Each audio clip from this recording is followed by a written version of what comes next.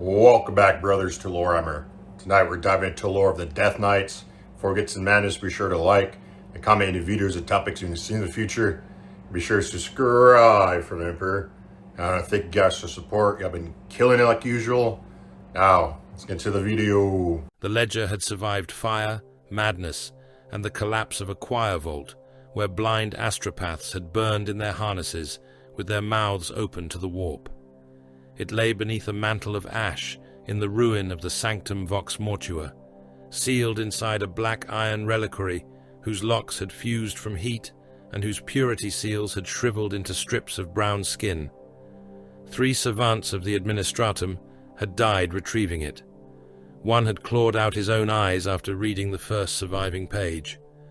One had spoken in the voices of men long dead before his tongue split down the center and filled his throat with blood. The last had lived long enough to mark the object with a single classification stamp. Irrelevant. That was the word the Administratum had given to the chapter. Not prescribed, not honored, not lost, not declared destroyed, not marked for censure, investigation, tithe, praise, reinforcement, or remembrance. Irrelevant. The ledger disagreed.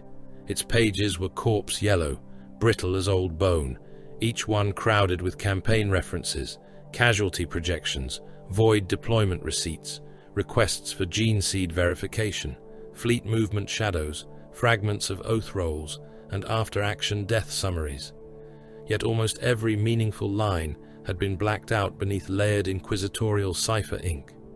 Names were missing. Founding data was missing. Gene lineage was missing. Homeworld was missing. Chapter master identification was missing. The origin of their armory was missing. Their earliest recorded campaign had been removed so thoroughly that the parchment around it had warped, as though the truth had rotted the page from within. Only one designation remained, repeated again and again in the margins of disasters. Death Knights. Beside the words appeared a crude icon, rendered by some dead scribe's shaking hand, a white skull set over the hard black geometry of a Maltese cross. That sigil appeared nowhere in triumphal processions. It did not hang above liberated hive gates. No sainted general carried it on a banner, while grateful worlds wept hymns to the Emperor. It surfaced in plague audits, in extermination warrants, in casualty vaults too large for human clerks to finish before dying of age, in censored naval logs where orbital augurs had recorded cities becoming storms of glass, and in the final confessions of planetary governors who had begged for salvation and received something cleaner, colder, and far less merciful. They were said to wear emerald plate. They were said to come without songs. They were said to leave no witnesses worth trusting. In Vandire's Moor, where 7 hive worlds dragged their poisoned continents around a dying yellow star, such rumors became prayer, curse, and sentence. The subsector had been bleeding for 143 standard days before the Death Knights translated from the warp. By then, the astropathic choir of Mordax Tertius was dead, the Forge Moon Culdris Minor was vomiting scrap code into the noosphere, and the penal stations of Blackchain Reach had emptied their murderers into the armies of rebellion. 3 corpse-choked mining belts had ceased ore production and begun exporting only bodies, stripped metal, and vox screams. The warp storm called St. Vandire's Wound pulsed along the edge of the system like an infected eye, throwing empiric static across every astropathic plea until even distress signals sounded like laughter. Billions were already committed to the furnace. In the trench continents of Mordax Primus, Astra Militarum regiments from 12 loyal worlds fired laser guns until their hands fused around the grips and their barrels glowed dull red in the ash rain. Basilisk batteries spoke without pause from behind walls of sandbagged corpses. Lehman Russ squadrons ground across plains of bone dust and Prometheum mud, their tracks cracking the skulls of men who had died in formations too dense to fall properly. Commissars shot deserters, cowards, infected troopers, sleeping sentries, officers who miscounted ammunition, and anyone who screamed loudly enough to spread panic through the line. On the Forge Moons, Skitarii cohorts marched through manufactorum arteries, where the machinery had learned to chant forbidden names. Servitors split open on their work racks and dragged themselves into the furnaces. Servo skulls recorded the rebellions of conveyor belts and the spontaneous growth of teeth inside assembly presses. Tech priests of the Adeptus Mechanicus sealed blast doors with sacred binharik and listened as entire labor cohorts hammered from the other side, begging to be declared still human. In the pilgrim stacks of Mordax Tertius, refugees climbed over one another in endless columns, drawn toward shrine spires whose bells had not stopped ringing in weeks. Some came seeking absolution. Some came seeking rations. Some came because the roads behind them were clogged with orc warbands, mutant labor mobs, traitor armor, and the crawling processions of the Congregation of the Open Grave. The congregation had begun as a whisper in the burial halls. It had become a war. Its priests wore the bones of loyal confessors. Its banners were stitched from the flayed hides of planetary officials. Its militia marched beneath censers filled with human fat, chanting that the grave was not an ending, but a door. They did not advance like soldiers. They came like a funeral procession that had learned hunger. Behind them rolled stolen artillery, demon-marked engines, corrupted ogrins chained in ranks, and traitor guard officers whose medals had been hammered into blasphemous icons. Among them fought orc freebooter mobs, hired with ammunition, meat, and the promise of war without end. Their guns were loud, crude, and joyful. Their laughter carried across battlefields where Imperial soldiers died without understanding which enemy had killed them. Lord General Cordain Salk understood enough. He had been awake for 6 days when his final plea reached the void. His command bunker lay beneath 30 meters of rockcrete and prayer script, though both had begun to crack. Dust fell constantly from the ceiling. The hololithic projection table showed the subsector in red, black, and dying amber. Red for lost, black for no contact, amber for still bleeding. There was very little amber left. Salk stood in his greatcoat, with a bandage wrapped around his scalp, and dried blood crusted down one side of his face. Around him, officers whispered casualty totals in voices that had forgotten hope. A Vox servitor sparked and twitched beside the command dais, its mouth locked open, as if the machine spirit itself had died screaming. "Repeat transmission," Salk ordered. The astropath chained into the command throne shuddered. His eye sockets had been sewn shut with silver thread. Frost gathered on his lips despite the heat of the bunker.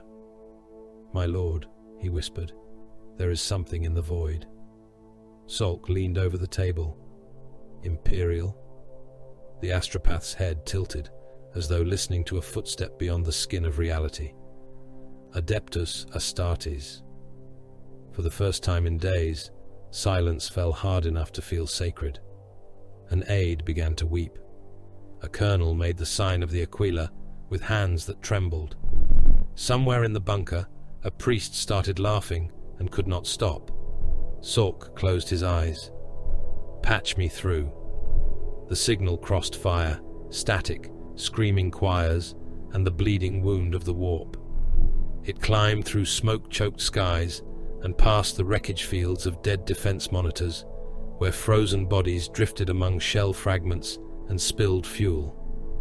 It reached the strike cruiser, hanging beyond the gravity shadow of Mordax Tertius, a blade-black vessel with emerald running lights and a prow shaped like a cathedral built for execution. Its name was Sepulchre of Oaths. Inside its strategium, there was no rejoicing. Chapter Master Malrek Voss listened to Vandyr's Maw die. He stood before a hololithic display large enough to drown lesser men in information. Planetary maps rotated within circles of kill data. Regimental icons blinked out by the thousand. Hive districts became red wounds. Fleet assets burned into static. Every death entered the machine and became geometry. Voss wore emerald power armor bordered in black and white, his silver chest eagle scarred by centuries of war. His helm hung mag-locked at his hip, its faceplate fashioned in the likeness of a skull without expression or pity. His bare head was pale, shaven, and cut with old service studs. His eyes were the color of unlit steel. Around his gorget hung a chain of oath coins, taken from worlds no longer named on imperial maps. He looked less like a savior than a king carved for a tomb. Around him stood the officers of the Death Knights, silent in their warplate, captains with company markings placed according to the Codex Astartes, sergeants whose heraldry was clean enough for inspection, and whose gauntlets bore old stains no solvent had ever fully removed, a librarian hooded in psychic wards, an apothecary with narthecium claws folded like surgical knives, tech marines breathing incense through grill masks while their servo arms twitched in machine impatience, veterans of the First Company in Terminator plate, vast and motionless, each one a walking mausoleum. The Vox crackled. Lord General Salk appeared as a shivering ghost of blue light. His image was fractured, doubled by interference, his face aged by command beyond its years. This is Lord General Cordain Salk, Supreme Command Authority of the Vandire's Moor Defense Theatre. To the Adeptus Astartes vessel now entering our battle space, in the name of the God Emperor of mankind, I request immediate reinforcement. Mordax Primus is breached in 9 continental sectors. Mordax Tertius holds refugees in the billions. Caldris Minor is compromised by scrap code and internal revolt. Enemy forces include Traitor Militarum, mutant labor armies, orc mercenary elements, and a heretic cult styling itself the Congregation of the Open Grave. We are unable to maintain containment. We are unable to evacuate. We are unable to guarantee denial of shrine assets. My lords, we require deliverance. No one in the strategium moved. Voss watched the general's image degrade in the air. Salk swallowed. My lords, do you receive? Voss spoke once. Mark the infected worlds. We will decide which deserve survival. The Vox channel remained open long enough for Salk's expression to change. Hope did not die from his face all at once. It curdled. It recognized the shape of the answer and understood that salvation had arrived wearing the wrong mask. Then Voss cut the transmission. Assessment, he said. Codicier Varro Morn stepped forward. His armor was emerald beneath parchment wards and black iron psychic seals. His eyes were shadowed, and the cables socketed into his hood pulsed with restrained witchlight. The enemy does not merely conquer, Morn said. It arranges. The dead are being placed. Casualties are not incidental. They are arithmetic. Ritual architecture, said Captain Odrin Careth of the Third Company. Likely, Morn replied. Mordax Tertius is the fulcrum. Too many refugees, too much faith, too much terror. The hive is not a target. It is an altar. Reclusiarch Mordain turned his skull helm toward the hololith. The chaplain's armor was the green of the chapter, but blackened at the shoulders and edged in bone-white script. A Crozius Arcanum rested in one fist, its head shaped like a crowned skull impaled upon a cross of iron. His helm had no softness of design, no angelic grandeur. It was a death mask, with red lenses sunk deep into the sockets. Then the altar must be broken, Mordain said. One of the mortal ship officers standing near the lower command rail flinched.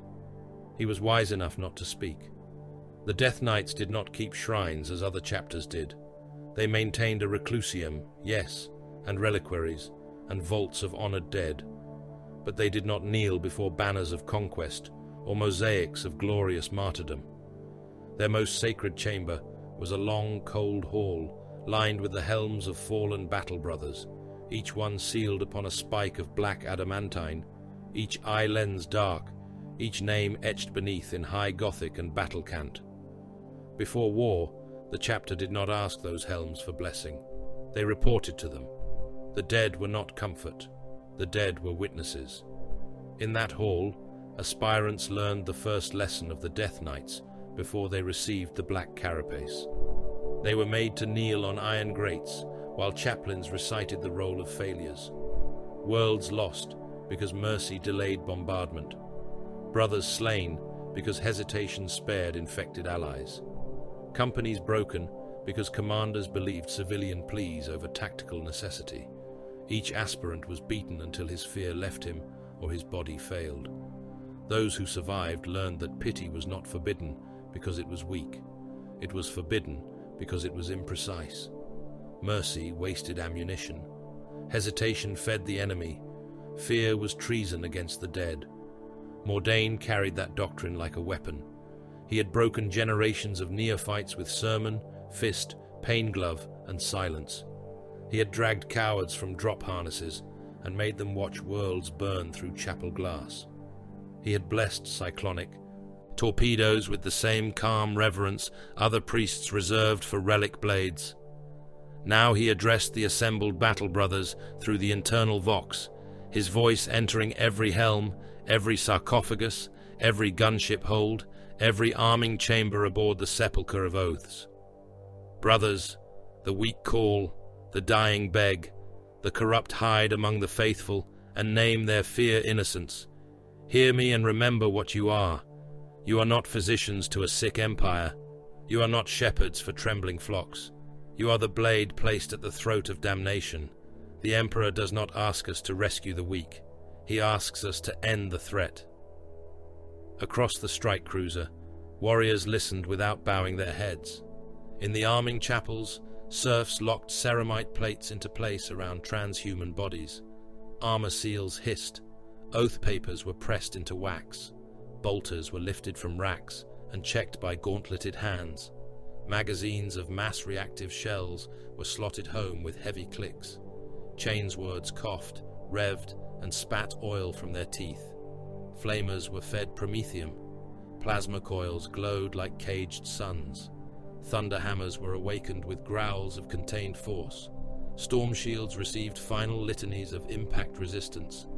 In the dreadnought vault, sarcophagus lights came alive one after another, ancient warriors stirring inside iron coffins as war data flooded their half-dreaming minds.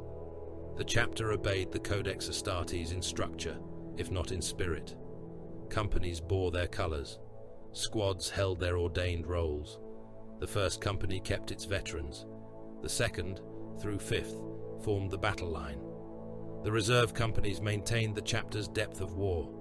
Scouts and neophytes served where they were told to bleed. Captains knew the doctrines of Guilliman and employed them with exacting discipline. Mortals saw only the result. Where ultramarines might be called exemplars, where salamanders might be called protectors, where imperial fists might be called walls, the Death Knights had earned another name in the mouths of those they had not yet killed. Tomb companies. Where they deployed, war became a burial rite. Voss studied the hololith. Mordak's Primus flashed with obvious need. Its battlefronts were collapsing. Its regiments were exposed. Its armored reserves were down to a fraction of strength. Any sane reinforcement would strike there. He ignored it. Third Company, Voss said. Insertion upon Mordak's Tertius. Silent entry before main descent. Confirm ritual anchors. Mark shield nodes. Identify refugee density. Classify contamination. Captain Kareth inclined his head. By your will. First Company remains in teleport reserve. 7th and 9th prepare fire support. Armor elements awaken. Fleet assets will assume interdiction pattern. No evacuation corridors are to remain open without Death Knight's authorization. A mortal lieutenant at the command rail forgot himself. My lord, Mordak's Tertius contains pilgrims and loyal citizens in the billions. Voss turned his eyes upon the man. The lieutenant's face drained of color. Then the enemy has gathered billions behind one wall, Voss said. We will not admire the wall. We will decide where to break it. No one else spoke. Beyond the armor glass, the planet turned beneath them. Mordak's Tertius was beautiful, in the way a corpse could be beautiful beneath funeral lamps. Its night side glittered with hive lights and orbital fires. Its day side was veiled beneath storm belts, stained brown by industry and red by war. Shrine spires rose through cloud layers like the ribs of buried giants. Around the planet drifted wreckage. defense platforms, cargo haulers, pilgrim ships, shattered escort craft, and the frozen dead of crews who had never known which god had heard them scream. The launch decks opened. Cold void mist rolled around drop pods locked in their cradles. Storm ravens crouched beneath chains and fuel lines like predatory beasts. Thunderhawks waited with engines building to a basso roar that shook oil from gantries. Boarding torpedoes sat in launch tubes, black and blunt and hungry, their machine spirits already whispering impact calculations to the tech marines that blessed them. Death Knights moved into place without haste. That was what terrified the mortal crew most. Not their size, not their armor, not the skull cross on their pauldrons. It was the absence of urgency. The subsector was dying beneath them, and the Adeptus Astartes walked as if attending a ceremony whose ending had been decided before any mortal prayer was spoken. Sergeant Damar Rook sealed his helm. The world became lenses, target runes, squad vitals, and filtered breath. His brothers of the infiltration cadre stood with him inside the assault bay, their armor darker beneath the dim launch lamps, their weapons mag-locked, their blades sheathed, their silence complete. Captain Kareth's voice entered the vox. Brothers of the Third, we descend into a hive of the faithful, the frightened, and the damned. You will not waste time distinguishing them unless ordered. You will not answer pleas. You will not break formation for the wounded. You will not preserve what the enemy requires intact. The Shrine Hive is considered hostile terrain until proven otherwise by Death Knight's command. Rook flexed his gauntlet once around the grip of his bolt carbine. Acknowledged, he said with the rest of the squad. Mordain's sermon rolled across the command channel one final time. Let Van Dyer's Maw learn what many worlds learned before it. We do not come to comfort, we come to conclude. In the choir vault of Mordax Tertius, beneath cracked statues and wires slick with blood, one astropath still breathed. His name had already been erased by pain. His body was strapped into a throne of brass and bone, his skull pierced by conductor spikes, his mouth full of ash from the dead choir around him. Through the broken roof of the vault, he saw the clouds ignite, not with dawn, with descent. Emerald fire cut through the corpse-lit heavens. Drop pods fell like meteors. Storm ravens knifed beneath them, engines screaming. Thunderhawks punched through cloud banks trailing flame and vapor. Boarding torpedoes crossed the upper atmosphere toward orbital structures already marked for death. Vox traffic from the guard surged into frantic prayer. Astartes inbound. Praise the Emperor. Signal the refugee gates. Hold your fire, hold your fire. Those are Imperial craft. By his light, we are saved. Then the Death Knight's jamming fields bloomed. The prayers broke into static. Across Mordax Tertius, men looked up from trenches, shrine stairs, ration lines, execution yards, corpse pits, artillery nests, and barricades built from the dead. They saw green fire descending through smoke. Some cheered, some fell to their knees, some ran without knowing why. The dying astropath smiled with lips blackened by burned blood. They have come before, he whispered to the empty choir.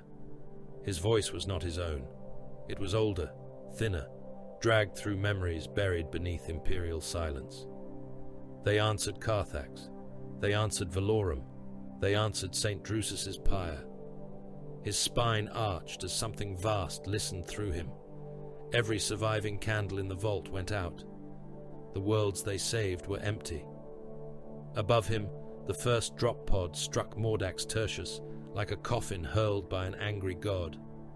Mordax Tertius had been built to make men feel small before God.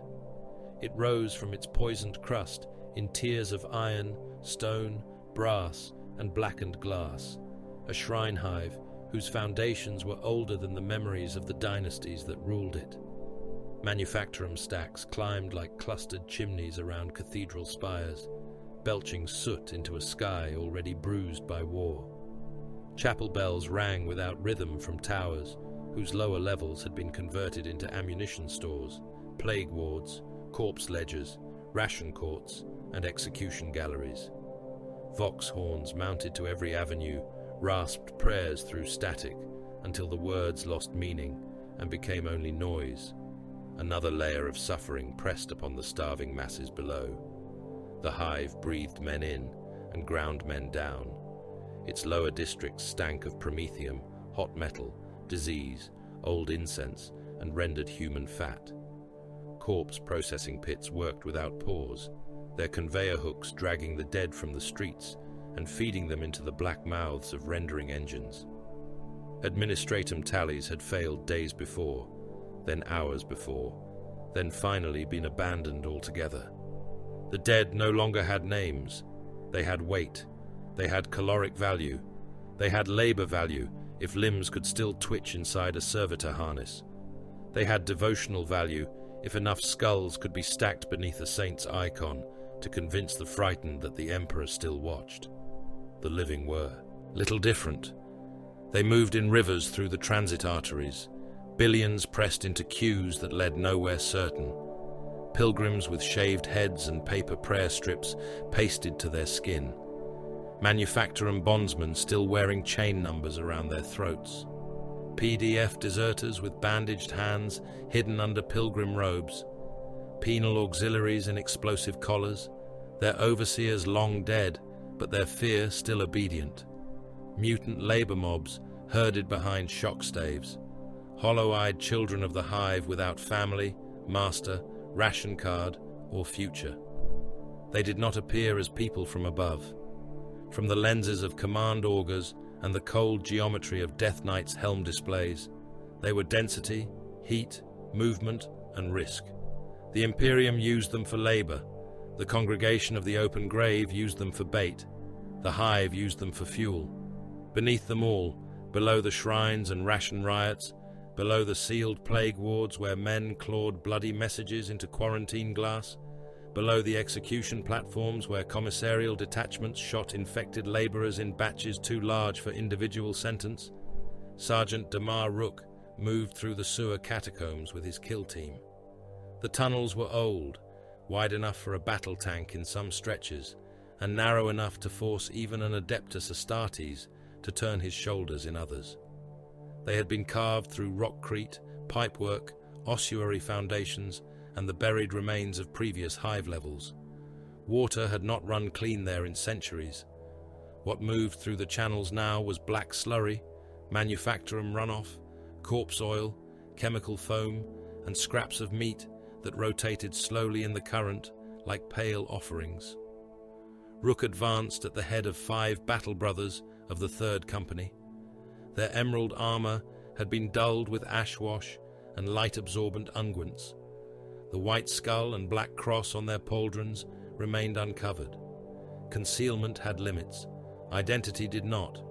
They carried suppressed bolt carbines, combat blades, breaching charges, auspex beads, signal knives, and compact melter devices for shield nodes.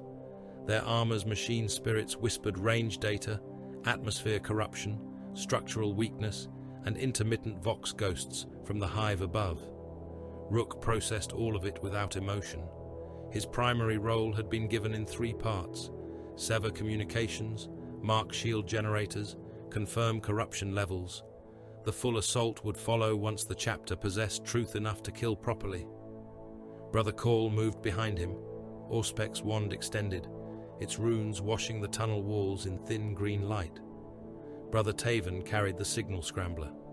Brother Orth bore the melter charges in a mag-locked casket. Brother Serek watched the rear with his carbine raised. Brother Halvorn walked in the center, combat blade already drawn, its edge blackened to avoid reflection. They did not speak aloud.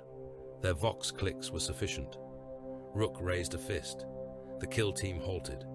Ahead, the tunnel widened into a pump chapel, a maintenance shrine built around ancient pressure engines whose pistons rose and fell like the ribs of a dying beast. Lumen strips flickered. Incense burners had been smashed. Imperial Aquilus had been inverted and daubed with blood. 9 Mordaxian PDF sentries hung from the gantries by lengths of cable threaded through their jaws. Their flak armor had been peeled open and nailed to the walls around them like ceremonial wings. Their organs had been drawn out, looped around devotional brasswork, and arranged in concentric patterns that pulsed faintly with flies. Rook stepped into the chamber. He did not pause in reverence, disgust, or anger. "Catalogue," he voxed. Call scanned the bodies.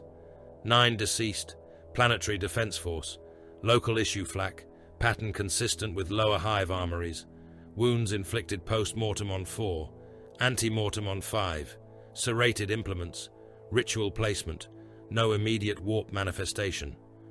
Halvan knelt beside a drag mark in the filth. Tracks indicate at least 20 hostiles, bare feet, military boots, 1 heavy tread, Ogrin weight class or industrial servitor. "Iconography," said Taven, directing his helm toward the blood-painted Aquila. "Open grave," Rook replied. "Confirmed presence." A mortal would have seen horror. A mortal might have imagined the screams, the begging, the wet patience required to make men into icons. The Death Knights saw work, enemy number, tool, type, direction of travel, morale intention, infection probability. The dead had already rendered their final service by becoming evidence. Rook looked up at the hanging sentries. "Wasteful," he said. No one asked whether he meant the mutilation or the fact that they had died without killing their attackers. They moved on. The pump chapel opened into a service artery running beneath one of the refugee districts. The sound reached them first. Not battle, not yet, but the mass pressure of too many human bodies packed above too little stone. Feet, weeping, chanting, coughing, the grind of ration gates, the crack of shock mauls, the occasional flat report of a las pistol from an officer, enforcer, or thief with ammunition left to spend. Over it all came the bells, ceaseless, metallic, stupidly holy. Rook tuned them out. He accessed the hive schemata, stolen from a dead engineer's cogitator. The map unfolded across his retinal display in layers: hab tiers, drainage, power routes, shield trunking, vox relays, shrine foundations, refugee density marked in red-orange clouds. The tactical truth became clear with every step. The congregation had not taken Mordax Tertius by frenzy. It had taken it by design. They had seized the corpse pits first, because the corpse pits gave access to every district and explained away the disappearance of bodies. They had infiltrated ration lines, because hunger made men obedient. They had corrupted plague wards, because quarantine gave them sealed rooms for rites. They had captured vox hubs, because panic required distribution. They had spared certain chapel spires while burning others, shaping refugee movement with fire, hunger, and false hope. It was not a mob. It was a liturgy of war. The Death Knights intercepted the first living heretic near a junction shrine where cables hung from the ceiling in black loops. He wore the torn coat of a Mordaxian Vox officer over a breastplate, painted with a grave-mouthed sigil. His left ear had been replaced by a brass receiver, stitched directly into the skull. He was muttering coordinates into a handheld transmitter while 2 slave infantrymen stood guard with battered laslocks. Rook marked all 3. Halvan killed the first guard with a suppressed bolt round through the sternum. The mass-reactive shell detonated inside the man with a wet, contained thump, blowing his back across the wall. Serek crossed the distance before the second could inhale and drove a combat blade beneath the jaw, up through the palate and into the brain. Rook took the Vox officer alive by crushing the man's weapon hand around the transmitter until finger bones collapsed like dry twigs. The heretic tried to scream. Rook's gauntlet closed around his throat and regulated the sound to a strangled rasp. "Coordinates," Rook said. The Vox officer spat blood across the emerald ceramite. "I am loyal. I was forced. I swear it by the throne. I swear. I only repeated what they gave me. I am not one of them." Rook looked at the brass receiver in the man's skull, at the grave mouth painted across his coat, at the human teeth strung around his wrist. Confession is irrelevant. Coordinates are required. The man's eyes bulged. Please, please, my lord. I have a family in the upper stacks. I had no choice. They cut men open for refusing. They made us listen. I am innocent. Rook increased pressure until the man's knees buckled. Innocence is not a battlefield asset. Brother Call attached a nerve clamp to the Vox officer's ruined hand. The device was small, efficient, and blessed before deployment. It sent pain along selected pathways with surgical exactness. Not enough to kill, not enough to damage the required memory, but enough to tear away every comforting lie a human mind used to remain silent. The coordinates came quickly. Men often believed themselves brave until a transhuman warrior began treating their suffering as an input method. Rook received the data burst from Call. He compared it to the Hive schemata: 3 shield generators, 2 Vox relays, 1 transit nexus, 17 minor nodes arranged beneath refugee density concentrations. His helm display drew lines between them. A pattern emerged. Rook killed the Vox officer with a twist of his wrist and let the body fall into the sewage. "Transmit partial to command," he ordered. Taven released a tight beam pulse through the interference. The signal climbed through. Buried pipework, through shrine stone, through static and hymn noise, then into the encrypted ears of the Third Company. The kill team advanced toward the nearest marked node. They found the first pylon beneath a ration basilica. It rose from the understructure like a black thorn, driven up through layers of foundation stone and fed by cables that pulsed with stolen power. It was not Imperial technology, though Imperial components had been murdered into its construction. Shield conduits, Vox amplifiers, medical suspension rigs, servo skull parts, brass devotional plates torn from chapel doors, bone, wet nerve bundles, rows of living men wired into frames around it, their mouths sewn open, their tongues pinned to copper plates. They were not dead. Their pain was part of the circuit. Above them, through the ceiling and foundations, Rook's Auspex read a mass of humanity packed into the ration basilica. Hundreds of thousands at minimum in the immediate district, more pressing in from the transit arteries beyond. Their body heat created a red cloud on his display, dense and shifting. The pylon's energy field wrapped around that mass like a fist. Call's voice was flat. Warding construct. The civilians are acting as psychic insulation. "Can we sever them?" asked Serek. "Not in available time, not without alerting the network." Rook studied the pylon. It beat faintly, expanding and contracting with a rhythm too organic for machinery. Each pulse made the wired bodies jerk in their frames. Some of them tried to pray. Some tried to die. Neither effort mattered. "Designation," Rook said. "Ritual anchor," Call replied. "Shield and warp function combined. Probable distributed network. Destruction will cause structural collapse in the district above. Estimate casualties. Immediate, hundreds of thousands. Secondary, unknown. If left intact, possible subsector scale effect." Rook placed a marker rune upon the pylon. "Then the number is settled." He opened Command Vox. Captain Odrin Kareth answered through layers of static, his voice cold enough to feel carved from the void. "Report. Rook, beneath Ration Basilica 8ward of Shrine Axis. Confirmed ritual pylon concealed inside refugee infrastructure. Civilians used as living warding sigils. Network probable. Coordinates attached.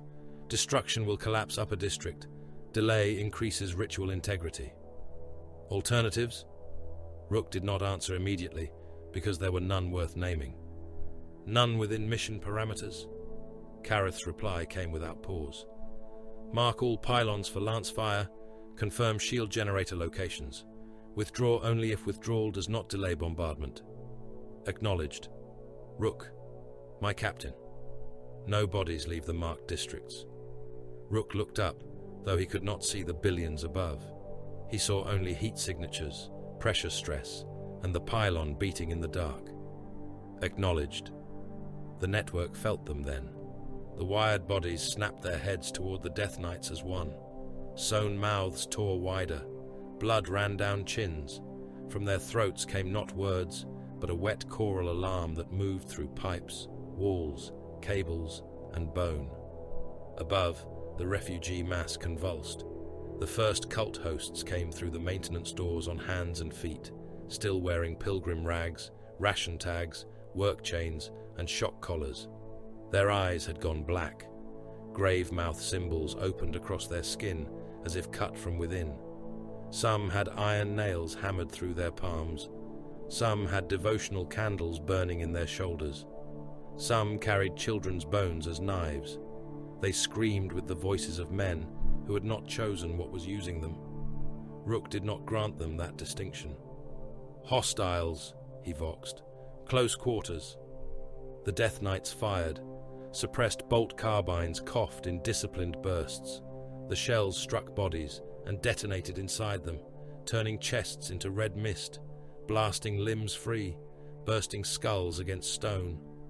Shock grenades bounced into the densest clusters and discharged with white snaps of force, throwing cult hosts twitching into the filth. Halvan moved like an execution engine, combat blade cutting through throats, wrists, spines, and faces with no wasted motion. Serek fired until the corridor floor became a carpet of steaming meat, then drew his blade when the press of bodies became too dense for clean shots. They came anyway. They came because the thing inside them did not need them to survive. Rook caught one by the skull as it leapt at him. It had once been a manufacturing worker. Its teeth shattered against his gauntlet.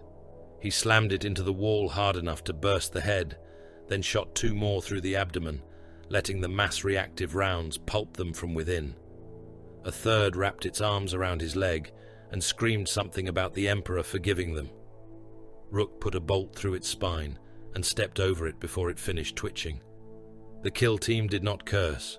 They did not shout litanies. They did not call the victims tragic.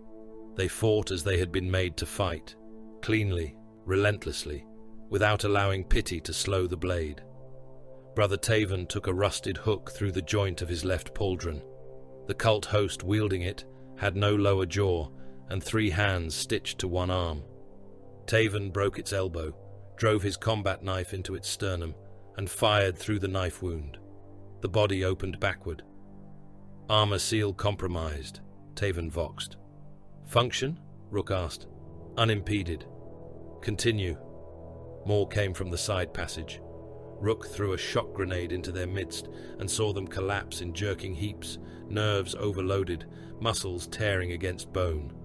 Halvan moved among them before they recovered, blade rising and falling with butcher rhythm. Not rage, not enjoyment, procedure. Call planted a beacon at the base of the pylon. The device drilled into the floor with a muted whine, sanctified claws locking around stone. Its rune appeared on Rook's display, then leapt upward through command channels toward the fleet waiting in the dark. 1 anchor marked. There would be more. The cult hosts faltered when the beacon activated. For a moment, something behind their eyes understood consequence. Their screams changed. Not hunger now, not command, fear. Rook did not care whose fear it was. Move, he ordered. They carved their way out through the service artery, leaving the pylon behind them, still pulsing, still feeding on the living above. Behind the Death Knights, the wired men in the frames began to laugh and sob together as the targeting beacon blinked green. Rook reached the second overlook tunnel and paused beside a cracked devotional aperture. Through the broken stone, he could see down into the vast underchamber beneath the hive's central shrine district. There, in the darkness below the refugee stacks, stood another pylon. It was larger than the first, half buried in ancient foundations, wrapped in cables, bone spars, and strips of flayed skin covered in script. It pulsed with a slow red-black light, swelling and dimming like a heart under diseased flesh. Each beat trembled through the stone beneath Rook's boots. Each beat stirred the packed millions above into deeper unrest. He could hear them through the hive bones, the endless, terrified murmur of mankind, waiting to be spent. Rook stared at the thing for a long moment. Then he raised his carbine and painted the pylon with the mark of death. In orbit, aboard the Sepulchre of Oaths, Chapter Master Malrek Voss watched the runes appear one by one across the hololithic body of Mordax Tertius. Shield nodes, Vox relays, ritual anchors, refugee districts, kill lines. The pattern was ugly. It was also clear. Captain Kareth's voice came through the command channel. First anchors confirmed. Civilian warding density extreme. Orbital strike recommended before network adaptation. Codicier Morn stood beside the hololith, his face pale beneath the psychic hood. The hive is being made into a throat. If the rite completes, something will speak through it. Voss looked down at the world. For a heartbeat, the strategium was silent, except for machine hum, distant launch alarms, and the soft clicking of casualty counters, updating faster than mortal eyes could follow. Then the chapter master gave the order. Begin the funeral. Lance fire fell from orbit with the patience of executioners. The first beam struck the northern crown of Mordax Tertius and drew a line of white ruin through the upper hive, so bright that every surviving lumen in the district seemed to die in shame. The beam did not explode. It carved. Adamantine buttresses, chapel towers, hab spires, manufactorum cranes, devotional bridges, vox masts, and pilgrim balconies parted beneath it, like meat beneath a sanctified blade.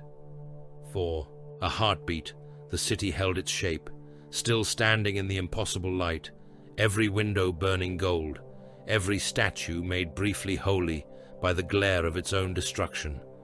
Then the hive remembered gravity. Districts folded inward. Pilgrim bridges snapped and fell through smoke, their surfaces black with crawling bodies that became a red mist before they reached the lower tiers. Hab blocks cracked along their seams and became tomb furnaces, trapping thousands inside rooms that flashed from prayer dark to crematorium bright.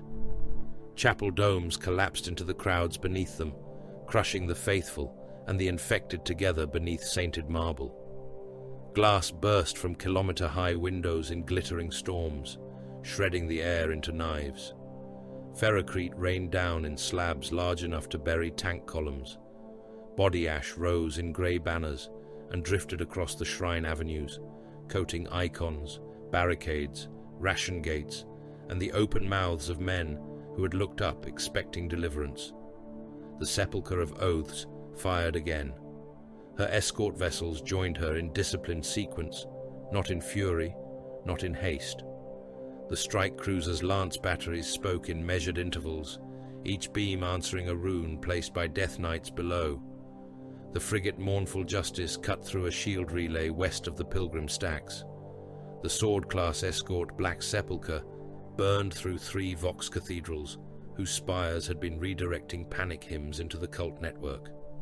The Gladius escort Sainted Blade opened with macro cannon fire on the corpse starch reservoirs, where the congregation of the open grave had hidden munitions beneath food vats and butchered civilians. Mordax Tertius screamed upward. The Death Knights did not hear a city. They saw a body. Every strike was an amputation performed upon living flesh. Shield relays died first, their void fields flickering out in blue-white seizures that left whole districts naked to the guns above. Pilgrim bridges followed, severing the routes by which the refugee masses had been herded toward the ritual zones. Corpse starch reservoirs ruptured and poured boiling grey nutrient slurry down into the lower habs, drowning cult thralls, loyal workers, wounded soldiers, plague carriers, and the nameless hungry in one thick flood.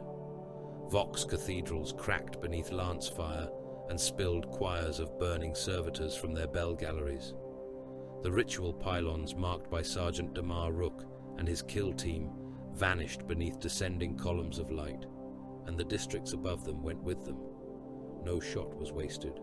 No life was counted as separate from the target it shielded. The bombardment drove the cult inward. That was its purpose. Not vengeance, not punishment. Geometry. Every destroyed bridge closed a path. Every collapsed hab wall became a barrier. Every vaporized square forced bodies into kill corridors, already mapped by the Third Company's descent patterns. The hive was being broken into cages before the prisoners knew the bars had formed. Below the burning clouds, drop pods came screaming. They fell through storm, ash, and the black rain of the upper hive, their heat shields glowing red, then white, then emerald through the atmospheric fire. They struck with the violence of judgment, slamming into plazas, manufactorum roofs, collapsed basilicas, and fortified avenues. Impact petals blasted outward, restraints released. Emerald giants stepped from the smoke. Captain Odrin Kareth emerged from the lead pod into a storm of ash and screaming vox static. His armor was green like old tombstone jade beneath the filth of re-entry. The silver aquila across his chest had been polished before launch and was already flecked with soot and blood. His right pauldron bore the skull and black cross of the Death Knights. His left carried codex markings denoting company and role. The white squad device stark against the emerald plate. Black tactical script worked into the border with funereal restraint. Parchment oaths fluttered from his breastplate. A power sword rested in his fist, its edge not yet awake. His helm lenses burned red in the ruin haze. Around him the Third Company deployed in ordered violence. Tactical squads fanned from their pods, bolters raised, auto-sensors compensating for smoke, heat bloom, and falling debris. Intercessors formed firing lines along the shattered processional road, bolt rifles tracking every movement beyond the marked exclusion zone. Hellblasters took position amid the broken statues of saints, plasma incinerators whining as coils charged from blue to sun-white. Devastators moved with the ponderous certainty of siege engines, heavy bolters, lascannons, and missile launchers locking down avenues wide enough for armor. A mortal might have mistaken the sight for salvation. It was far older and less kind than salvation. The Death Knights looked ceremonial in the ash, like funeral monuments that had learned to walk. Their emerald armor made them singular against the grey ruin, each warrior edged in silver, white, and black, each skull cross heraldry plate clear even beneath the falling filth. They moved with the unity of doctrine, not the frenzy of heroes. They did not raise banners for the watching masses. They did not call for survivors. They did not tell the frightened to stand behind them. Kareth opened the command channel. Third Company, establish containment lanes. All evacuation arteries are to be interdicted. No body leaves the marked hive districts without Death Knight's authorization.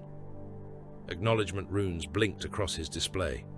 Sergeant Velm, Western Artery. Sergeant Cade, Shrine Descent. Hellblaster elements, overwatch on the Manufactorum Arch. Devastators, prepare anti-armor fire on the lower transit causeway. Tactical squads, overlapping bolter lanes from this position to the broken gate. Fire only on confirmed movement beyond containment unless ordered otherwise. Preserve ammunition. Deny passage. The first wave came before his sword had fully ignited. They were not soldiers in any useful sense. They were people ruined into weapons. Refugees, militia, Manufactorum slaves, plague ward escapees, shrine porters, ration clerks, and infected pilgrims poured from the smoke with grave mouth symbols opening across their skin. Some dragged banners made from stitched faces. Some carried mining tools. Some carried children whose bodies had been packed with explosives and prayer wire. Some simply ran with their hands out, screaming to be allowed past the emerald giants before the city died behind them. The Death Knights fired. Bolters spoke in controlled bursts, the reports heavy and flat, each mass-reactive shell detonating inside flesh with wet thunder. Bodies came apart in pieces too large to be missed and too small to be men. Bolt rifles cracked in disciplined rhythm, punching through the front ranks and bursting open those behind them. Hellblasters did not fire at the mob.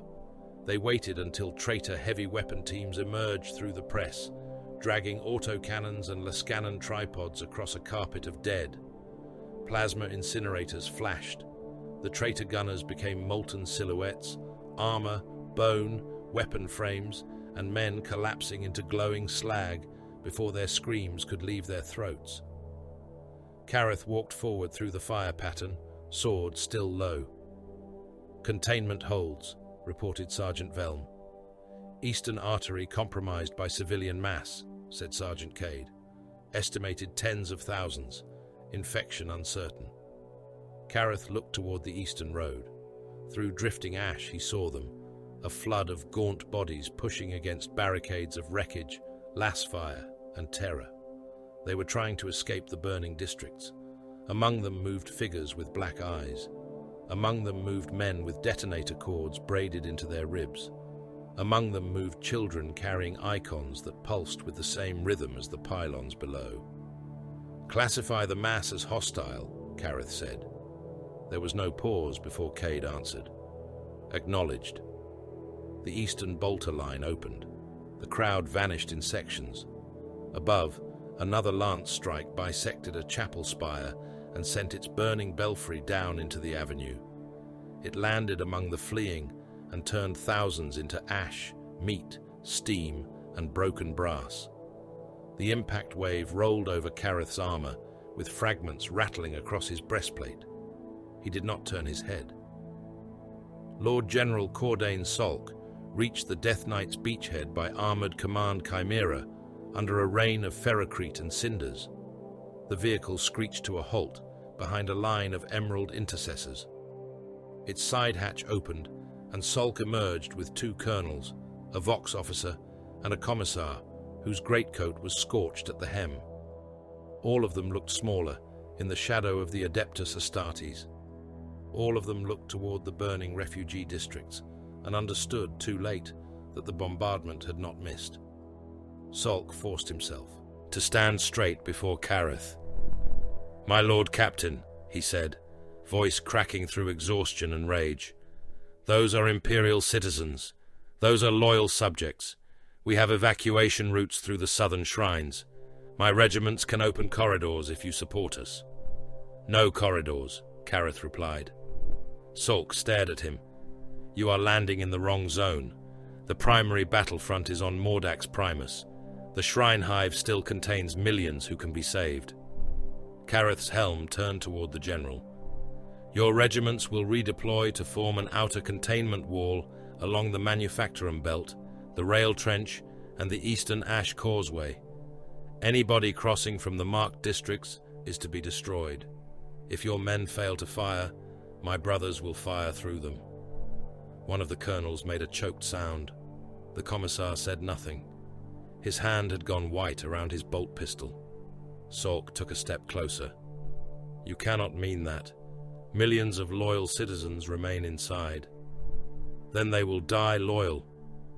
The words struck harder than the bombardment. For a moment, Salk looked as if he might draw his pistol. Perhaps he saw the future clearly enough to know how brief it would be.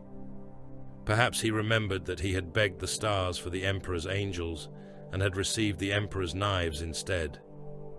Kareth continued, "General, your duty has not changed. Obey." The commissar recovered first. "The Lord Captain's order is clear," he said, though his voice carried the brittle edge of a man speaking over a grave he had not yet accepted. "Redeploy regimental command. Containment protocols."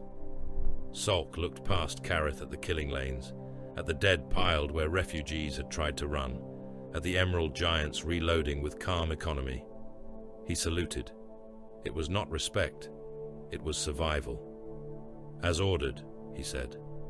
The cult counterattack struck before the guard could complete withdrawal. The lower transit causeway erupted in lasfire and engine roar as traitor armor rolled from the smoke beneath banners of the open grave.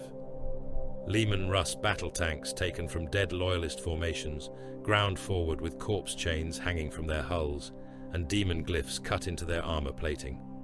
Their battle cannons fired as they advanced, shells tearing through ruined habs and throwing fountains of masonry and meat across the road.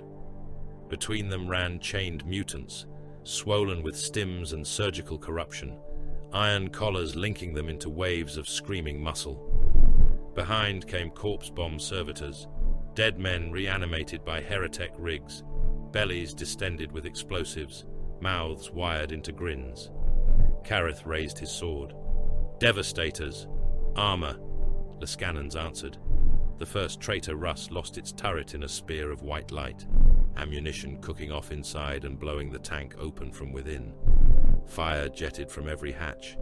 Men stumbled out burning, their uniforms fused to their flesh, and were cut down by bolter fire before they had taken 3 steps. A missile volley hammered the second tank's tracks, slewing it sideways. A follow-up Lascannon beam punched through the flank and turned the crew compartment into red vapor.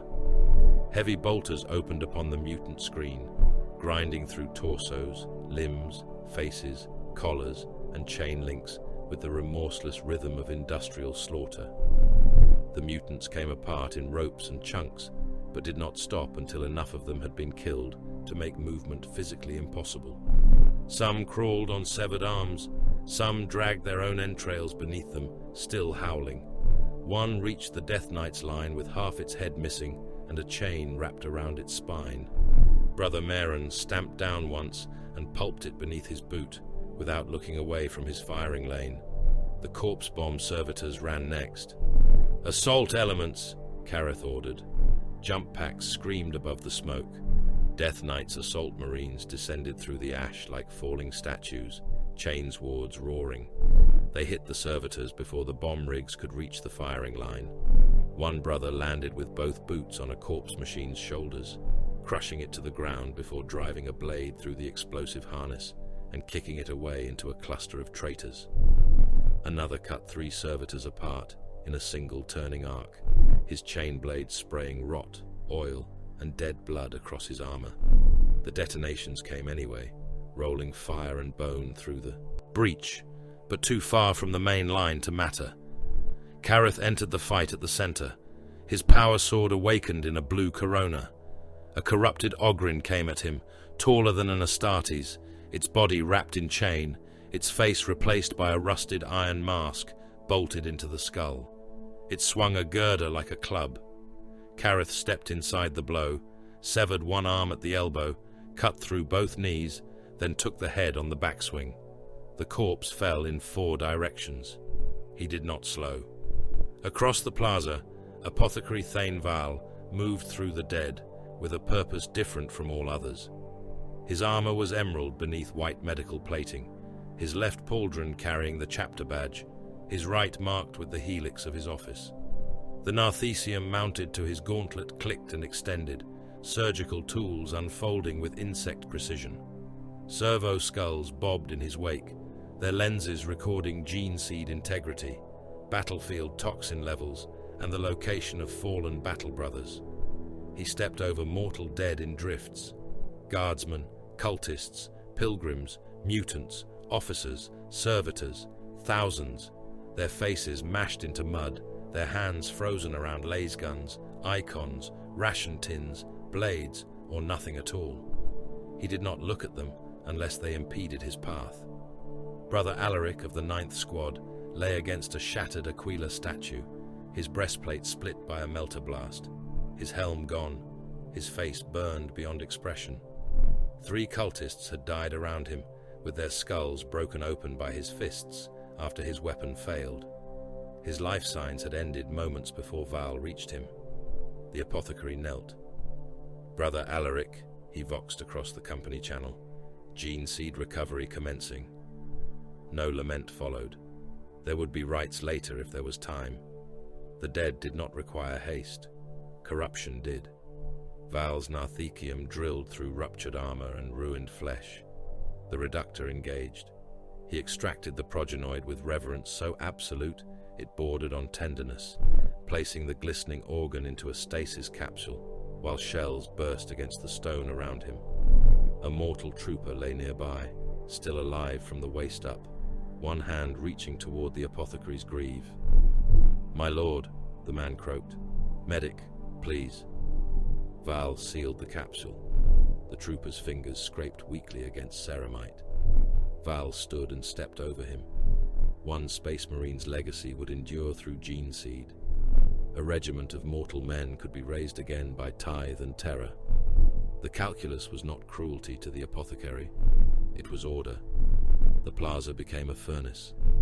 Death Knight's devastators crippled the final enemy armor as it emerged from the underpass. Missile launchers fired crack warheads into exposed engine decks. Lascannons burned neat holes through corrupted plate. Heavy bolters scythed slave infantry into ruin. Intercessors advanced in steady ranks, bolt rifles rising and falling as targets died. Tactical marines moved from cover to cover, securing angles, clearing rubble, cutting down anything that crawled out from beneath it with a weapon or a mark of the grave. The cult broke against them, not from lack of faith. Faith was abundant, not from lack of bodies. Bodies filled every road. It broke because the Death Knights did not give it panic to feed upon. The chapter's lines did not bend, did not shout, did not surge into foolish glory. They received the enemy, reduced it, and stepped forward over the remains. When the guns quieted, Reclusiarch Mordain came to the cathedral wall. It had once been the outer face of the Basilica of St. Cord. Its stained glass had melted into coloured streaks. Its statues had lost their heads. Its steps were slick with blood, slurry, ash, and the remains of men crushed beneath falling masonry.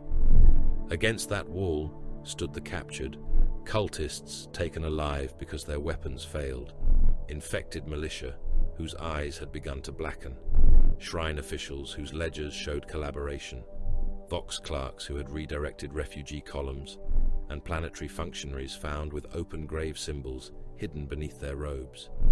There were hundreds. Mordain stood before them, Crozius in hand, skull-helm turned slowly across the line. A militia captain sobbed that he had been forced. A priest insisted he had remained loyal in his heart. A clerk shouted names, offering information. One man began reciting the imperial creed. Another laughed until blood poured from his nose. Mordain, let them speak until the sound became one human noise. Then he raised his Crozius. You are not prisoners, he said. His voice carried from helm vox, from armor speakers, and from the cathedral stones themselves. You are not supplicants. You are not citizens awaiting judgment. Judgment occurred when you became useful to the enemy. Your continued breathing is an administrative delay. The flamers stepped forward. Mordain's lenses burned red in the ash. You are already dead. Promethium washed the wall. The line vanished into black and orange. Men thrashed, curled, burst, and became shapes without names. Fat hissed on stone. Hair and parchment ignited. The basilica wall turned into a shrine of black smoke, and Mordain stood before it like a priest blessing a necessary truth. Careth watched until the flames settled. Then Rook's transmission cut into his helm. The signal was degraded, buried beneath interference from the bombardment and the screams of the hive's machine spirits, but the sergeant's voice was clear enough. My captain, additional data recovered beneath the central shrine axis. Mordax Tertius is not the primary locus. Careth turned away from the burning wall. Clarify. The pylons are receivers and amplifiers, not origin points. The hive is bait. The refugee mass is bait. The bombardment is being counted, but it is not the intended completion. Careth's grip tightened on his sword hilt. Location of primary ritual. A pause followed, filled with static and distant gunfire. Unknown. Pattern extends beyond this world. Possible subsector architecture.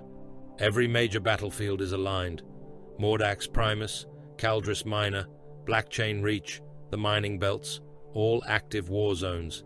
The true sacrifice is not this hive. Rook's voice became colder. The true sacrifice is Vandire's Maw. Above them, the sepulchre of oaths continued to fire. Careth looked across Mordax Tertius, at the burning districts, the dead in heaps, the guard redeploying under orders they hated, the Death Knights advancing through ash like funeral statues, and the sky raining pieces of the city they had come to save. For the first time since planetfall, he understood that the enemy had wanted them to be efficient. He opened the chapter command channel. "Chapter Master," he said, "the funeral is larger than the grave." The war map did not show worlds any longer. It showed wounds. Vandire's Moor hung in the strategium of the Sepulchre of Oaths as a constellation of bleeding icons.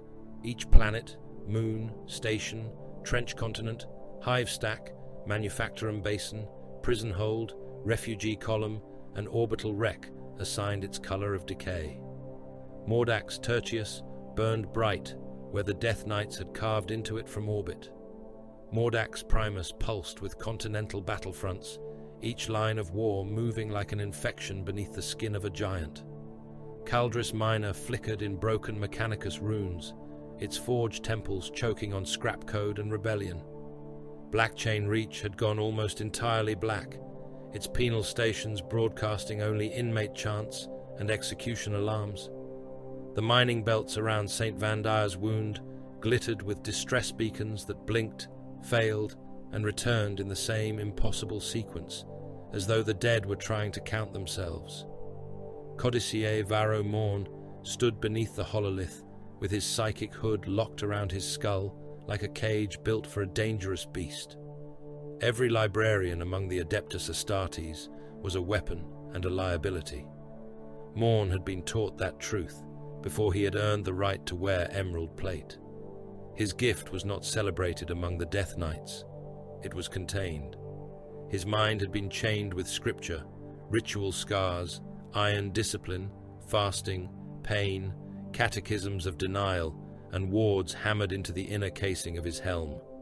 His battle brothers did not fear him, but neither did they pretend that the warp was anything other than a predator waiting for one unguarded thought. When he spoke with the Empyrean in his voice, warriors listened as they would listen to a grenade with its pin half drawn. Now, Morn watched the subsector die in patterns no mortal augur had been built to see. The dead were not falling randomly. They were being placed. Massacre on Mordax Primus answered bombardment on Mordax Tertius. The collapse of a forge bridge on Caldris Minor aligned with the opening of prison gates on Blackchain Reach. Refugee floods, artillery barrages, failed evacuations, famine riots, penal charges, cult sacrifices, orc raids, and orbital strikes all bent toward the same invisible design. Casualty numbers became angles, fear became weight, blood became measurement. Every battlefield fed a geometry spread across 7 worlds and the spaces between them. Morn's gloved hand trembled once above the hololith. He crushed the tremor into a fist. "Speak," said Chapter Master Malrek Voss. Morn did not look away from the map. "The enemy is using death as alignment, not death alone, synchronized death, directed death, terror concentrated within chosen thresholds. The pylons beneath Mordax Tertius are not the right. They are one organ within a greater body." Captain Odrin Kareth stood to Voss's right, his armor still streaked with ash from planetfall. Dried blood had blackened in the joints of his gauntlets. The silver aquila on his breastplate was scorched along one wing. He said nothing, but every rune on his command feed showed his company still killing inside the hive. Reclusiarch Mordain stood on the left, Crozius grounded against the strategium deck, Skullhelm turned toward the stellar display.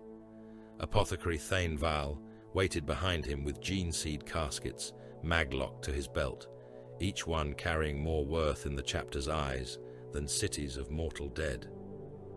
Lord General Cordain Sulk stood at the lower rail, reduced by scale and sleeplessness, his uniform stained with ash, his face set in a discipline that anger had not yet broken. Beside him stood Inquisitor Militant Hale Threx, iron-coated, shaven-headed, his augmetic left eye clicking softly as it recorded every word for a sealed archive that might never survive the day. Threx had arrived aboard a cutter through active debris fire and had introduced himself with rosette, warrant, and the calm presumption of a man accustomed to commanding fear. The Death Knights had given him a place to stand, and nothing else. Morn raised his hand. The icons shifted. Casualty streams became red threads. The threads crossed, locked, and formed a shape no sane architect would have drawn. It resembled a sun only because the human mind had no cleaner word for an eye made from graves. The intended birth form is a demon engine, Morn said. Vast, not merely possessed armor or a bound war machine, a macro-spiritual construct fed by mass slaughter across the subsector. The cult names it the ossuary sun. Salk's jaw tightened. What number? Morn's eyes closed. For a moment the lights dimmed in the strategium. Servo skulls rotated toward him as if drawn by a sound they could not hear. The hololith shuddered. Every mortal on the deck felt pressure behind the eyes, the sensation of standing at the edge of a pit while something below counted their teeth. 1 billion, Morn said, within a synchronized window, not estimated casualties across the campaign. 1 billion deaths arranged in sufficient emotional resonance and ritual proximity. Terror, betrayal, abandonment, faith curdling into despair. The nature of the death matters. Voss stared at the red geometry. He understood then. Mordax Tertius had not merely been bait for imperial pity. It had been bait for Death Knight's efficiency. The cult had gathered bodies where the chapter would have to burn them. It had hidden ritual anchors beneath refugee masses because it knew what ruthless commanders would choose. It had built a throat from civilians, shields, piety, and corruption, then waited for the Death Knights to cut it open with orbital fire. The chapter master felt no regret. Regret was a luxury for those who believed dead men could be returned by wishing the blade had fallen slower. He recalculated. How many confirmed since our arrival? Voss asked. A ship savant seated below the command dais answered in a voice scraped raw by fear. Exact verification impossible, my lord. Mordax Tertius bombardment and associated collapses, between 40 million and 80 million immediate. Secondary casualties rising. Mordax Primus, perhaps 16 million combatants and civilians since last full tally. Caldris Minor unknown. Penal station breaches on Blackchain Reach likely exceed 30 million if life support failures continue. Useful deaths, Voss said. Not total deaths. Deaths with ritual value. Morn opened his eyes. Far fewer, but rising. Panic increases value. Betrayal increases value. Mass flight into slaughter increases value. The enemy herds bodies into despair, then kills them, or provokes us into killing them. The pattern feeds on the moment faith becomes knowledge of abandonment. Mordane's helm lenses burned red. Then deny them the moment. Burn faster. Burn cleaner. Leave no mind alive long enough to despair. Threx turned his augmetic eye toward the chaplain. That is your counsel? Escalated extermination across imperial worlds before determining the complete ritual hierarchy? My counsel is purgation, Mordane said. Investigation is a candle held before a storm. Threx's coat shifted as his hand moved near the pistol at his hip. I represent the Holy Ordos. I will not endorse blind destruction of 7 worlds on the word of an Astartes witch, however disciplined he may be.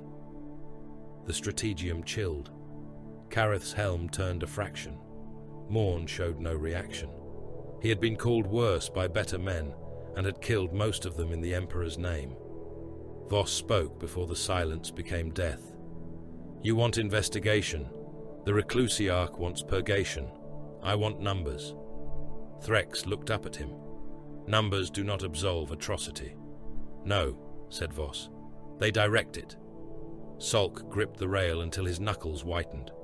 My lord, if the enemy requires deaths shaped by panic, evacuation discipline may deny them more effectively than bombardment. We can reinforce corridors. We can impose order. We can preserve population blocks. Kareth answered before Voss did.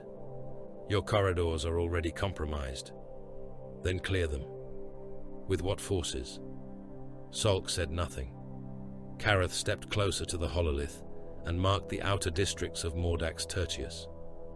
Every refugee mass large enough to matter has been seeded with cult hosts, corpse charges, or psychic anchors.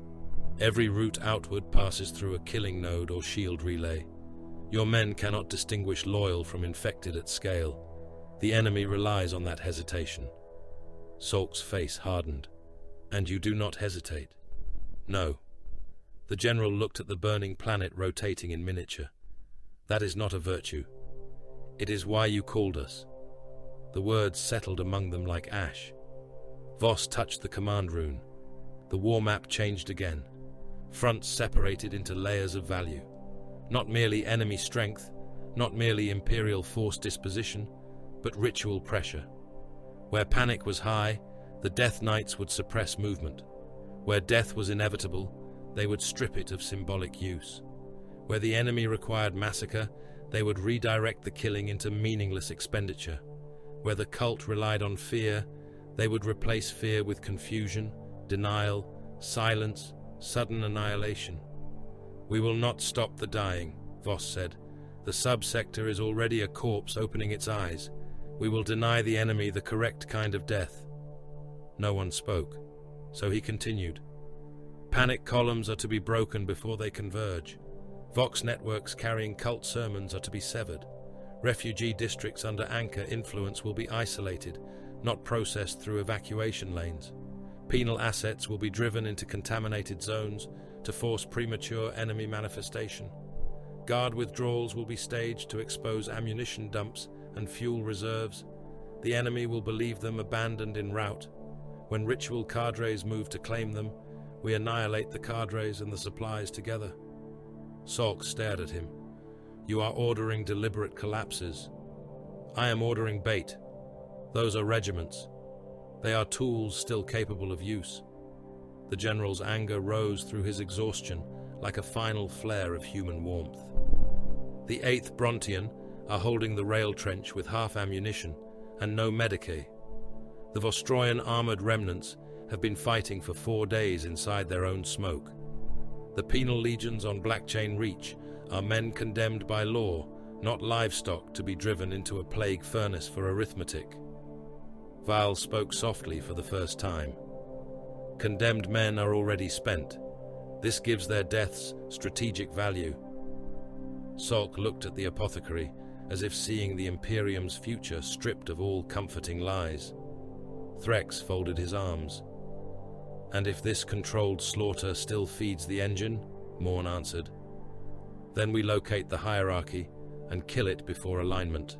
Ritual leaders, cardinal nodes, choir masters, war prophets, possessed artillery engines, anything shaping death into offering. Names, Voss said. Morn's eyes darkened. Cardinal renegade Vorst Krail sits above the visible structure. The cult calls him the Coffin King. His voice is in the dead channels, but he is not on Mordax Tertius. Find him, Voss said. The first reports of the assault reached them before the council ended. A mortal Vox officer received the feed, went pale, and pushed it to the primary display. Mordax Tertius expanded until its ash plains filled the hololith. Beyond the broken shrine hive, beyond the kill corridors and burning districts, the enemy had begun to move. They came across the plains in numbers large enough to make Auspec's returns blur. Millions of traitor infantry advanced beneath banners made from flayed imperial saints. The preserved faces stretched across scaffold frames and haloed with barbed wire. Slave soldiers walked in chained ranks before them, driven by shock prods and grave priests. Mutant labor mobs dragged siege guns through the ash by harnesses hooked into their spines. Artillery spoke from the horizon, sending shells over the marching host to burst among the outer guard lines. Stolen basilisks, fired with their imperial aquilus, hammered flat, and grave-mouth icons painted over the gun shields. Then came the armor. Corrupted baneblades rolled like moving fortresses through the smoke, their hulls covered in bones, wet scripture, and chained prisoners whose bodies had been nailed into warning sigils. One bore a cathedral pulpit welded to its turret, from which a preacher in red-black vestments screamed promises of eternal burial through a vox stack made from human throats. Demon engines loped beside the super-heavy tanks, brass-limbed and flesh-cabled, their furnace mouths drooling flame. Behind them, Orc freebooter mercenaries roared in ramshackle battle wagons, guns firing into the sky because noise itself pleased them. The ash plain became a continent of movement. Salk watched the display. Horror worked in his face, but so did the habit of command. If they reach the hive wall, the containment line fails. "They will not," said Voss. The Death Knights answered as doctrine made manifest. Whirlwind artillery batteries hidden among shattered manufactorum stacks opened first. Their missiles rose in arcing salvos, vanished into the smoke ceiling, then descended upon the advancing infantry in patterns laid by orbiting augurs. The ground erupted by the acre. Slave ranks disappeared under fountains of dirt, fire, limbs, and burning cloth. Traitor platoons vanished in expanding red circles. The banners of flayed saints toppled, rose again, then vanished under the second salvo. Thunderhawks came next, dropping beneath the cloud deck with engines howling. Their heavy bolters and lascannons raked the enemy columns. One gunship crossed the flank of a traitor artillery park and left it a chain of explosions, basilisk barrels flipping end over end, crews shredded against their own guns, ammunition stacks cooking off in white flashes that lit the ash from below. Another Thunderhawk took a hit from a demon engine's cannon and shed burning armor plates, but kept firing until its pilot drove it over the enemy line and released its payload into a mass of mutants. Land raiders advanced from the hive's broken eastern gate in a wedge of adamantine and faithless purpose. Their assault cannons spun, their lascannons stabbed. Multi-melters reduced corrupted armor to boiling metal. Behind them came predators, annihilator patterns seeking enemy tanks with turret and sponson weapons locked in overlapping arcs. Devastator squads occupied ruined chapels and broken hab towers, turning every high place into a killing shrine. Lascannons crippled baneblade tracks. Missile launchers hammered exposed weapon mounts. Heavy bolters ground through infantry waves until their barrels steamed. The Orcs loved it. Their battle wagons surged ahead of the cult formations, engines belching black smoke, boys hanging from armor plates, yelling over one another for speed, blood, and louder guns. A freebooter knob raised a power claw and bellowed something crude through the general interference. His vehicle hit a minefield seeded by Death Knight scouts and rose into the air on a blossom of fire, wheels, green bodies, and scrap metal. The Orcs behind him cheered and drove. Faster. Teleport runes flashed inside the enemy command nodes. Terminator veterans of the Death Knights appeared in the heart of the cult's forward hierarchy, stormbolters already firing. They materialized among grave priests, voxmasters, banner bearers, and traitor officers clustered around a command crawler made from a looted command chimera and chapel relics. The first seconds were massacre. Storm bolter fire tore priests apart at the waist. A chain fist opened the crawler's hull and pulped the command crew in a spray of blood and circuitry. A thunderhammer struck the deck and hurled men from their feet, with bones snapping before they landed. The veterans did not hold ground for glory. They killed the mines shaping the assault, planted teleport homers among the corpses, and vanished before the enemy could bring weight against them. The assault continued, but its rhythm changed. That was the Death Knight's purpose. The cult still had millions. It still had guns. It still had engines and slaves and fanatics enough to bury armies. But its deaths no longer aligned cleanly. Its panic was interrupted by confusion. Its command sermons became static. Its carefully guided advance broke into appetite, rage, and local momentum. The Orcs surged too far ahead. The slave ranks faltered. The Baneblades lost infantry screens. The demon engines lunged toward targets of instinct rather than ritual value. The slaughter remained immense, but it had been made less useful. Voss watched the numbers turn. Not victory, adjustment. Salk watched the same display and understood with a sickness deeper than fatigue. that the Death Knights were indeed saving Van Dyer's Moor. They were saving it as a surgeon might save a man by opening him from throat to groin, removing organs by the handful, throwing away anything discolored, and calling the twitching remains alive, because the heart had not yet stopped. "My regiments," Salk said, barely above a whisper. Voss did not look at him. "Will withdraw on my mark. They will believe themselves abandoned." "They are abandoned." The general turned. "Say that to them. I do not require their understanding." A chime sounded from the lower deck. New orders flowed from the sepulchre of oaths into the war below. Guard regiments were instructed to fall back from positions they had died holding for weeks. Ammunition dumps were flagged for apparent abandonment. Fuel silos were marked with false retreat codes. Penal legions on Blackchain Reach received attack orders into zones already classified as contaminated beyond recovery. No extraction craft were assigned. No Medici routes were opened. No explanation followed the commands. The Vox nets filled with mortal voices. Confusion, protest, obedience, prayer, rage. Men asking whether the coordinates were mistaken. Officers demanding confirmation. Commissars shouting that orders were orders. Penal overseers laughing because they knew what no extraction meant. Priests promising the Emperor saw sacrifice even when command did not. The Death Knights gave them silence.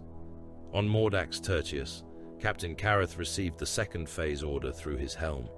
Around him, the battle still tore the ash plain apart. His company held the hive approaches. The enemy was dying in profusion. The city behind him burned in cages of imperial design. He read the order once. Then he opened the company channel. "Third Company, prepare controlled withdrawal. Poison remaining munition stockpiles. Seed the transit arteries. Mark compromised habs for delayed collapse. No relic assets are to remain. No wounded mortal formations are to impede movement. The hive is no longer a fortress." Sergeant Rook's voice answered from the understructure, calm beneath the distant thunder. "Clarify objective, my captain." Careth looked toward the corpse city, toward its shattered spires and burning pilgrim roads, toward the millions still trapped within its belly. "We do not hold Mordax Tertius," he said. "We deny its value." In orbit, Voss watched the altered pattern unfold. The enemy would gain the hive. They would inherit its dead, its ash, its poisoned reservoirs, its collapsed bridges, its severed Vox organs, its sabotaged shield relays, its mined arteries, its ruined ritual anchors, and a population broken beyond use. They would raise banners over streets that could no longer feed a right. They would occupy a corpse and call it conquest. Voss closed his gauntlet over the command rail. "Second phase begins," he said. The hololith of Mordax Tertius dimmed from red to black, not because the world was saved, but because the Death Knights had decided it was no longer worth killing for. "The enemy wins the city," said Morn. Voss turned from the map. "The enemy wins a grave." The ash wastes beyond Mordax. Tertius had no horizon worth naming. They were a continent of ruin stretched beneath a sky the color of burned iron, where storm clouds dragged their bellies across the tops of shattered refinery towers and rained chemical soot upon the dead. Hundreds of kilometers of battlefield lay open beneath orbital glare and artillery fire. Burning promethium pipelines crossed the plains like veins torn from a giant's wrist, spurting flame from rupture wounds whenever pressure surged through them.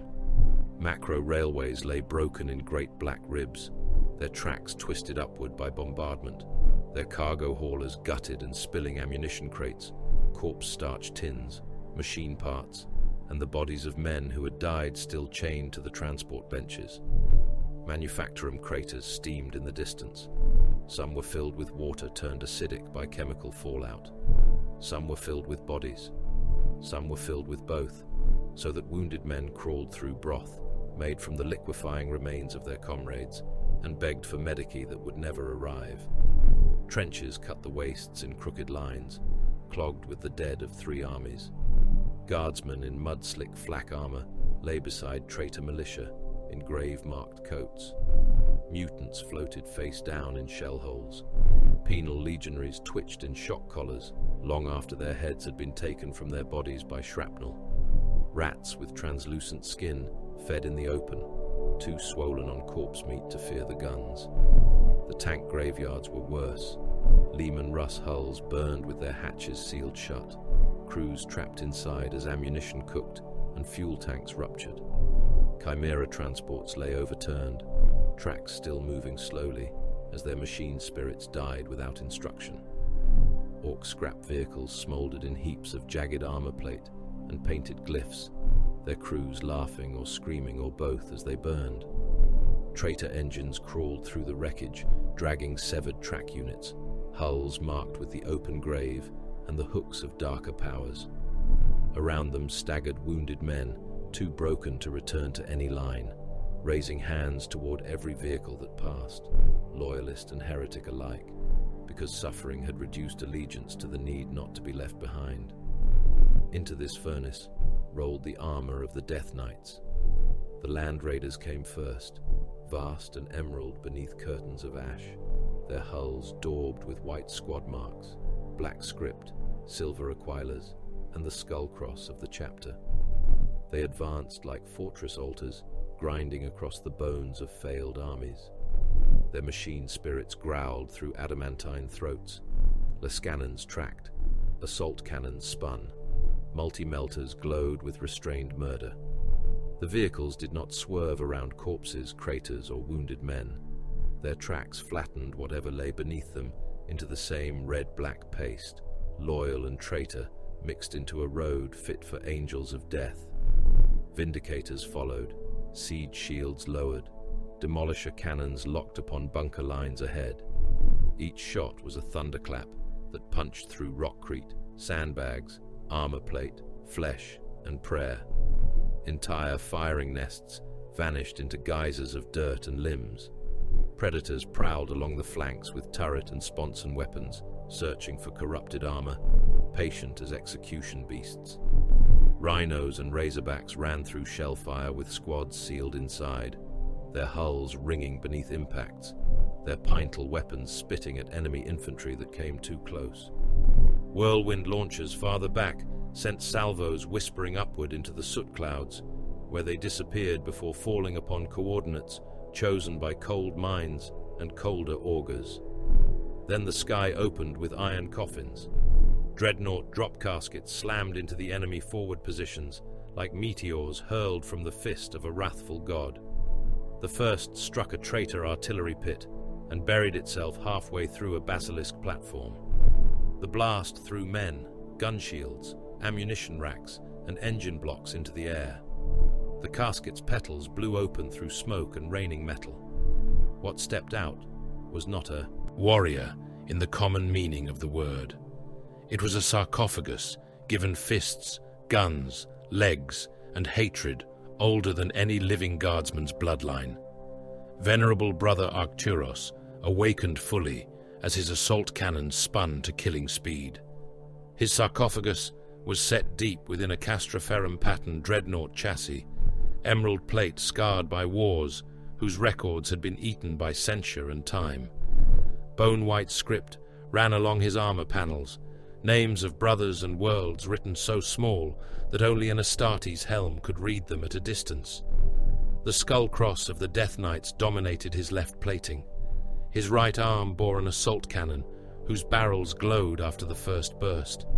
His left ended in a power fist, large enough to crush a tank crewman into paste without noticing. He spoke rarely. When he did, his voice came through the vox as a grinding burial hymn, like stone doors closing beneath a cathedral. "Forward," Arcturus intoned. Around him, Death Knight's armor advanced. Captain Odrin Kareth watched the armored assault from the command cupola of a Land Raider Redeemer named Black Vow. Its flamestorm cannons were already wet with promethium pressure. The interior reeked of sacred oils, hot metal, and old incense. Tactical data crawled across his helm display in disciplined streams.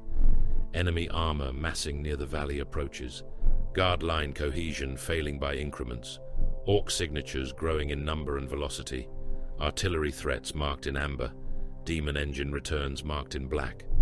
Lord General Cordain Salk's voice cut through the command net, distorted by distance and fury. Captain Careth, my leftward trench line is buckling. The 8th Brontian cannot hold another charge without reinforcement. I repeat, they cannot hold. Careth watched the map. The Brontian line was not failing by accident.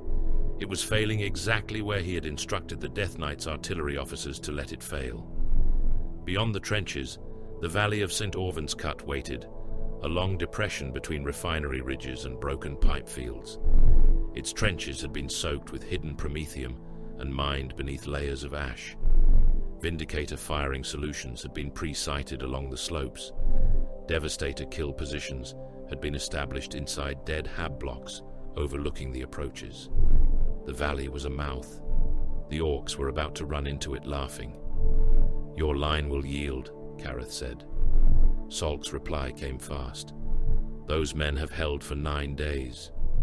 They will hold for minutes more. You ordered them to stand knowing they would break. I ordered them to break where useful.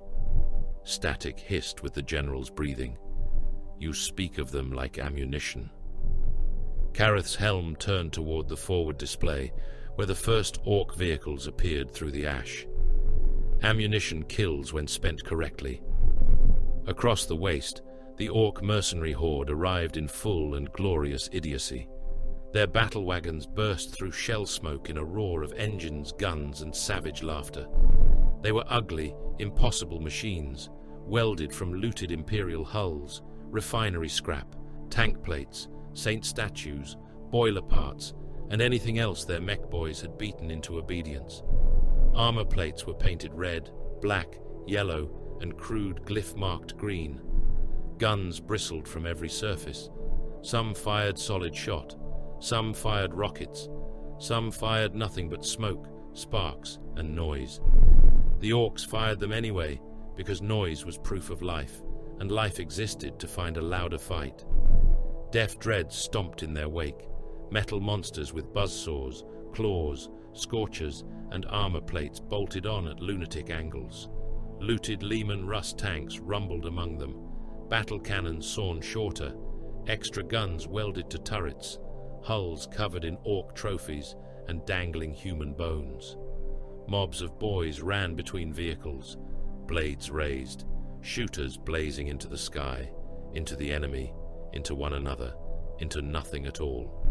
Knobs in crude armor bellowed threats. Gretchen clung to exhaust stacks until shells knocked them loose. Burner boys howled with delight whenever anything caught fire, whether imperial, heretic, orc, or themselves. At the center of the oncoming madness rode war boss Grubcrump Iron Teeth. His battle wagon was a cathedral of scrap and violence, its front ram shaped from the jawbones of several tanks, chained together and plated with stolen aquilers, hammered flat. Grubcrump stood on the upper deck in a coat made from flayed hide, iron plates, and spent shell casings.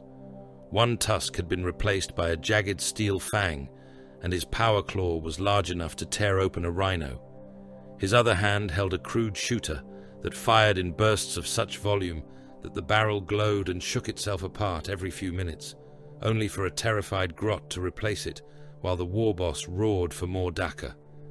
His voice crashed across stolen Vox channels and hacked guard frequencies. Green lads, emerald humies, same color, more skulls, crumped to shiny dead gits. The orcs answered with a howl that rolled over the ash wastes louder than artillery. They charged straight into the guns. The 8th Brontian broke at last. They had been brave by mortal standards, which meant they had died in place until fear, exhaustion, shellfire, and charging orcs finally accomplished what courage could not deny forever. The front trench vomited men backward in clumps. Some ran with laser guns still firing over their shoulders. Some dragged wounded comrades until a commissar shot them for abandoning the parapet, then died himself beneath a deaf dread saw. Some stood and kept firing until battle wagons rolled over the trench lip and crushed them into the mud. Their officers screamed for order. Their voxnet collapsed into prayers, coordinates, curses, and wet sounds as orc blades reached command dugouts. Kareth did not send aid. He watched the orcs commit. Grubcrump saw weakness and smelled fun. His battle wagons surged ahead of the main horde, crashing through the Brontian line and into St. Orvan's Cut. Hundreds of orcs followed, then thousands, then a rolling mass of vehicles, walkers, and bellowing infantry. They poured down the valley slopes in pursuit of the fleeing guardsmen, shooting, chopping, laughing, and fighting among themselves for the right to reach the enemy first. The last Brontian survivors crossed the hidden marker stakes. Kareth gave the order. Now! Prometheum trenches ignited along the valley floor. The ash split open in rivers of fire. Blue-orange flame raced through the cuts faster than men could run, swallowing orc mobs, wounded guardsmen, broken tanks, ammunition carts, and slave infantry that had stumbled into the wrong war. Battle wagons lurched as their wheels melted. Fuel drums detonated. Burner boys cheered until the fire found their tanks and turned them into spinning torches. Orcs ran ablaze, still laughing, still swinging, still trying to kill something before they fell. Then the Vindicators fired. Demolisher shells hammered both slopes of the valley in pre-arranged sequence. The first shot struck a cluster of battle wagons and folded them inward. Scrap, flesh, fuel, and laughter crushed into a single blossom of force. The second collapsed a refinery ridge, burying knobs beneath molten pipework and stone. The third hit a looted Russ and detonated its ammunition, showering the valley with turret fragments and burning green limbs. The fourth took a deft dread in the torso and reduced it to a spinning cloud of plates, blades, engine fire, and the paste of whatever had been wired inside it. Devastators opened from the high ruins. Lascannons cut through walkers and looted armor. Missile launchers punched crack warheads into exposed engine decks. Heavy bolters found the dense mobs and began their work, the shells tearing orc bodies open in bursts of dark blood and shredded muscle. Orcs did not die like men. They died loud, angry, and often halfway through an attack. They crawled with missing legs. They bit at boots with half their heads gone. They shoved their own intestines back into torn bellies if it gave them one more breath to swing. The Death Knights spent them anyway. Salk's voice returned, raw with rage. "You murdered my men." Kareth stood in the cupola as Black Vow rolled forward into the smoke. "The orcs murdered your men. You left the 8th Brontian to die. They were already committed to death. I spent them before the enemy could." There was a silence that no artillery could fill. When Salk spoke again, the anger had become something colder. "One day, Captain, you will run out of other men to spend." Kareth's power sword ignited in his hand. "Then I will spend my own." The land raiders reached the valley lip and opened their assault ramps. Death Knight's Terminators marched out through smoke and fire. They were immense in tactical dreadnought armor, emerald plate bordered in black, storm shields raised, thunder hammers crackling with caged force. Others bore chain fists and storm bolters, their weapon feeds hanging like iron entrails. They advanced into the surviving orc knobs with the ponderous certainty of tomb gates closing. The countercharge began. A knob with a chain axe as tall as a man slammed into the first Terminator and brought the weapon down hard enough to crater the storm shield. The Death Knight answered with a thunder hammer strike to the chest. The knob's armor, ribs, lungs, and spine collapsed outward in a burst of meat and sparks. Another orc swung a power claw around a shield and tore away part of a pauldron before a chain fist punched through his abdomen and activated. The blade teeth chewed upward, splitting the orc from gut to throat in a fountain of black-red blood and torn organs. Storm bolters fired at point-blank range, mass-reactive shells detonating inside green flesh, blasting heads apart, bursting backs open, shredding arms from sockets. Assault Terminators formed a wedge around Kareth as he entered the valley on foot. Fire reflected from his emerald armor. Ash stuck to the blood on his greaves. He cut down an orc boy that lunged at him from behind a wrecked engine, removed the arm from another, and drove his blade through the skull of a third, while stepping over a Brontian standard trampled into the mud. Ahead, a deaf dread stomped from the smoke, wounded but alive, its sore arms screaming, its claws snapping open and shut. It crushed an orc underfoot without noticing and charged the nearest Death Knight's line. Arcturos met it. The venerable dreadnought strode through flame, assault cannon empty, power fist flexing. The deaf dread swung with both saws. One carved sparks from Arcturos's front plate. The other bit into his left shoulder armor and ground deep, spraying ceramite fragments. Arcturos did not retreat. He caught the walker's right arm in his fist and crushed the joint until the saw stopped moving. The deaf dread's pilot shrieked through crude speakers, half challenge, half joy. Arcturos drove forward. His fist smashed through the deaf dread's front plate. Metal folded around his knuckles. Wires snapped. Oil and blood sprayed across his armor. Something inside the machine screamed louder as his fist closed around the pilot. The orc within was packed into a cramped coffin of controls, stimulants, and madness. Arcturos crushed him inside his own engine, slowly enough for the Vox to carry the wet crunch through the battlefield interference. The deaf dread went limp. Arcturos tore it open and threw the ruined machine aside. For a moment he stood in the fire, smoke crawling around his sarcophagus. Then his ancient Vox rumbled across the company channel, not quite addressed to anyone living. Carthax, Valorum, St. Drusus's pyre, all silenced, all necessary. Kareth heard the names. So did Rook, listening through a forward relay. So did Morn in orbit, whose psychic hood tightened, as if reacting to a wound beneath memory. The names were absent from the campaign archives, absent from the chapter rolls available to most brothers, absent from Imperial histories, except where black ink had eaten the page. Arcturos turned his weapon arm toward the retreating orc mass. More graves, he said. The orcs were broken, but not destroyed. That was the way of them. They had lost vehicles, mobs, knobs, walkers, guns, banners, and enough bodies to choke the valley beneath layers of green flesh and torn scrap. A human army would have collapsed into rout. A heretic army would have looked for omen and blame. The orcs laughed, cursed, fought over salvage, dragged wounded bosses onto moving vehicles, and fired back at the Death Knights, while retreating because fleeing without shooting was apparently an insult to existence. Grubcrump Iron Teeth survived. His battle wagon limped from St. Orvan's Cut, with one side burning, half its guns gone, its ram twisted, and bodies hanging from every rail. The warboss stood atop it, with one arm bleeding, his iron fang cracked, his power claw missing 2 talons. He was laughing so hard that blood ran from his mouth. He pointed the broken claw back toward the Emerald Warriors, standing among the ruin of his charge. "That's it," he roared over the Vox, voice thick with delight. "That's the fight.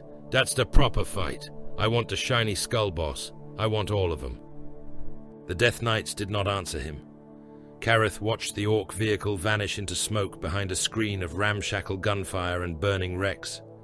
Around him, his brothers secured the valley, executed wounded hostiles, recovered gene seed, placed charges, and ignored the dying pleas of Brontian survivors whose regiment had purchased the trap with its blood. The captain opened a command rune and marked Grubcrump Iron Teeth with a black skull icon. Warboss confirmed alive, he voxed. Threat value increased. Ritual contamination uncertain. Tactical nuisance significant. In orbit, Chapter Master Voss received the mark. Designation, Voss said. Kareth looked across St. Orvan's Cut, where flames crawled over the dead, and the ash wind carried orc laughter like a promise of further ruin. Ritual execution, he replied. Voss approved the order. In the valley below, venerable brother Arcturos stood amid the wreckage of the deaf dread, his sarcophagus dented, his armor burning in places, his ancient mind wandering again through wars no ledger admitted had happened. "All silenced," he murmured. The Death Knights advanced around him, and the ash wastes swallowed the names. The Void War over Vandire's Moor did not resemble the clean diagrams preserved in naval academies and scholar archives. It was a slaughterhouse without gravity. Wreckage turned slowly in the dark between Mordak's Tertius and the outer mining belts, caught in the pull of failing engines, weak moons, and the distant hunger of the warp storm. Dead escort ships drifted belly open, their decks exposed to the stars, crewmen frozen in corridors where decompression had taken them faster than prayer. Cargo haulers burned from within, reactor fires glowing through fractured hull plates like coals behind bone. Macro shells crossed the gulf as streaks of brutal light. Lance beams stabbed from ship to ship, passing through void shields in brief storms of blue agony before cutting armor, machinery, and men into vapor. Amid that ruin moved the Crown of Teeth.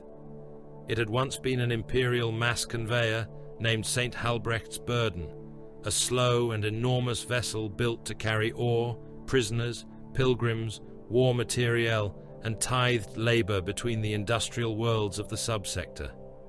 It had not been graceful even in loyal service. Now it had become monstrous. Its hull was crusted in welded scrap, shrine towers, orc gun decks, flensed statues, stolen armor plates, and corpse cages hung in chains along its flanks. Cathedral organs had been fused into its vox spires. The figurehead of St. Halbrecht had been ripped from the prow and replaced with a jaw of iron teeth large enough to bite a frigate in half, though it had no such function beyond terror and blasphemous pride. The enemy used it as convoy shield, supply ark, prison hulk, scrap hangar, and moving temple. Cult shrines filled its chapel decks, each one packed with candles, butchered icons, grave banners, and prisoners chained in rings around altars of welded bone. Orc scrap hangars had been cut into the cargo holds, their floors slick with oil, fungus growth, and the blood of anyone too slow to avoid becoming amusement. Stolen basilisk shells, plasma canisters, las packs, promethium drums, siege mines, and corpse starch crates filled entire decks in unstable mountains. Millions of prisoners were packed into the old labor holds and ore silos, stacked in cages, chained to railings, pressed into the darkness without sanitation, light, or hope. Their voices came through the ship's skin as a low psychic pressure, a storm of hunger, thirst, terror, and the knowledge that they had been kept alive only because something needed them to die correctly. The Crown of Teeth was protected by a screen of raiders, looted defense monitors, orc escorts, and traitor gunboats. They darted around it like carrion insects, around a carcass too large to consume.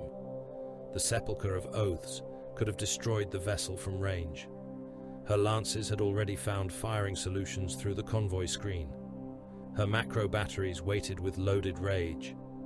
The Death Knight's fleet possessed the power to break the mass conveyor into flaming continents and scatter its prisoners, shrines, weapons, and heresies across the void. Chapter Master Malrek Voss forbade it. The ship carried astropathic records. That alone preserved it for another hour. In the Strategium, the Crown of Teeth turned within the hololith. Each deck rendered in partial scans and enemy interference. Codicier Varro Morn stood with one hand braced against the command rail, psychic hood humming around his skull. Even through armor glass, void shields, warding fields, and kilometers of vacuum, the vessel's pain gnawed at his thoughts. It was not merely full of prisoners. It had been taught to suffer in a pattern. The ship knows routes no loyal chart records, Morn said. It has crossed between battlefronts through warp shallows that should not exist. Its astropathic core contains a map of the right, or the thing shaping the right. Inquisitor militant Hale Threx looked toward Voss. Destroying it would deny the enemy a sacrifice of considerable magnitude. It would also blind us, Voss replied.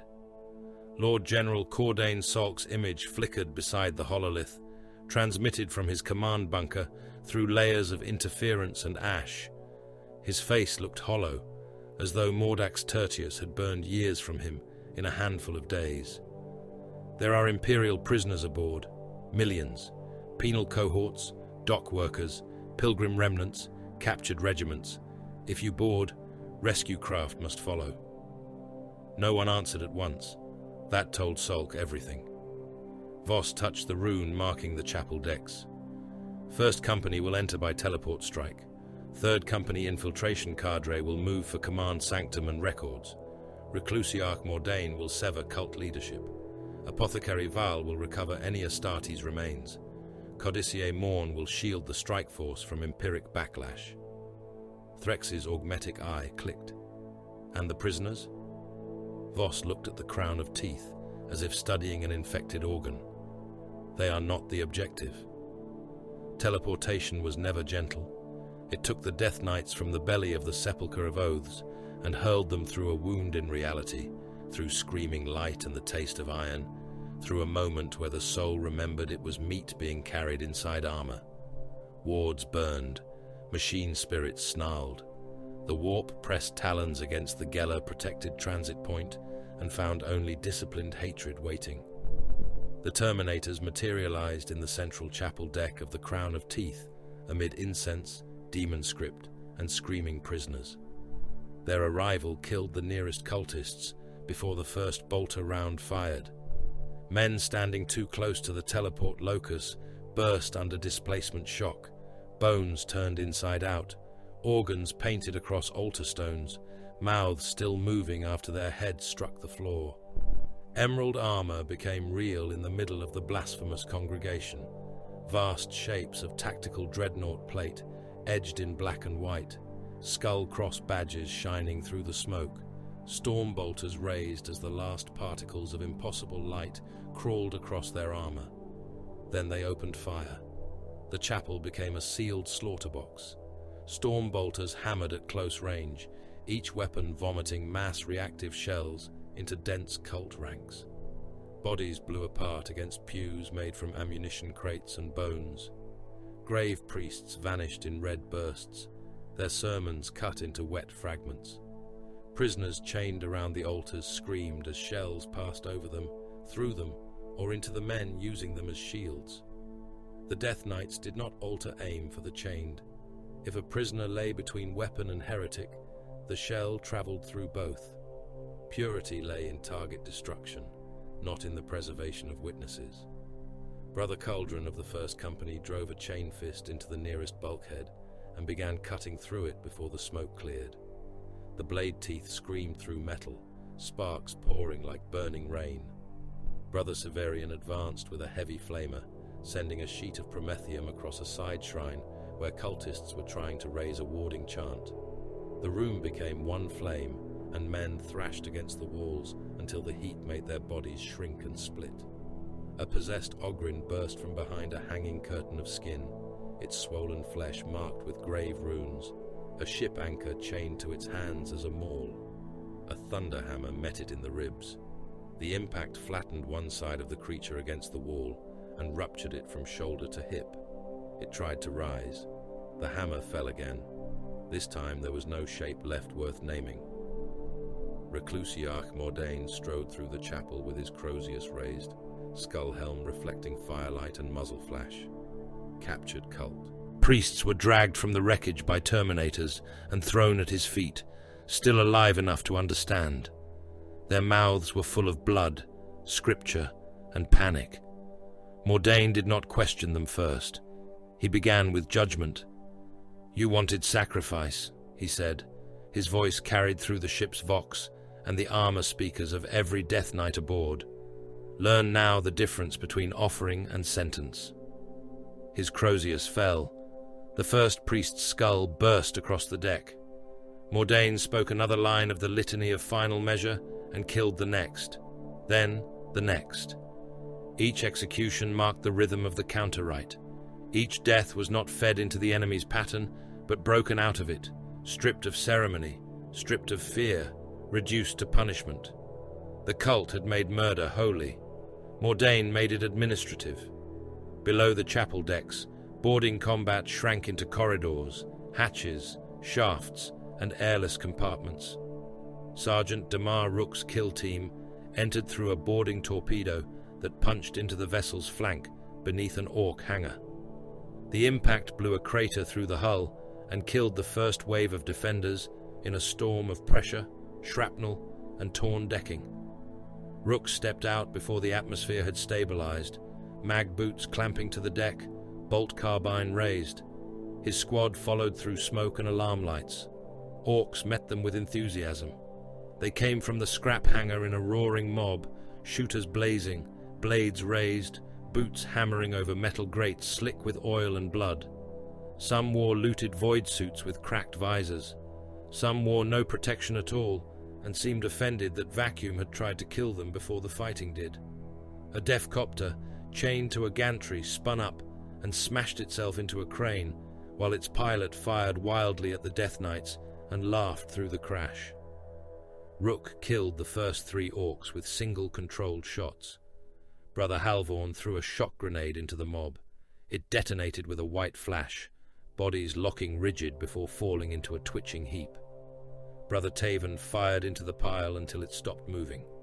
Serek cut down an Orc that reached the line with half its face missing, driving a blade under the jaw and firing through the skull. They did not linger. The command sanctum lay deep beyond cargo holds, vox spines, and the vessel's old navigation arteries. Every passage had become a throat of violence. Cult mobs charged from maintenance shafts. Corpse bomb servitors shuffled from side chambers, bellies ticking. Slave infantry fired laser guns until suppressed bolt rounds opened them from within. Bulkheads slammed down, forcing chain fists to chew through metal, while enemies hammered from the far side. Heavy flamers cleared rooms so tightly packed with bodies that the flames had no room to roll and instead turned the chambers into ovens. The ship fought like a living thing because something within it had been chained and made to dream. Morn felt that truth when the boarding force reached the warp engine decks. He stood amid a ring of Death Knight's librarian wards, one hand gripping his force stave, the other pressed to the side of his helm as the psychic backlash rose. The ship's navigator had not been killed during capture. He had been kept. Chained into the heart of the warp engine, suspended in a cradle of brass hooks, spinal cables, and sacrificial wiring, the mutant scion of a noble navigator house had been opened from throat to abdomen and made part of the drive. His third eye was held open by silver clamps. Around him, cult engine seers and grave priests had forced impossible translations through warp shallows, making the crown of teeth travel routes that sane ships would never attempt. The navigator saw Morn, not with eyes, with the wound in his soul. Millions of prisoners screamed through the walls at once. Morn staggered. His wards flared. For a moment the corridors became trenches beneath black suns, then prison cages, then corpse pits, then the same chapel burning forever, with the same men dying again and again. The warp reached for the boarding force through memory and pain. A mortal army would have broken under it. Even Astartes could have been dragged into madness if discipline failed. Morn did not allow failure. He drove the butt of his force stave into the deck and spoke the chained verses of denial. The words were not loud, they were absolute. Warding script across his armor burned white. Blood ran from beneath his hood and down his jaw. The pressure receded by increments, not defeated, only held at blade length. Proceed, he voxed. Apothecary Thane Val found the reliquary deck while Morn held the storm. It had been built from an ammunition chapel and a medici vault. Glass cylinders lined the walls. Some held hearts, some held eyes, some held organs that had been labeled in mockery with fragments of imperial script. At the center were stasis reliquaries marked with the heraldry of slain Adeptus Astartes from chapters not present in Vandire's Maw. Gene seed, stolen from the dead, and preserved in blasphemous suspension, surrounded by candles made from rendered transhuman fat. Val stopped. The apothecary had stepped over mortal thousands without pause. Here, his silence changed. He scanned each reliquary. His narthecium unfolded. Servo skulls swarmed around him, recording purity degradation, chapter signs, stasis stability, contamination risk. He did not snarl. He did not make threats. He did not indulge rage. He simply became faster. The first cult guardian rushing him lost both knees to a bolt pistol shot and its head to Val's reductor blade. The second was pinned to the reliquary wall by a thrown surgical spike, then ignored until Brother Orth burned it away with a flamer. Val recovered what could be recovered, sealed what could be purified, and marked the rest for incineration with a care so precise that it was more frightening than fury.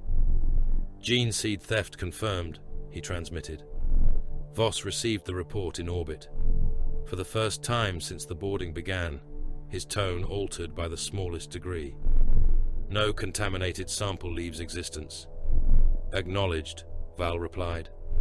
Rook reached the command sanctum after cutting through 3 sealed bulkheads and a corridor filled ankle-deep with blood. There was no bridge crew. There was a corpse oracle. Hundreds of human brains hung in a web of cables above the command dais, preserved inside cracked nutrient globes, linked by copper wire, nerve fiber, astropathic implants, and strips of flayed skin covered in coordinates.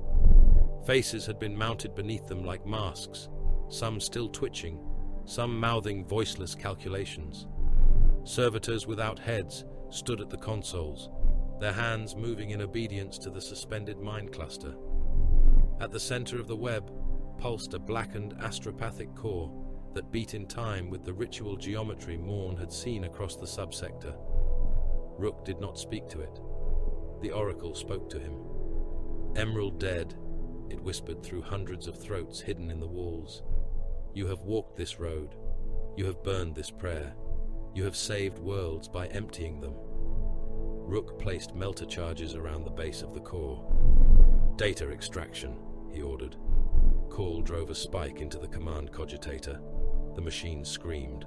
Coordinates flashed through Rook's display in broken strings, most of them corrupt, many of them useless, one of them locked beneath old imperial encryption that should not have been aboard the Crown of Teeth at all. Carthax Mortis.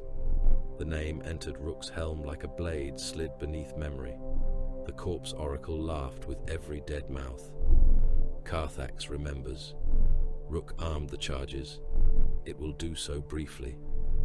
They withdrew as the melter devices detonated.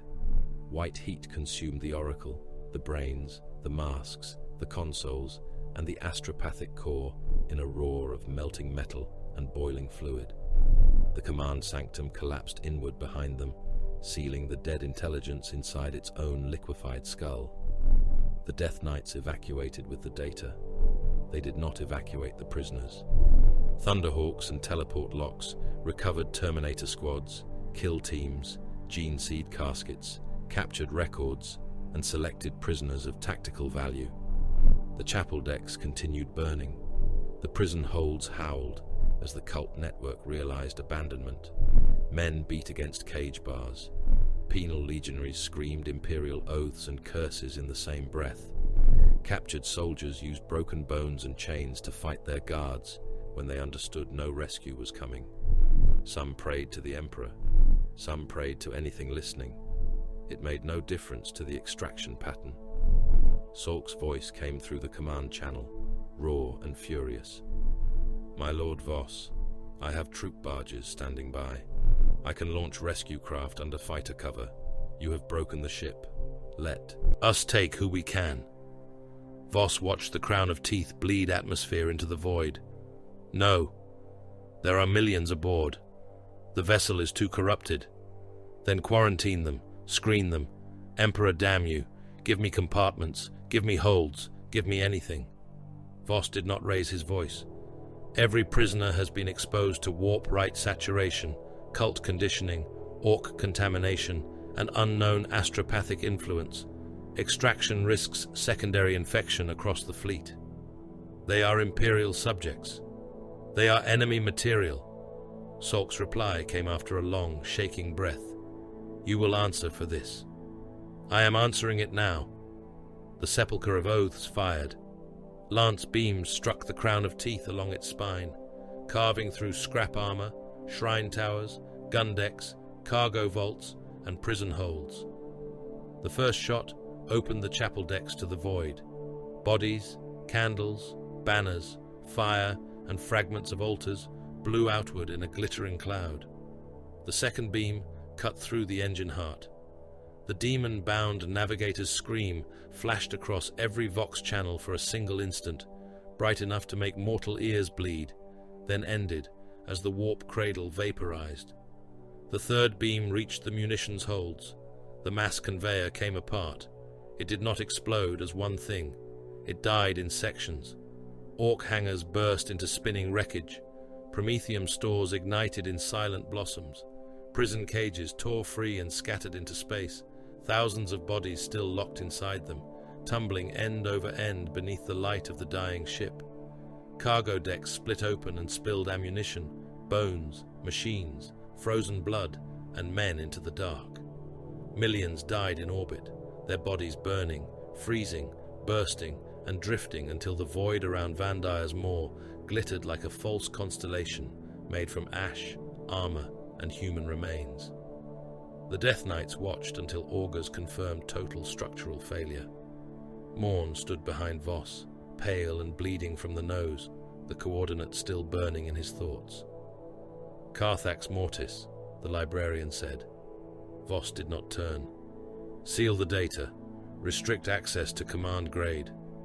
Threx's augmetic eye clicked again. You know that name. The chapter master looked out through the strategium glass at the burning remains of the crown of teeth. Many dead things have names. Below the command rail, a serf entered the operation result into the chapter log. His hands trembled only once before training corrected them. Boarding objective achieved. Astropathic records recovered. Gene seed contamination identified and denied. Enemy supply arc destroyed. Final classification. Containment successful. Carthax Mortis did not appear on loyal charts until the dead named it. The coordinate taken from the corpse oracle aboard the Crown of Teeth led the Death Knights beyond the crowded murder lanes of Van Dyer's Moor, beyond the burning orbits of Mordax Tertius, beyond the mining belts where prison craft and heretic raiders still killed each other among the rocks, and toward a region of the subsector where even the astropathic static seemed to thin into silence. There were no pilgrim routes there, no merchant beacons, no navy patrol markers, no administratum tithe lanes. The void around Carthax Mortis had been abandoned so long that its absence felt deliberate, like a name cut from a book and the wound sealed beneath wax.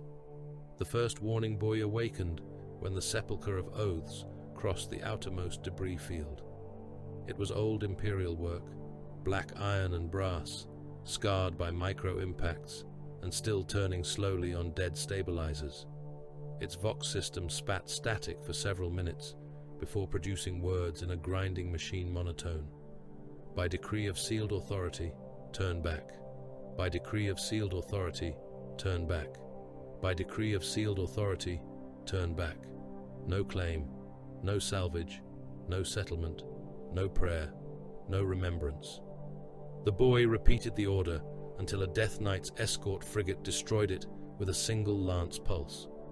More warnings followed. Some drifted dark and broken. Some still muttered through damaged speakers. Some had been cored open by ancient gunfire.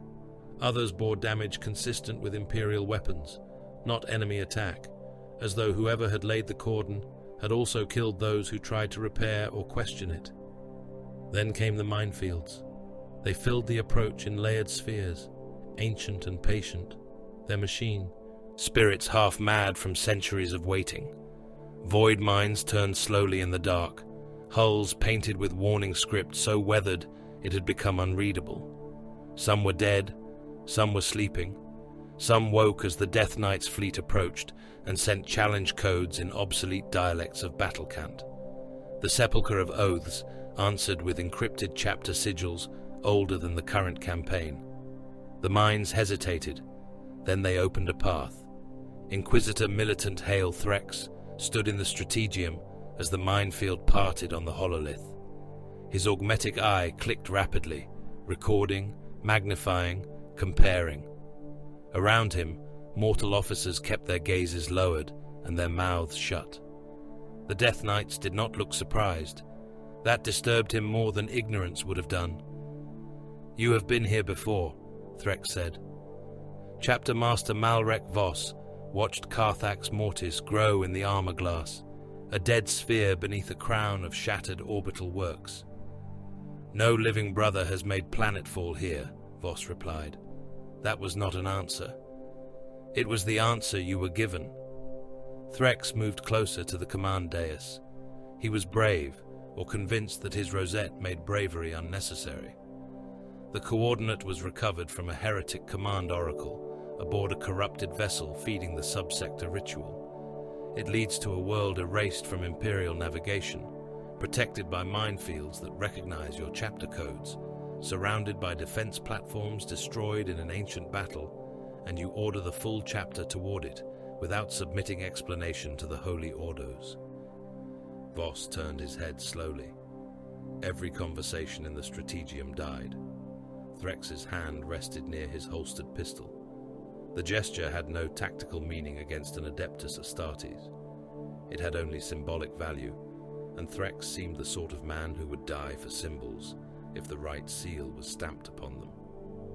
"My authority extends wherever treachery hides," the Inquisitor said. Voss stepped down from the command dais. Even unhelmed, he seemed less a man than a judgment wearing a face.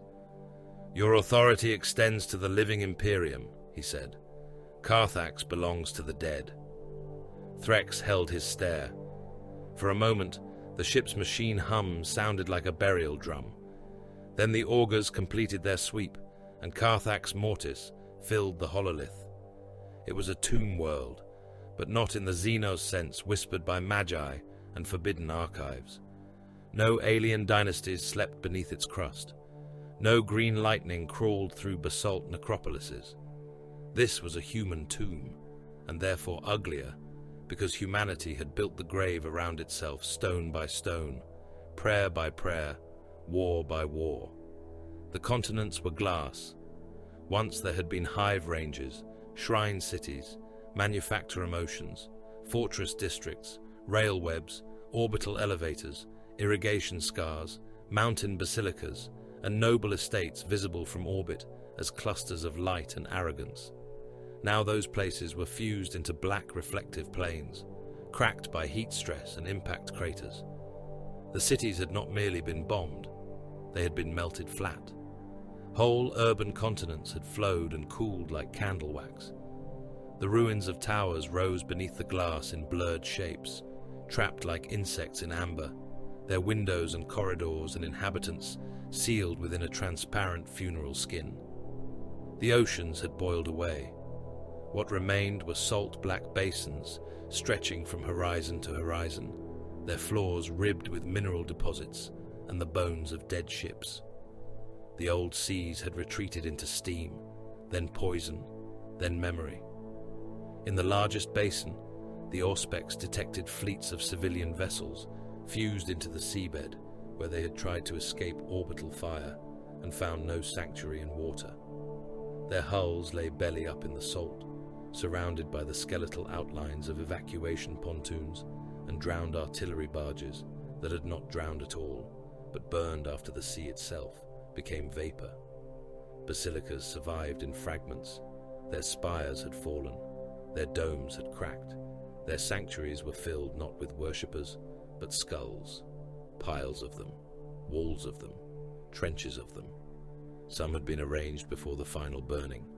Some had been deposited by blast waves. Some had fused together in the heat until they formed pale stone reefs around altars stripped of icons.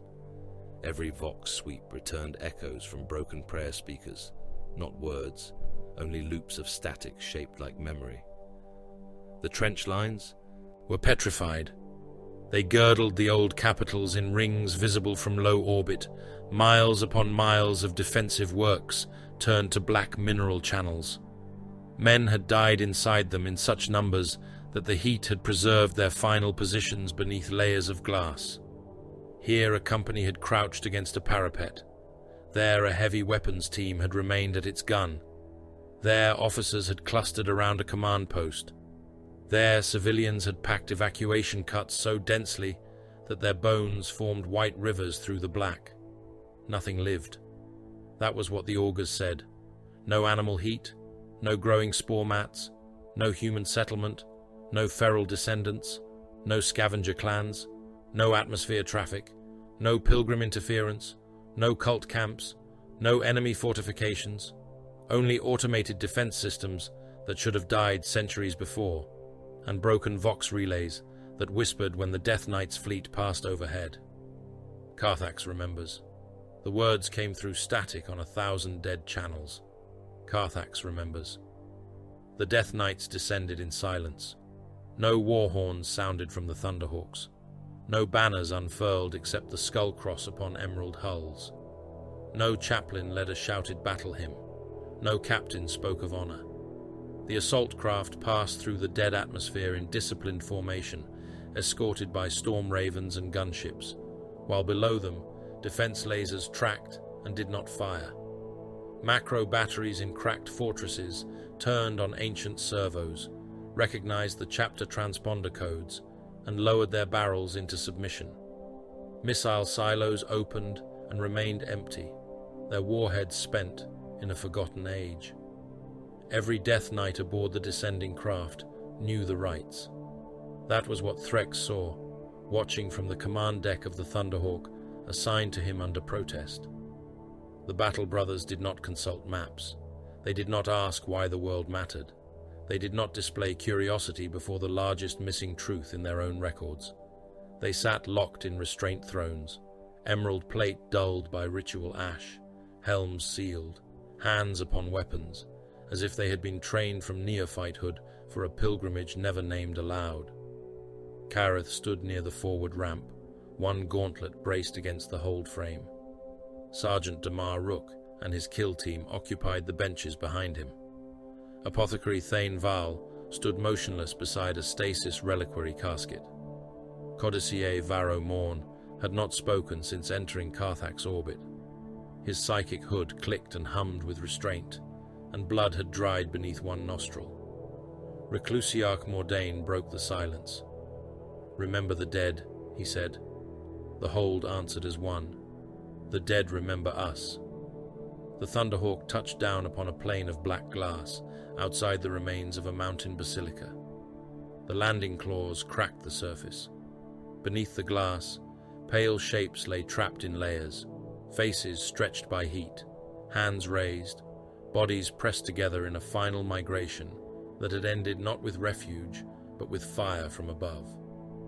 The Death Knights disembarked over them, boots thudding across the transparent grave. Threx paused at the ramp and looked down. For one breath, he saw his own reflection over the dead, his coat, his rosette, his pistol, his human face hovering above 1,000 preserved mouths. Then a Death Knight brushed past him, and the reflection broke beneath emerald ceramite. The march to the buried fortress took them through a city that had been flattened but not erased. Street outlines remained beneath the fused surface. So did the shapes of transit rails, hab blocks, prayer plazas, and defense barricades. The air was thin and bitter, full of mineral dust. Wind moved through broken Vox masts and made them moan. Once, from a collapsed relay tower, a child's voice crackled across the open channel and recited evacuation instructions in a language variant 3 centuries dead. Rook marked the tower as non-hostile. No one fired. The fortress monastery-like structure lay beneath the mountain basilica, though monastery was too clean a word for it.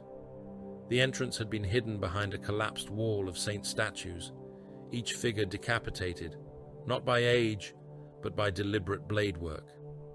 Careth placed his gauntlet against a black iron door marked with the skull cross. The door recognized him through armor, bloodline, and something older than either. It opened inward. The first sepulchre waited below. Cold air rolled from the vault, stale and dry as a crypt, sealed since the first lie was told. The Death Knights entered between pillars made from fused bolter casings. Lumen strips awakened one by one, revealing walls lined with emerald armor fragments, broken helms, shattered pauldrons, cracked power packs, and blades whose teeth had been worn down by war. Gene seed reliquaries stood in sealed niches of adamantine and stasis glass. Some glowed with purity runes, others were black, failed, or deliberately burned. Names were etched beneath them, but many had been chiseled away. At the center of the chamber stood an archive engine built like an altar and an execution block combined. Voss approached it alone. The machine awakened before he touched it. Hololithic ghosts rose in the darkness. Not clear images, not clean records, fragments, a world before glass. Carthax alive, crowded, polluted, proud. Shrine processions beneath red skies. Manufactorum armies. Noble houses in armored towers. Imperial commanders arguing beneath banners. Priests blessing refugee columns. Guardsmen holding lines against cultist mobs. Then deeper infection. Grave symbols inside churches, vox sermons changing by syllables, officers issuing orders that moved loyal soldiers into ritual shapes, medici wards where the sick spoke in unison, planetary command compromised, ecclesiarchy compromised, defense lasers redirected, evacuation ledgers altered to concentrate populations beneath shielded districts. Then, the emerald armor. The Death Knights had come once before, not as saviors, though Carthax had begged for them, as all dying worlds begged for angels. Remember, don't forget to like, comment, and subscribe. Support helps. They had deployed into a war that could not be trusted, because every appeal might have been a lure, and every loyal face might have hidden the final infection. They had found corruption in cult cells, yes, but also in command bunkers, noble courts, shrine choirs, ration authorities, refugee marshals, defense batteries, medici hosts, and the mouths of men screaming for rescue. The enemy had not taken Carthax from outside. It had ripened inside the organs of imperial order. The first recorded victory of the Death Knights was not liberation, it was total annihilation. The archive showed no triumphal roll, no gratitude from survivors, no surviving governor kneeling beneath an aquila. It showed bombardment grids, exclusion lines, kill corridors, systematic destruction of food stores, water reserves, escape routes, astropathic towers, and command structures. It showed Death Knights firing into crowds whose loyalty could not be verified before those crowds could be used. It showed priests cut down beside heretics because both had preached from compromised pulpits. It showed imperial officers executed before their own men because their orders had become ritual vectors. It showed manufacturing workers burned in their dormitory blocks, nobles immolated in bunker palaces, soldiers buried in trenches, and children of the hive becoming ash with the same final impartiality as traitors. Threx watched the images with his jaw tight. Salk had not come to the surface, but if he had, the general would have understood the Death Knights better and hated them more. Careth watched without expression. Rook watched too long. Voss watched as if reviewing an inventory. The truth was not glorious. It was not even complicated. The Death Knights had not failed to save Carthax. They had decided that saving Carthax was strategically irrelevant. The only victory left was denial. Denial of bodies, denial of infrastructure, denial of ritual completion, denial of memory. They had killed loyalist and traitor, priest and soldier, worker and noble, guilty and merely endangered, because the distinction had ceased to matter before the scale of what might be borne. Venerable Brother Arcturos entered the vault last. The doorway had to widen to accommodate his dreadnought frame. His steps shook dust from the ceiling. The lumen light reflected from the scars in his emerald plating. He stopped before the archive engine, sarcophagus facing the ghosts of a world's final hours. No one spoke to him. For a long time, only the dead record moved. Then Arcturos's vox grated open. "I remember the western shield wall," he said. "It held for 3 hours after command was dead. Men sang hymns while they fired upon us. Loyal men, brave men, infected orders, useless courage." The archive flickered, as if answering him. "I remember the Basilica of St. Erid," Arcturos continued. 9,000 priests, 3 million refugees, 1 pylon beneath the altar. We gave them 30 seconds of warning. Too much. The screaming fed the right. We learned. Mordain bowed his skull helm. Voss looked up at the ancient warrior. "You fought here before your entombment." "Yes." "Why was the record sealed?" Arcturos's sarcophagus hummed. It might have been thought. It might have been pain. Because victory required no witness. Because witness becomes judgment. Because judgment becomes hesitation in those not made for truth. Threx stepped forward. "You murdered a world and hid the proof." Arcturos turned toward him with a slowness that made the air seem to harden. "We prevented ascension. At the cost of everything alive." "Yes." The simplicity of the answer filled the vault like a tomb door closing. Arcturos looked back to Voss. "We learned mercy here," the dreadnought said. "We buried it beneath the glass." The archive engine stuttered. Codicier Morn stiffened. The librarian moved past Voss, past the reliquaries, past armor fragments that still bore heat scoring from the purge. His hood flared with blue-white restraint runes. He placed both hands upon the archive altar and shut his eyes. The vault temperature dropped. Frost formed over old dust. The gene seed reliquaries chimed softly as their stasis fields compensated. Morn saw beneath the record. Not data, not memory alone. A theft. Fragments of the Carthax purge had been taken. Not physically, or not only physically. The shape of it had been stolen. The emotional architecture. The timing of bombardments. The way panic had spiked when evacuation failed. The way faith had curdled when loyal soldiers understood the angels were killing them. The enemy in Vandire's Moor had not invented its ritual geometry from nothing. It had built the ossuary sun from echoes of the first Death Knight's atrocity. It had learned from the way Carthax died. Morn's eyes snapped open. Blood ran from both nostrils now. "The current rite is patterned from this purge," he said. "The enemy is using our own precedent as liturgy." Voss did not move. "Explain."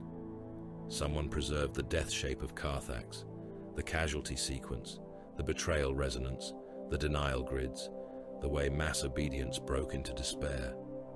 Morn's voice strained as the psychic hood tightened around his skull. "The congregation is not merely imitating us, it is answering us." Kareth's hand closed around the hilt of his sword. "Survivors." "There should have been none," Mordain said.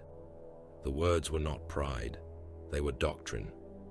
Morn looked toward the sealed reliquaries, then toward the glass world above them, where no living augur had found breath, warmth, or heartbeat. "Then either someone survived the first massacre," he said, "or something wore the memory of the dead and carried it forward." For the first time since the fleet reached Carthax Mortis, the broken Vox relays above the first sepulchre all spoke at once. Carthax remembers. Deep beneath the glass, something answered the name of the grave. The broadcast began with dead men singing. Across Vandire's Moor, every remaining astropathic choir convulsed at once. Blind psychers bucked against their restraints in command bunkers, void ship sanctums, forge moon relay temples, and buried administratum vaults. Silver nails tore free from skulls. Prayer beads snapped. Choir masters shouted catechisms of containment, while acolytes burned incense thick enough to choke men in their masks. It did not matter. Something had found the choir road through the warp and was walking it with bare, bloody feet. on Mordak's Primus, guardsmen in trench dugouts heard the hymn through dead voxcasters whose power cells had been spent for days. On Caldris Minor, Skitarii maniples paused amid scrap code fire as forge bells rang without command. On Blackchain Reach, penal legionaries marching into plague fog heard a choir of murdered prisoners speaking through their shock collars. In the ash wastes beyond Mordak's Tertius, even the orcs looked up from looting corpses when a human voice rolled from the sky, too vast, too calm, too amused. 1,000 mouths spoke as one. Children of the grave, witness me. The hololith aboard the Sepulchre of Oaths shuddered. Static peeled back like burned skin. The image that formed was not clean. It was a man, rendered through damaged astropathic transmission, half icon, half wound. His vestments were cardinal red darkened almost to black, layered with burial cloth, rusted chains, and bones polished by handling. A crown of coffin nails pierced the flesh around his shaved skull. His eyes had been replaced by black glass lenses that reflected candlelight and distant fires. His mouth was too wide, not by mutation alone, but by years of smiling at the moment men understood they had been betrayed. Cardinal renegade Vorst Krail, called the Coffin King, looked upon the subsector he had turned into an altar. Behind him rose the impossible interior of St. Baruch's reliquary, the cathedral moon hidden until now behind layers of interference, false transponders, debris fields, and warp shadow. Pillars of bone climbed beyond the transmission frame.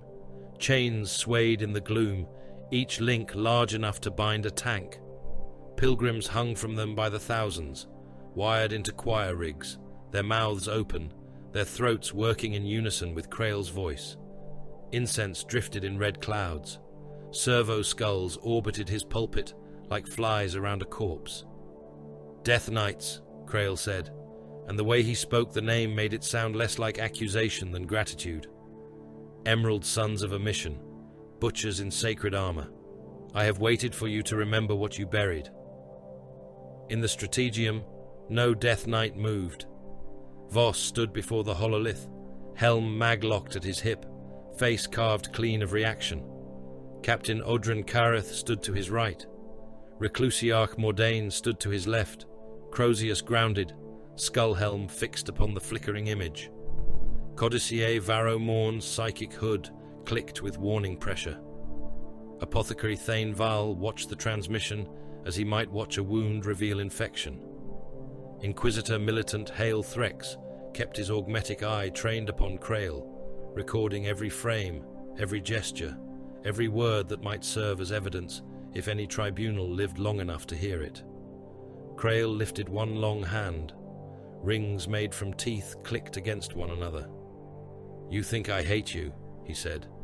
"No, hatred is too small for inheritance. You made me.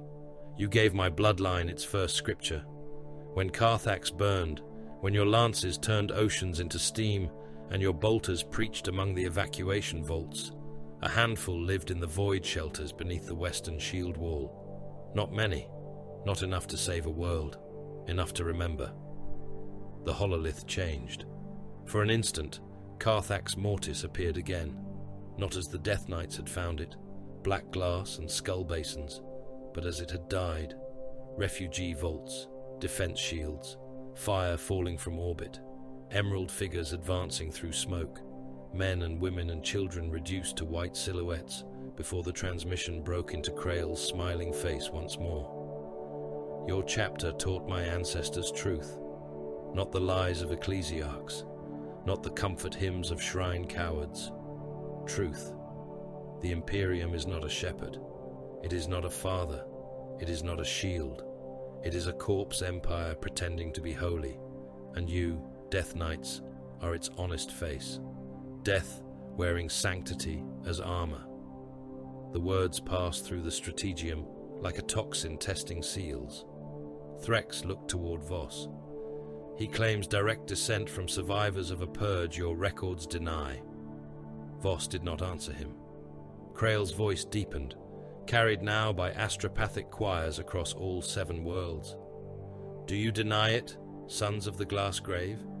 Do you deny that your mercy is extermination? Do you deny that every time mankind begs for rescue, the Imperium answers with tithe, chain, fire, and silence? I do not rebel against the Imperium because it is cruel. I rebel because it is dishonest. I offer the galaxy what you practice in secret. I offer the grave without hypocrisy. Mordane's Crozius scraped softly against the deck. The heretic mistakes confession for revelation, the Reclusiarch said. Krail seemed to hear him through the transmission, or had prepared the answer for every priest who might sneer. You call us heretics. You call us infected. You call us enemy. Yet look upon your works. Mordak's Tertius burns because you made it burn. The ash wastes feed upon regiments because you spent them. The crown of teeth died with millions inside because you found their survival inconvenient. Do not pretend to despise us for killing. You despise us for singing while we do it. Voss finally spoke. The dead do not care for songs. Krail smiled wider. No, but the dead remember. The image expanded. St. Baruch's reliquary appeared in full through fractured auger projection, translated by Morn's psychic interpretation and ship cogitator analysis. It was not a moon in any natural sense any longer. It had been hollowed, armored, sanctified, desecrated, and weaponized. Cathedral spires rose from its cratered surface like spears. Orbital guns bristled from reliquary walls. Macro cannon batteries occupied old shrine terraces. Defense lasers tracked in slow arcs through clouds of corpse ash vented from internal crematoria. Traitor fleet elements formed rings around it. Escort cruisers, raiders, crippled navy vessels wearing grave-mouth sigils over scraped aquilas. Orc freebooter escorts darted among them, engines burning dirty red, guns firing at targets, debris, each other, and empty space with equal enthusiasm. Around the moon's equator moved billions, pilgrims no longer alive in any clean sense. Corpse soldiers packed into surface trenches, ossuary yards, cathedral roads, launch tunnels, and artillery pits. Some carried laser guns, some carried bones, some were wired into gun crews, some marched, though their bodies had been dead for days, moved by grave rites, nerve hooks, and something below life that refused to stop obeying. Demon engines walked among them, like iron idols with furnace hearts. The whole moon chanted through the void, a hymn carried not by air, but by psychic pressure and corrupted vox transmission. Krail stood beneath that chant, its master and its mouth. The ossuary sun is not a summoning, he said. Summoning is crude, a door opened for a beast. No, Vandire's Moor is already a graveyard vast enough to birth a nation. Every mass grave, every trench heap, every boiled habstack, every prison pit, every corpse-starch reservoir, every battlefield where the loyal died knowing they had been abandoned, all of them are mouths. The ossuary sun will open them. The butchered will rise as gates. Their resentment will become roads. Their unanswered prayers will become bridges. The armies of the grave will march from every world you failed to save, every world you chose to empty, every world whose name you sealed beneath black ink.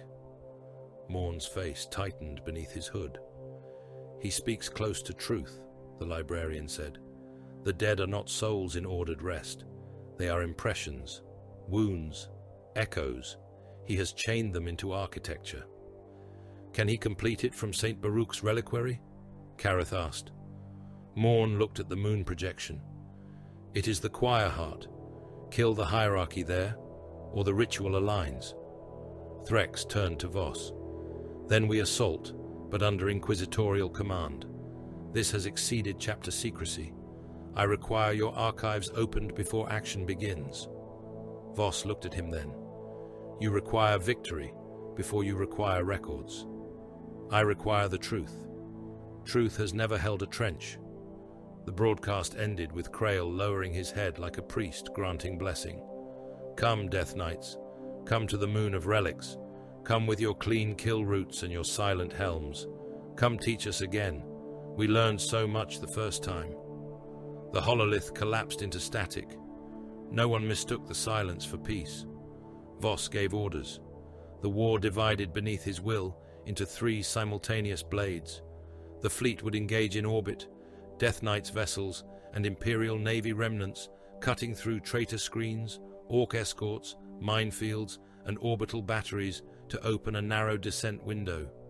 The Astra Militarum would assault the moon's surface in force, not to conquer it, not to survive it, but to occupy guns, draw corpse soldier masses, trigger mine belts, and drown the outer reliquary fields in bodies until the enemy's attention fixed upon the meat grinder. The Death Knights would strike at the reliquary cathedral itself, decapitation force against command hierarchy, ritual choir, and the Coffin King. Sork received the plan by secure vox and said nothing for several seconds. Then his voice came back hollow. My remaining regiments cannot take a moon fortress. No, Voss said. They can die against one loudly enough for us to enter. Sork's image flickered, jaw locked so hard the tendons stood out in his neck. You do not even dress it in honor. Honor is not a transport vehicle, General. The line went dead at Sulk's end. Later, before deployment, Threx found Voss alone in the observation chapel beneath the prow guns. It was not a sacred place in the gentle sense. Rows of spent shell casings hung from chains above the deck. The forward armor glass showed St. Baruch's reliquary as a growing blackness against the stars. Incense burned in iron cups shaped like skulls. No choir sang. No serfs waited. Only Voss stood there, looking out at the moon where the Coffin King had made a pulpit from the subsector's dead. Threx entered without asking leave. You have concealed exterminations, the Inquisitor said. Plural. Carthax was not an aberration. The records aboard your own vault imply other worlds. Valorum, St. Drusus's pyre, names removed from imperial memory. Voss did not turn. Yes. The answer struck more cleanly than denial. Threx's expression hardened. By whose authority? Necessity. That is not authority. It is the only authority that remains when every sanctioned chain has been compromised. You took judgment beyond law. Voss looked at the moon. Law is for worlds that can still afford procedure. Threx came closer, boots ringing softly on the deck. You do not fear exposure. No. You do not fear censure. No. You do not fear damnation. At that, Voss turned. His face was calm, but his eyes had the depthless chill of void between stars. History is for those who survive its consequences. Threx studied him for a long moment. And if I survive? Then write what you saw. It was not permission. It was a challenge to remain alive long enough for truth to matter. In the arming decks, Reclusiarch Mordain prepared the chapter. Hundreds of Death Knights stood in ranks beneath the launch gantries, emerald armor sealed, weapons held across their chests, helms turned toward the skull-masked chaplain. Terminators waited like walking crypts. Intercessors locked magazines into bolt rifles. Tactical marines checked bolter feeds and combat blades. Hellblasters watched plasma coils grow brighter under Techmarine blessing. Devastators stood beside heavy weapons whose barrels had been inscribed with fresh kill script. Apothecary Val moved along the lines, confirming gene seed recovery rights. Morn stood apart with the Librarius. Psychic hoods warded and chained. Kareth stood before the Third Company, Rook among his sergeants. Mordain raised his Crozius. Brothers, the heretic has named us monsters. No warrior moved. He believes the word wounds. He believes truth changes duty. He believes guilt can rot discipline. Hear me. We are not made clean by denial. We are not made strong by innocence. We are not guardians because we are gentle. Let the enemy call us monsters. A monster that guards the gate is still a guardian. The Crozius struck the deck once. The gate is before us. Behind it lies a grave large enough to swallow 7 worlds. We will stand in that gate. We will break the hands that claw at it. We will kill the priest. We will kill the choir. We will kill the dead if they rise with weapons in their hands. The Emperor does not require our goodness. He requires our obedience. The response came as one voice from hundreds of helms. Only the dead bear witness. Rook did not speak as quickly as the others. Kareth noticed. After the sermon, as squads moved toward embarkation, the captain approached him beside a Thunderhawk ramp. Around them, serfs scurried beneath ammunition pallets. Servo arms loaded missiles. Engines shook the deck. The smell of promethium and incense thickened the air. "You delayed the response," Kareth said. Rook stood still. His helm was clipped to his belt, leaving his scarred face visible beneath the launch lights. "I heard it. That was not my statement." Rook looked toward the ranks of Death Knights entering the gunships. Krail's accusation may be false in purpose and true in origin. Kareth said nothing. "If our actions on Carthax shape this war," Rook continued, "then we are not only answering the threat, we are part of its cause." Kareth's expression did not change. "Causes for remembrances. We are not remembrances. We are repeating the pattern he needs. We are breaking it. By killing more. Yes." Rook's jaw tightened. "Then his theology may not require us to be wrong. Only consistent." Kareth stepped closer. "Doubt is permitted only after victory. And before victory, doubt is ammunition for the enemy." Rook looked at him for several heartbeats.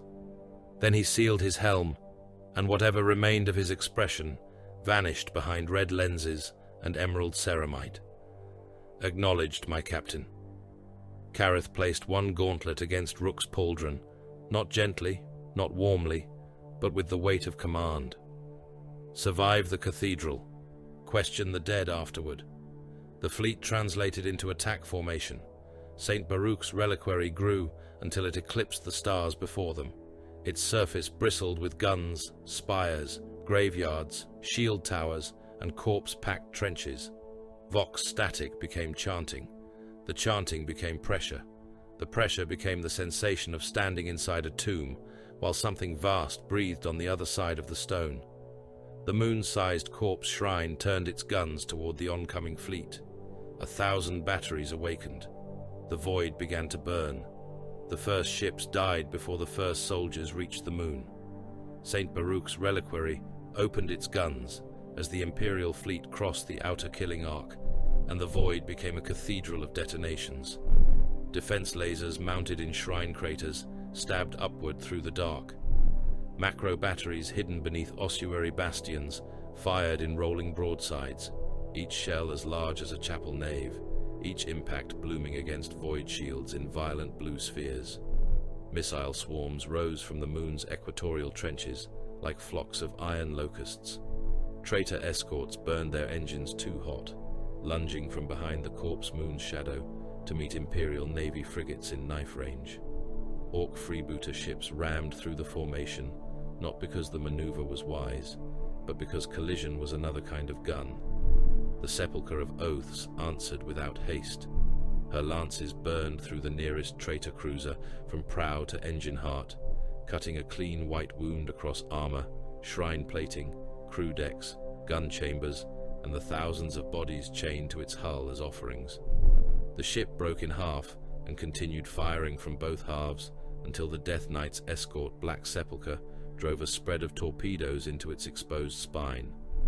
The explosion hurled burning wreckage into a cluster of Orc attack craft, and the Orcs flew through the debris anyway, laughing over corrupted Vox and firing everything they had. Imperial Navy ships formed the attack corridors with the grim obedience of men who knew they had already been spent. Cruisers took station under direct fire, their shields flaring and failing by layers. Frigates burned thrusters white to draw missile locks away from troop barges. Sword-class escorts plunged ahead to silence gun emplacements and were torn open by defense lasers that turned command decks into vapor and left crews flash-frozen around their stations. damage alarms and battle cant filled the fleet vox, but the descent orders continued to transmit through the screams. Then the landers came. Troop barges, guard landers, macro haulers, assault boats, bulk lifters, coffin drops, and mechanicus descent craft fell towards St. Baruch's reliquary in such numbers that they blotted sections of the moon from sight. Flak rose to meet them. It did not resemble weather. It was burning iron rain thrown upward by a dead world that hated the living. Shells burst in black clouds packed with shrapnel. Laser fire stitched red lines through the descent lanes. Rockets struck barges and cracked them open, spilling men, tanks, ammunition crates, servitors, horses of steel, and burning fuel across the upper atmosphere of the moon. Entire regiments died before gravity claimed them. Some landers detonated so completely that their passengers became glittering dust against the void shields. Others went down wounded, engines trailing flame, vox channels filled with officers shouting landing prayers, while impact alarms drowned them out. Billions moved within the theatre of war, not in one place. No mind could hold such a sight cleanly. They were spread across orbit, surface, trench, fortress, shrine road, cargo hold, launch bay, gun deck, command pit, and corpse field. Astra Militarum armies from a dozen loyal worlds descended in waves. Traitor hosts surged from reliquary gates and grave trenches. Cult mobs dragged artillery by chains looped through their own flesh. Servitor battalions marched with weapon arms raised and faces empty of mercy.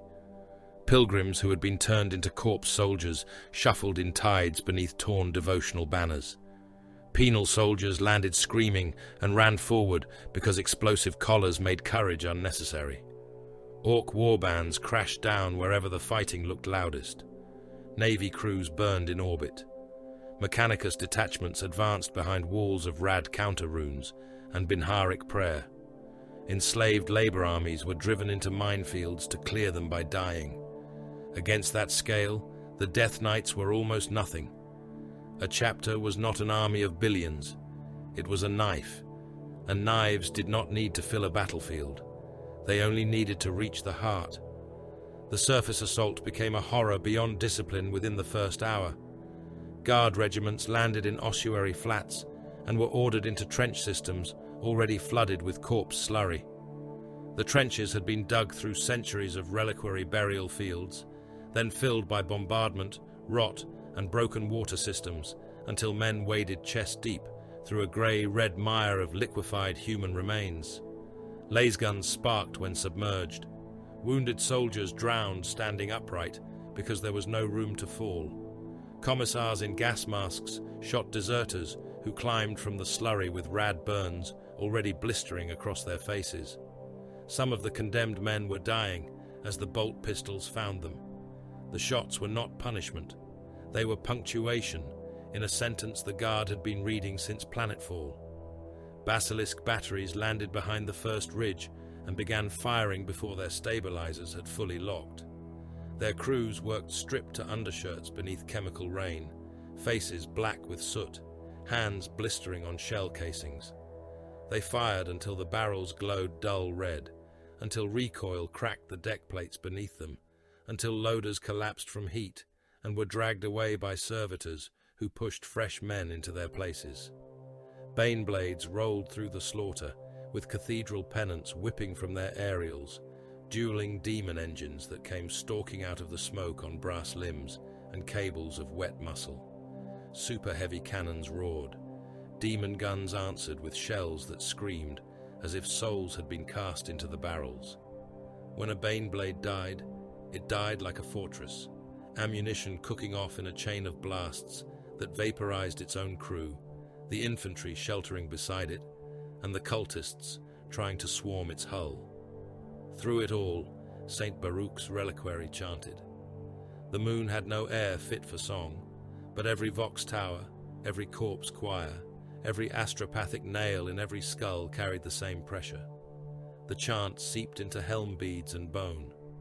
It made men remember every grave they had ever dug, every comrade left under mud, Every order obeyed because refusing would not save anyone. The ossuary sun was not yet born, but its shadow was already counting. Codicier Varro Morn felt the count as pain.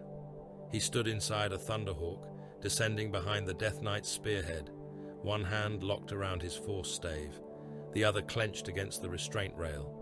His psychic hood screamed with containment warnings. Each death outside struck the hidden pattern like a hammer on a bell. Guardsman, cultist, slave, pilgrim, orc, servitor, crewman, penal soldier, priest, officer, traitor. The ritual did not care for uniforms. It cared for final emotion. Fear, betrayal, rage, abandoned faith, the knowledge of being spent. Each death became a mark. Enough marks would stop being arithmetic and become metaphysics. The threshold accelerates, Morn voxed. Blood gathered beneath his nose and floated in trembling beads before his helm filters drew it away. Every front is being counted. We must reach Krail before the tally becomes law. Captain Odrin Careth answered from the lead assault channel. Then we cut faster. The Death Knights deployed at the key breach, while the guard died wide enough to make the breach possible. Teleport runes flared inside the moon's shield generator bastions. Terminators of the First Company materialized within chambers, packed with power conduits, screaming adepts, and corpse soldiers wired into control thrones. Storm bolters opened before the teleport light faded. Chain fists chewed into shield cores. Thunder hammers collapsed generator pylons with blows that made the moon's bones tremble. Shield petals failed across the reliquary's eastern face, one after another, exposing cathedral gates large enough to admit titans. Assault marines and inceptors struck the gun spires from above. Jump packs and grav engines burned through flak smoke as emerald warriors slammed into parapets, balconies, and weapon galleries. Chains wards bit into gun crews. Bolt pistols barked at point-blank range. Inceptors dropped through tracer fire and poured assault bolter fire into the machinery of defense lasers until their crews disappeared behind curtains of sparks, blood, and shattered optics. Some Death Knights were torn from the sky by autocannon fire and vanished into the trenches below. Others landed on broken wings of stone and kept killing with fractured armor and burning packs. Hellblasters advanced on the cathedral approach under cover of Land Raider fire. Plasma incinerators whined and flashed. The outer gates of the reliquary glowed from black to red to white as disciplined volleys burned into them. Devastator squads took positions amid toppled saint statues and opened on the anti-orbital batteries still firing into the descent lanes. Lascannon beams struck gun emplacements in sequence, cutting through housings, ammo feeds, recoil vaults, and crews.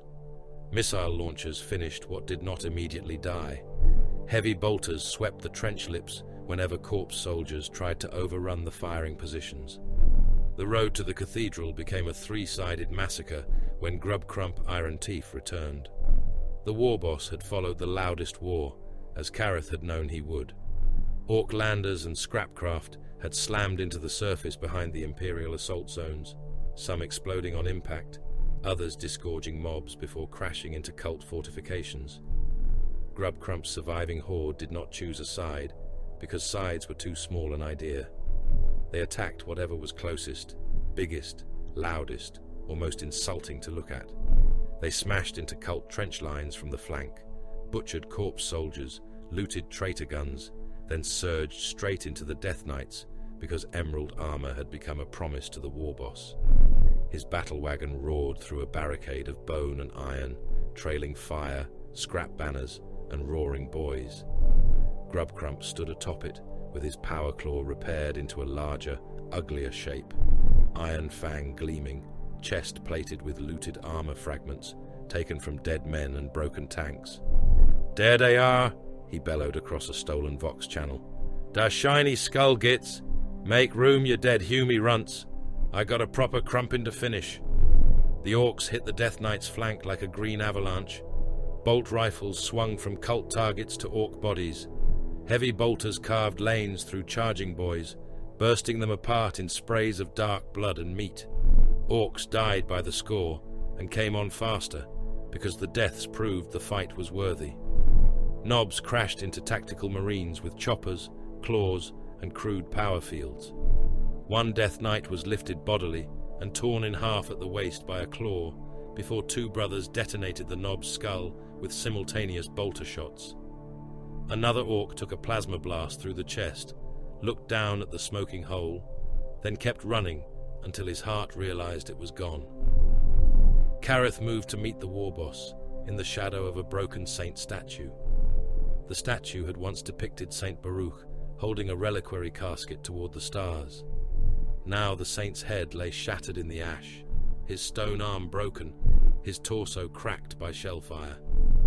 Around the statue, cultists, orcs, guardsmen, and death knights killed one another in the chemical fog, but a circle opened when Grubcrump leapt from his battle wagon and struck the ground hard enough to crack the stone. The war boss grinned blood and iron. "Found you." Kareth raised his power sword. "Marked you." Grubcrump charged. His claw came down with enough force to crush a rhino hatch. Kareth turned aside, the weapon biting into stone where he had stood, and cut across the orc's forearm.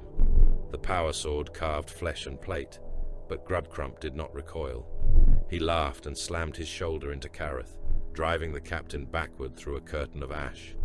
Ceramite cracked under the impact. Warning runes flashed across Kareth's helm display. The war boss swung again, and the claw caught Kareth's left pauldron, crushing emerald plate inward and tearing away oath parchment, armor casing, and a strip of blackened flesh beneath. Kareth drove his sword into Grubcrump's thigh. The blade sank deep and came out steaming. Orc blood sprayed hot across his armor, thick and black red, spattering the silver aquila and running into the joints of his gauntlet. Grubcrump roared, half pain, half delight, and smashed his forehead into Kareth's helm. The world flashed white. Kareth staggered. The claw closed around his torso. Ceramite screamed. The war boss lifted him, crushing. Runes went red. Kareth felt armor ribs buckle, felt the pressure seek his hearts, felt the brute certainty of orc strength trying to make him meet inside his own plate. Grubcrump leaned close, breath stinking of blood, fungus, oil, and burned metal. "Good fight," the war boss growled. "Best Humie." Kareth's free hand found the melter charge mag locked to his belt. "Die satisfied," he said. He armed it and drove it into the gap beneath Grubcrump's chest plate. The blast was a small sun between them. Both bodies vanished inside white heat. Kareth hit the ground hard enough to crack stone. Armor warnings flooded his vision. His left side was numb beneath layers of pain suppression. His sword remained in his hand because his gauntlet had locked around the grip. Grubcrump stood for one impossible moment, with his chest blown open, ribs glowing, organs cooked, smoke pouring from the ruin of him. Then the war boss laughed. It came bubbling through blood and melted iron. He looked down at the hole in himself, then at Kareth, and his grin widened until one tusk snapped loose. "Dat," he said, "was proper." He fell forward dead, still smiling. The surviving knobs howled. Some tried to reach the body. Some tried to kill Kareth for the trophy. The Death Knights denied them both. Terminators closed around the fallen war boss and the wounded captain.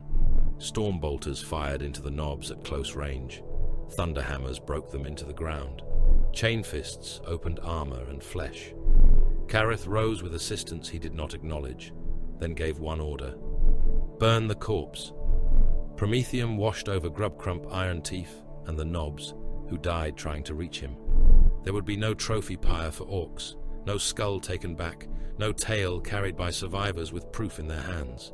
The war boss had received the death he worshipped. The Death Knights gave him nothing else. Inside the cathedral moon, the ritual screamed closer to completion. Morn felt it when the threshold began to harden. The deaths outside no longer struck as separate impacts. They flowed together. The ossuary sun was learning to count itself into existence. Every mass grave in Vandire's Moor turned in his mind like a locked door with something pressing behind it. Mordax Tertius, the ash wastes, the penal fog of Blackchain Reach, the forge pits of Caldris Minor, the corpse trenches of St. Baruch, all of them mouths, all of them waiting. Krail must die now, Morn voxed. His voice cracked under the strain. Not soon, now. The tally is becoming metaphysical. At the eastern breach, venerable brother Arcturos held the line alone for 12 minutes that felt older than the Imperium. Demon engines came through the smoke, drawn by the weakening shield wall and the scent of ancient hatred. They were iron and flesh, furnace and claw, engine and possessed hunger. Arcturos met them beneath a fractured archway, while Death Knight's squads withdrew into the inner approach. His assault cannon fired until the barrels glowed and seized, tearing cultists into mist and scoring demon hide with streams of metal. His power fist crushed corpse soldiers underfoot as he advanced, then reversed, then advanced again, every step measured against the need to keep the breach narrow. A brass-limbed engine struck him and cracked his sarcophagus housing. For a heartbeat, Arcturos was not on St. Baruch's reliquary. He was on Carthax, glass falling like rain, loyal men singing as they died, a basilica filled with refugees, 30 seconds of warning. Too much, too much. The screaming fed the right. Emerald warriors firing into the faithful, because the faithful had already been made useful to the enemy. His own hands red before they were entombed in iron. Mercy buried beneath the glass. The present returned as claws tore into his torso plating. Arcturos caught the demon engine by the throat structure and crushed until furnace flame belched from its vents. Another slammed into his side. His sarcophagus cracked deeper. Life support runes bled red. Across his internal dark, he could feel old wounds opening in a body he no longer truly possessed. He opened the company channel. Breach integrity failing. Kareth's voice answered through static. Withdraw, venerable brother. No, that is an order. Override by necessity. Arcturos backed into the breach, placing his ruined chassis between the cathedral interior and the demon engines pressing from outside. Cultists swarmed over his legs. He crushed them without looking down. One engine drove a blade through his side. Another locked claws around his weapon arm and tore it free in a storm of sparks and sacred oil. Arcturos did not cry out. He began the reactor litany. Morn heard it and understood. Clear the breach. Death Knights withdrew by squads, dragging wounded gene seed caskets, ammunition, and command data through the inner gate. Arcturos remained, burning, broken, immense. The demon engines came for him. The cultists came behind them. The breach filled with enemies and old smoke. His final Vox message rolled across the chapter channel like a tomb door closing. The dead do not forgive, they endure. His reactor overloaded. White light filled the breach. The archway, the demon engines, the cultists, the broken saint stones, the corpse slurry, the guns, the banners, and venerable brother Arcturos vanished inside a contained sun. When the light died, the breach had become molten ruin, sealed by fused stone, iron, and the remains of everything that had tried to pass through it. The Death Knights did not stop. They had lost an ancient. They had gained minutes. Ahead, in the heart of St. Baruch's reliquary, the Coffin King was still speaking to the dead. The inner cathedral did not sit within St. Baruch's reliquary. It was St. Baruch's reliquary. The moon had been hollowed until its bones became nave, transept, crypt, arsenal, engine chamber, choir vault, and tomb. The Death Knights entered through a wound burned open by plasma and melter fire, passing beneath arches made from fused femurs, tank ribs, saint statues, and the melted armor of 1,000 dead soldiers. The scale defeated mortal reason. Pillars climbed into darkness so distant that their tops were hidden behind cloud banks of incense and promethium smoke. Bridges spanned abysses wide enough to swallow hive districts. Processional roads curved along the inner shell of the moon, paved with skulls lacquered black and worn smooth by the passage of corpse armies. Stained glass windows hung where no sunlight could reach them. They had been made from melted armor plate, fused helm lenses, tank vision slits, and the glassy residue left when cities burned too hot. They showed imperial victories reshaped into accusations, Astartes descending upon kneeling worlds, guard regiments holding lines that their commanders had already written off, priests blessing evacuation columns that ended beneath orbital fire, green-armored giants standing before burning cities while the dead reached up from beneath them in worship or condemnation. Organs were wired into the vox pipes, not musical organs, though the cathedral had those as well, vast brass throats built into the walls and fed by bellows made from industrial compressors. These were living organs, lungs, throats, hearts, tongues, brains, nerve bundles, and spinal cords suspended in nutrient glass and stitched into cables. Each one shuddered when the cathedral spoke. Each one helped form the chant that moved through the walls and entered armor seals as vibration, entered bone as pressure, entered memory as infection. Carthax, Valorum, St. Drusus's pyre. Other names followed, some known to the highest Death Knight's command, some unknown even to Captain Odrin Careth, some so deeply sealed that Codicier Varro Morn flinched when they were spoken aloud by dead flesh wired into heretic pipes. Thamiel Reach, Orison's Fall, Grey Vesper, the charnel stars of Lear. The walls chanted worlds that imperial history had misfiled as plague loss, orc devastation, warp accident, compliance error, Xenos raid, tithe collapse, or simple silence. The Death Knights marched beneath the names without breaking formation. To lesser men, it would have sounded like accusation. To them, it sounded like a record being read by an enemy clerk. Sergeant Damar Rook led his kill team along a side ambulatory while the main assault pushed toward the reliquary. Heart. The passage was narrow only by the obscene standards of the moon. 3 land raiders could have driven abreast through its central span. Tomb niches lined both walls. Each niche contained a skull sealed behind glass, its jaw wired open, its teeth engraved with microscript. Brother Call's Auspex recorded data flux within the skulls, not mere decoration, memory storage, heretic archive, bone cogitators. Extract, Rook ordered. Call drove a spike into the nearest reliquary node. The skull screamed through a burst of static, and strings of data flashed across the squad feed. Rook watched the archive unfold. Carthax before glass. Carthax before final classification. Not the official Death Knight's record preserved in the First Sepulchre, but something older, messier, less obedient.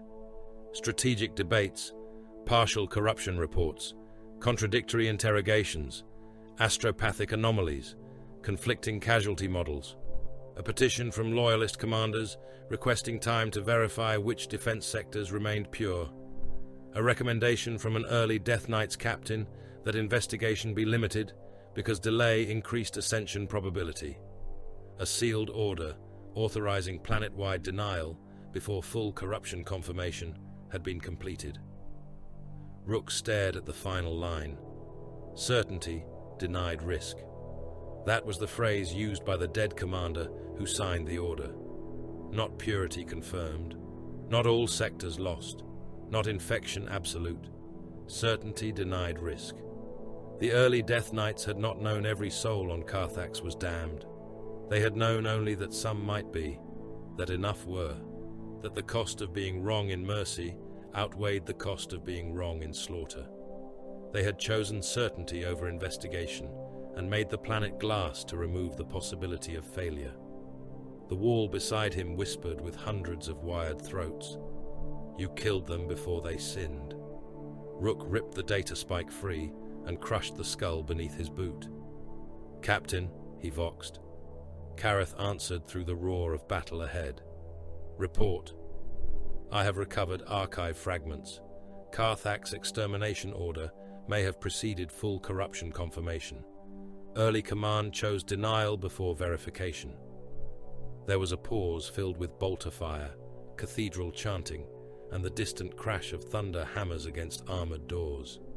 Kareth's voice returned, cold and without strain. Useful? The enemy uses it as proof. The enemy uses breath as proof. Rook moved forward, but the words came anyway. If Carthax contained innocence, Kareth cut him off. If they were innocent, they died before they could become guilty. That is not injustice. That is prevention. Rook did not answer. His squad reached the end of the ambulatory and rejoined the central push, where the cathedral widened into a manufactorum crypt. Vats filled the chamber in rows, each one taller than a dreadnought, each one chained to the floor with black iron and wrapped in cables. Apothecary Thane Val stood before the nearest vat, while servo skulls circled him in agitation. Inside the glass floated a body. It wore emerald armor. At first glance it was a death knight. Skull helm, green plate, silver chest eagle, black cross, white skull, codex markings copied with obscene care. Then the shape moved, and the lie revealed itself. The proportions were wrong. The ceramite had grown into the flesh, rather than being fitted over it. Rib bones pressed through warped armor joints. The skull helm had fused with the face beneath, teeth pushing through the grille, lenses clouded with yellow pus light. Purity seals hung from the plate, but their parchment had blackened, curling as if burned by invisible flame. In the chest, behind cracked armor and translucent vat fluid, stolen Astartes' organs pulsed around something that was not a heart. Val's voice entered the command channel, as flat as a death certificate. Corrupted gene seed vats confirmed, stolen organs from multiple chapters, growth culture unstable. Intent appears to be imitation of Death Knight's morphology and heraldry. Mordain turned his skull helm slowly toward the rows of vats. The Coffin King breeds mockery. Val's Narthecium clicked open. He breeds contagion in our shape. The first vat shattered. The false brother fell out in a flood of amniotic filth, hit the deck on one knee, and rose with a chainsword grown into its right arm. It screamed through a helm mouth of bone and grill iron, not in pain, but in the echo of a battle cry stolen from loyal throats. More vats cracked. The chamber became green hell. False death knights staggered from their glass wombs, demon thralls in emerald armor, wearing the chapter's image as insult and weapon. Some carried bolters fused into their forearms. Some bore chain blades that emerged from wrists and elbows. Some had skull helms split by horns, eye lenses burning with grave light. Their heraldry was close enough to wound the eye and wrong enough to demand extermination. Mordain raised his Crozius. "Brothers," he said, "behold theft made flesh. Correct it." The Death Knights charged their own reflection. The combat became savage beyond formation. Chainswords screamed against warped ceramite. Bolt shells detonated inside corrupted rib cages, blowing out backs in showers of bone fragments, black ichor, and stolen organs. A false brother smashed helm to helm with brother Serek, crushing both faceplates inward before Serek drove a combat blade through the thing's throat and fired a bolt round up into its skull. The creature's head burst inside the helm, spraying yellow-black matter across Serek's lenses. He wiped them once and kept moving. Mordain met 3 mockery Astartes at the center of the chamber. One swung a chain blade grown from its spine like a scorpion tail. He caught it against his Crozius haft, tore it aside, and crushed the thing's helm with a blow that flattened skull, grill, and gorget together. Another grabbed his pauldron and howled through a mouth full of scripture teeth. Mordain headbutted it, shattering its false skull mask, then drove the Crozius into its chest. The power field detonated through the warped armor and burst the ribs outward.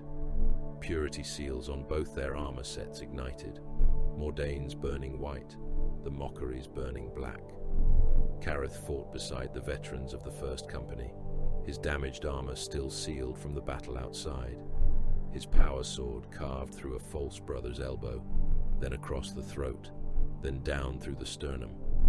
The thing kept moving after being opened from neck to gut, Kereth stepped inside its dying grasp and fired his bolt pistol into the exposed organs until every stolen piece of transhuman flesh became pulp.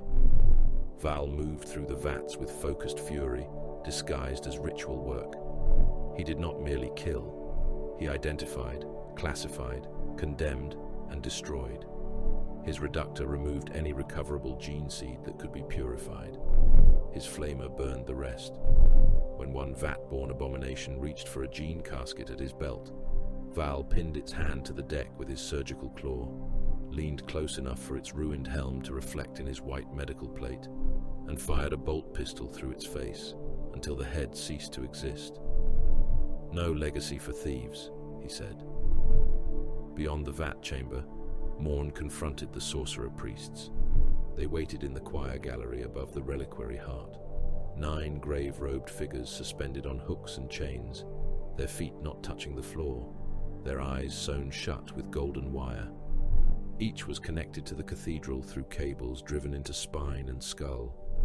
They spoke in Krail's cadence, but behind them moved the pressure of the ossuary sun, half-born, half-dreaming, tasting the battle outside.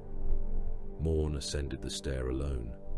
He did not fight like the witches of nightmare tales, all spectacle and arrogance. The Death Knights had not permitted his gift to become theatre. He fought like a locked vault opening by the width of a blade. The first psychic strike left him bleeding from the ears. He answered by releasing a single disciplined pulse of force through his stave, narrow and exact, cutting the closest sorcerer priest's mind from his body. The man did not explode. He simply went empty, hanging from his hooks like meat whose owner had departed. The second priest screamed a name from Morn's childhood that no living thing should have known. Morn bit through his own tongue to ground the memory, spat blood into his helm, and burned the priest's lungs from within with a word of denial. The third tried to show him Carthax from the eyes of the dying. Morn accepted the vision for one heartbeat, catalogued the pain, then closed his mind around it, like a fist around a blade, and crushed the sender's skull through sympathetic force. Every act cost him. His wards cracked, his hood smoked, veins blackened beneath the skin of his face. He used pain as chain, doctrine as wall, hatred as lock. No flourish, no excess. Just enough power released to kill, then sealed again before the warp could use the opening. The final sorcerer priest laughed as Morn reached him. "You are too late," the priest whispered through lips stitched with wire. "The sun has a dawn." Morn drove the force stave through his chest and into the choir engine behind him. The psychic backlash threw him down the stairs. He landed hard among bone tiles and broken cables, alive because his armor locked before his spine could fail. Through the rupture in the choir engine, he saw beneath the cathedral. The ossuary sun was already there, not fully born, not yet free, but no longer only a plan. It hung beneath the reliquary heart in a cavern wider than many cities, a sphere of bone light, grave shadow, and impossible machinery. Corpses orbited it in rings, not floating, but praying in death, their limbs locked in positions of supplication. Chains of scripture ran from the sphere into every mass grave in Van Dyer's Moor, through warp pathways invisible to sane sight. Within the sphere moved gears made of ribs, pistons made of femurs, lenses made from fused skulls, and souls pressed into machinery until anguish became fuel. It was demon engine, altar, star, and wound. Morn forced himself upright and transmitted. The ossuary sun is partially manifested. Conventional destruction will rupture its containment. If the cathedral is destroyed before hierarchy severance, the release may consume the moon and the nearby fleet. Voss's reply came from the forward assault channel. Can it be killed? Yes. Can it be killed safely? Morn looked down into the impossible dawn beneath the cathedral and heard billions of dead begin to notice him. No. At the outer reliquary gates, the last of the false Death Knights died beneath the boots and blades of the chapter they had been grown to defile. The vat chamber burned behind them. Val marked it for total incineration. Mordane's Crozius dripped black ichor. Kareth's sword hummed in a gauntlet slick with orc blood, human blood, and the filth of corrupted transhuman things. Then the teleport beacons flared. Chapter Master Malrek Voss arrived with the veterans of the First Company. Emerald Terminators materialized around him in a storm of white lightning and displaced smoke. They came with thunder hammers, storm shields, lightning claws, chain fists, relic blades, and storm bolters already raised. Voss wore his helm now, a skull-faced war mask bordered in black, its lenses red as funeral candles. His armor bore no excessive ornament beyond the silver aquila, the skull cross, and oath chains taken from dead worlds. That made him more terrible. Nothing in him pleaded to be seen as noble. He stepped into the reliquary nave and absorbed the reports in seconds.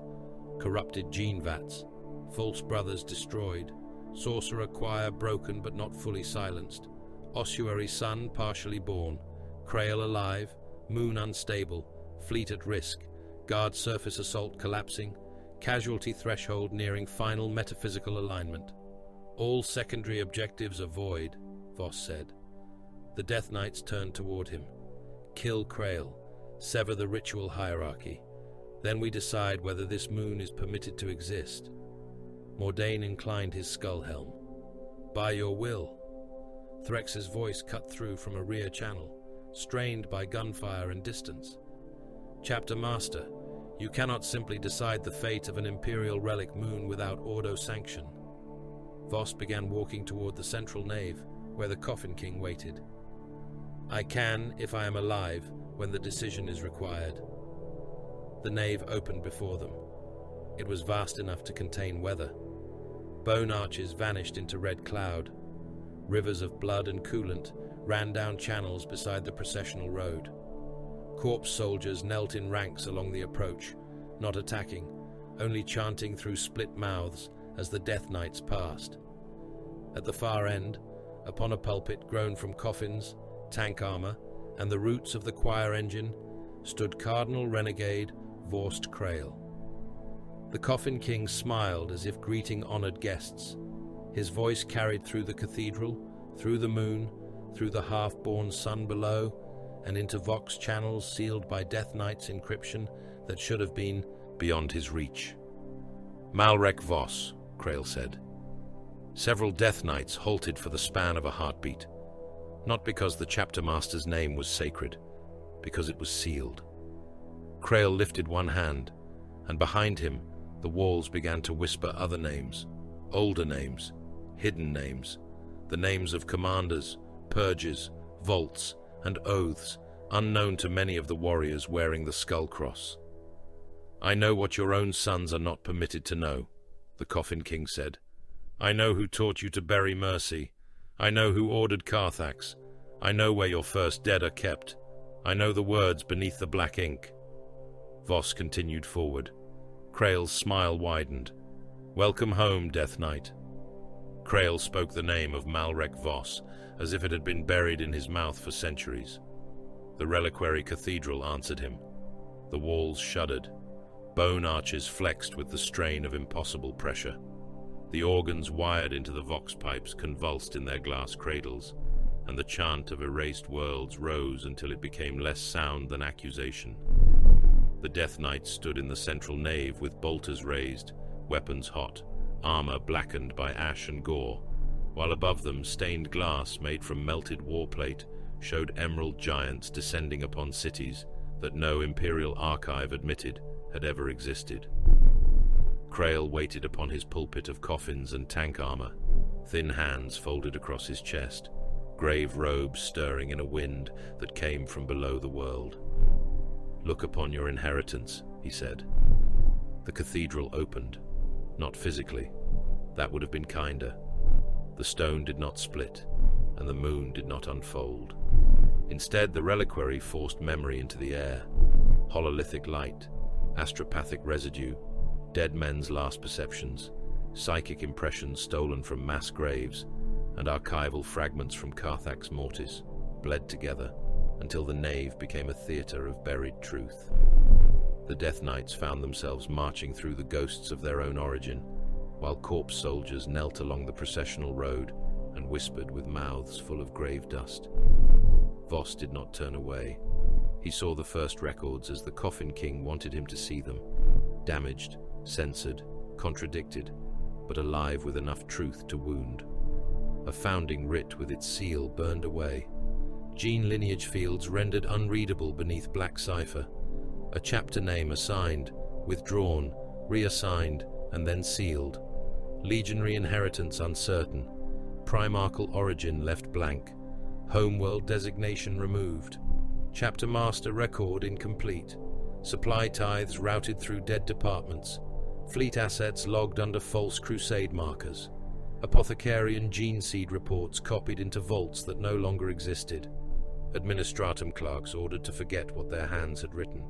Inquisitorial ciphers layered over Mechanicus oaths, over Munitorum casualty ledgers, over ecclesiarchal petitions, over astropathic confessions from worlds later marked uninhabitable. The Death Knights had not been born into honor. They had been made from absence. Crail stepped down from his pulpit as the memories turned around him, his shadow stretching long across the bone floor. You never had the luxury of lineage, did you? No glorious father openly claimed, no homeworld sung in fortress chapels, no founding celebrated by parade, shrine, oath, and illuminated parchment. You were not raised to inspire mankind. You were raised because mankind had discovered situations where inspiration failed. The images changed. Imperial crisis, broken sectors, warp contagions, rebel crusades whose dead refused to remain dead, shrine worlds where loyalty became a vector, forge moons where machine prayer carried demonic syntax, commanders who asked for time while time itself became an enemy resource. Every conflict marked by the same conclusion. Rescue increased risk, evacuation spread infection, investigation granted the foe another hour to mature. Hope kept populations moving in patterns the warp could exploit. Early Death Knights commanders stood around a war table in armor, less adorned, but no less green. Their faces were not shown clearly. Some archive damage, some deliberate erasure. They did not argue about honor. They did not argue about glory. They argued about function. Some wars could not be won by heroism. Some worlds could not be saved by rescue. Some infections could not be contained by reclamation, because the attempt to reclaim became the mechanism of spread. The first commanders named the doctrine in Low Gothic, then High Gothic, then in Battle Cant, stripped to its execution form. Mortis absolutum. Absolute death as strategic mercy. The phrase settled through the nave like a blade being placed upon an altar. Captain Odrin Careth stood with his power sword raised, helm lenses fixed on the ghosts. Around him, the first company veterans held formation, but even among them, there was stillness beyond discipline. Sergeant Damar Rook watched the archive with the silence of a warrior who had asked his questions too late to avoid the answer. Reclusiarch Mordane's Crozius remained lifted, but his skull helm bowed by the smallest measure, not in shame, but in recognition. Apothecary Thane Val's Narthesium clicked once, as if the machine spirit itself had registered the phrase. Crail's smile widened. There it is, your hidden scripture.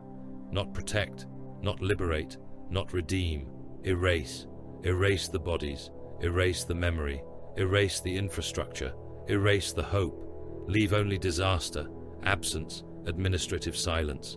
Let later generations call it plague, Xenos raid, warp storm, rebellion, tithe failure, anything but the truth that the Emperor's angels came and made a world empty because emptiness was simpler than risk. Voss watched another world die in the air before him. Carthax again. Not the glassed ruin, but the living world in its final hours. Loyal regiments still holding defense walls, priests still ringing bells, refugees still packed under shield domes, Death Knights commanders receiving contradictory reports, Corruption confirmed in high command, but not every district. Warp resonance climbing, enemy ritual probability rising, evacuation impossible without spreading contamination, delay increasing ascension likelihood, certainty impossible. Then the order, mortis absolutum, lances fell, bombardment grids closed, defense walls, traitor cells, loyal regiments, shrine choirs, plague wards, manufactorum districts, noble palaces, refugee vaults, and orphan stacks vanished beneath the same fire. The archive did not hide the screams. It made them clean and numerous and useless. Men died calling the Death Knights saviors.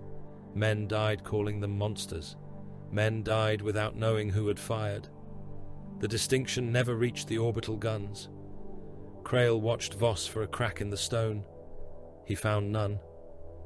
"You call us cruel," Voss said at last, "because you still believe cruelty and duty are separate things." The Coffin King's expression flickered, not with disappointment, but delight. "There," he whispered, "the honest corpse speaks." The chosen guard rose from the kneeling ranks. They had waited among the corpse soldiers, like statues of rotted devotion. Now they stood, and the nave filled with armored blasphemy.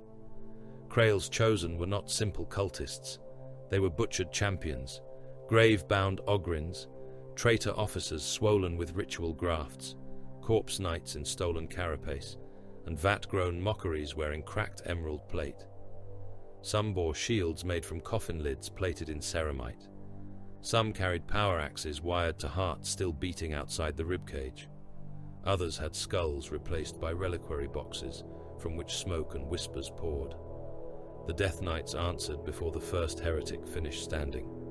Storm bolters opened, bolt rifles cracked, hellblasters fired through the press in white-blue spears. The central nave became thunder and meat. Krail's chosen guard came apart in layers, but they were built from pain and dead vows, and many did not fall when their bodies should have stopped.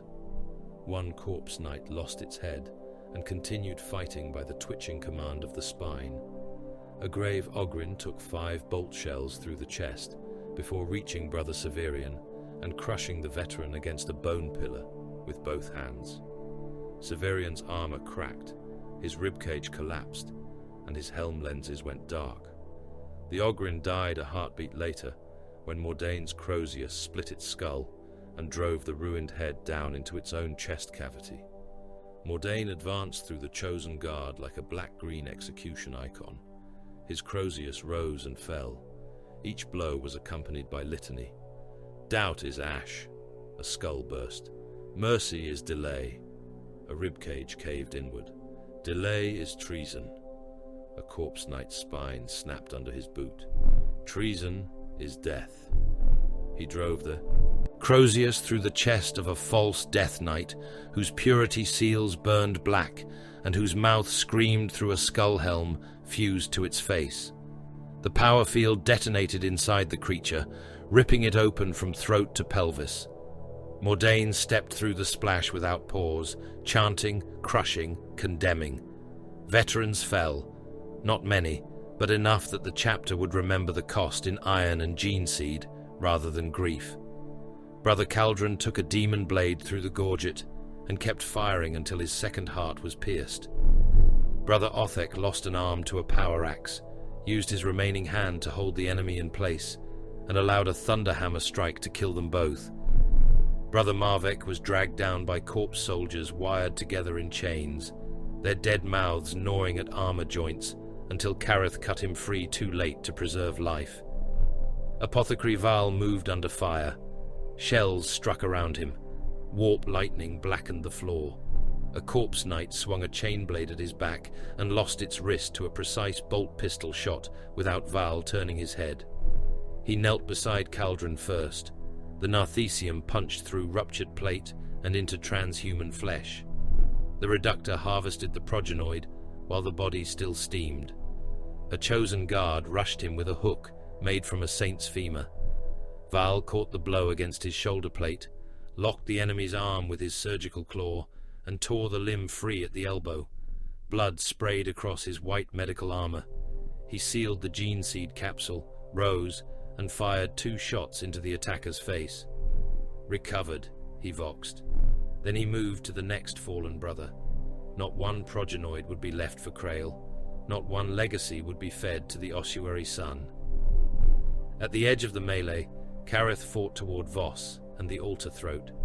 His damaged armor slowed him by increments the enemy should not have noticed, but Krail's chosen were made to notice wounds. A corpse knight with a hook shield caught his sword arm.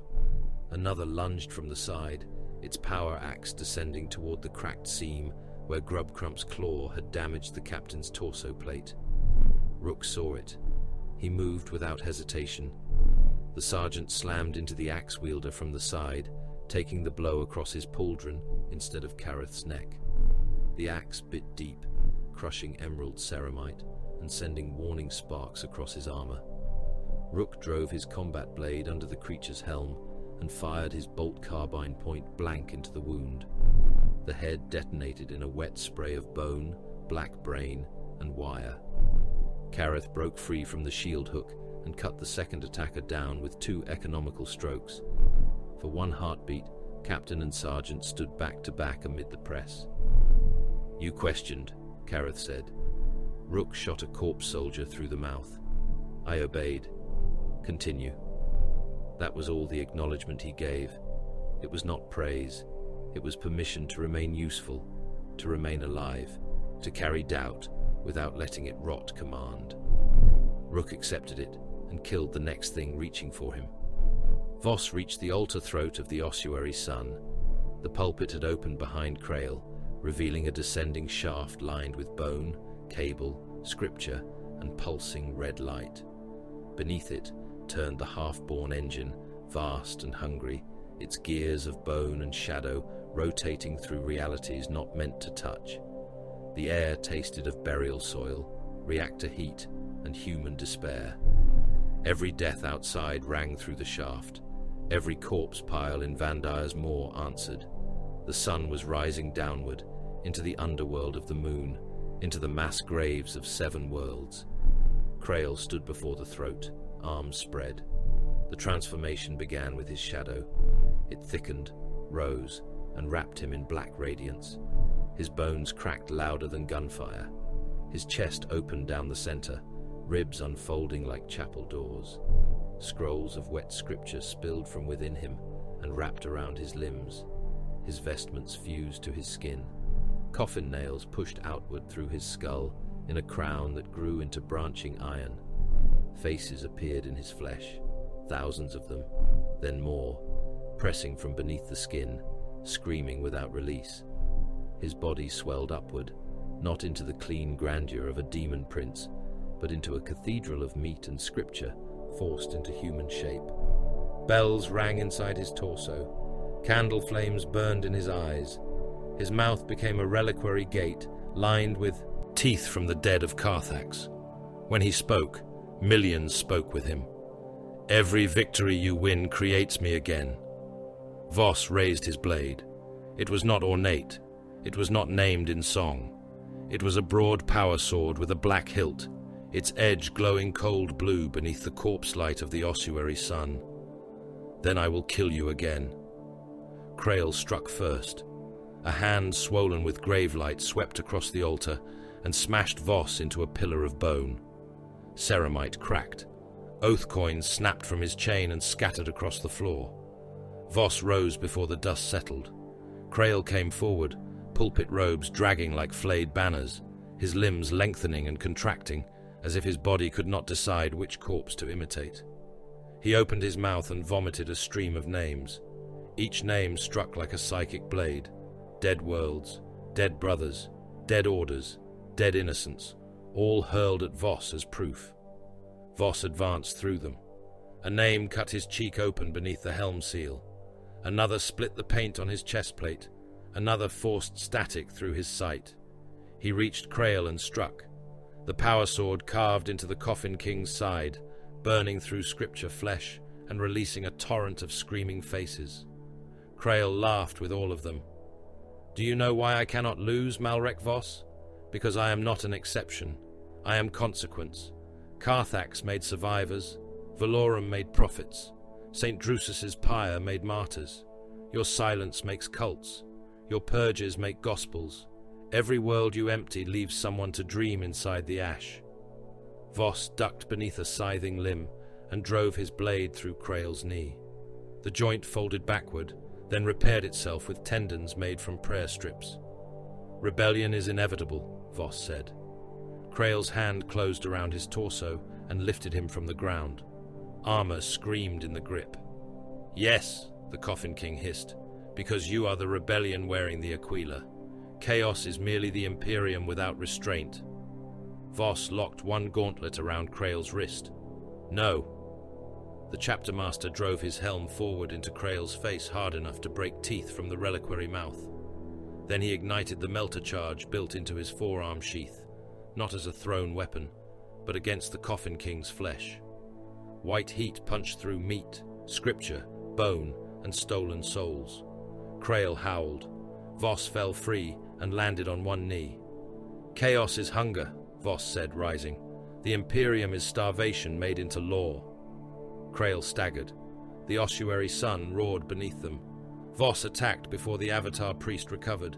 His sword struck again and again, not wild, not heroic, but methodical. Throat, wrist, spine, crown, chest.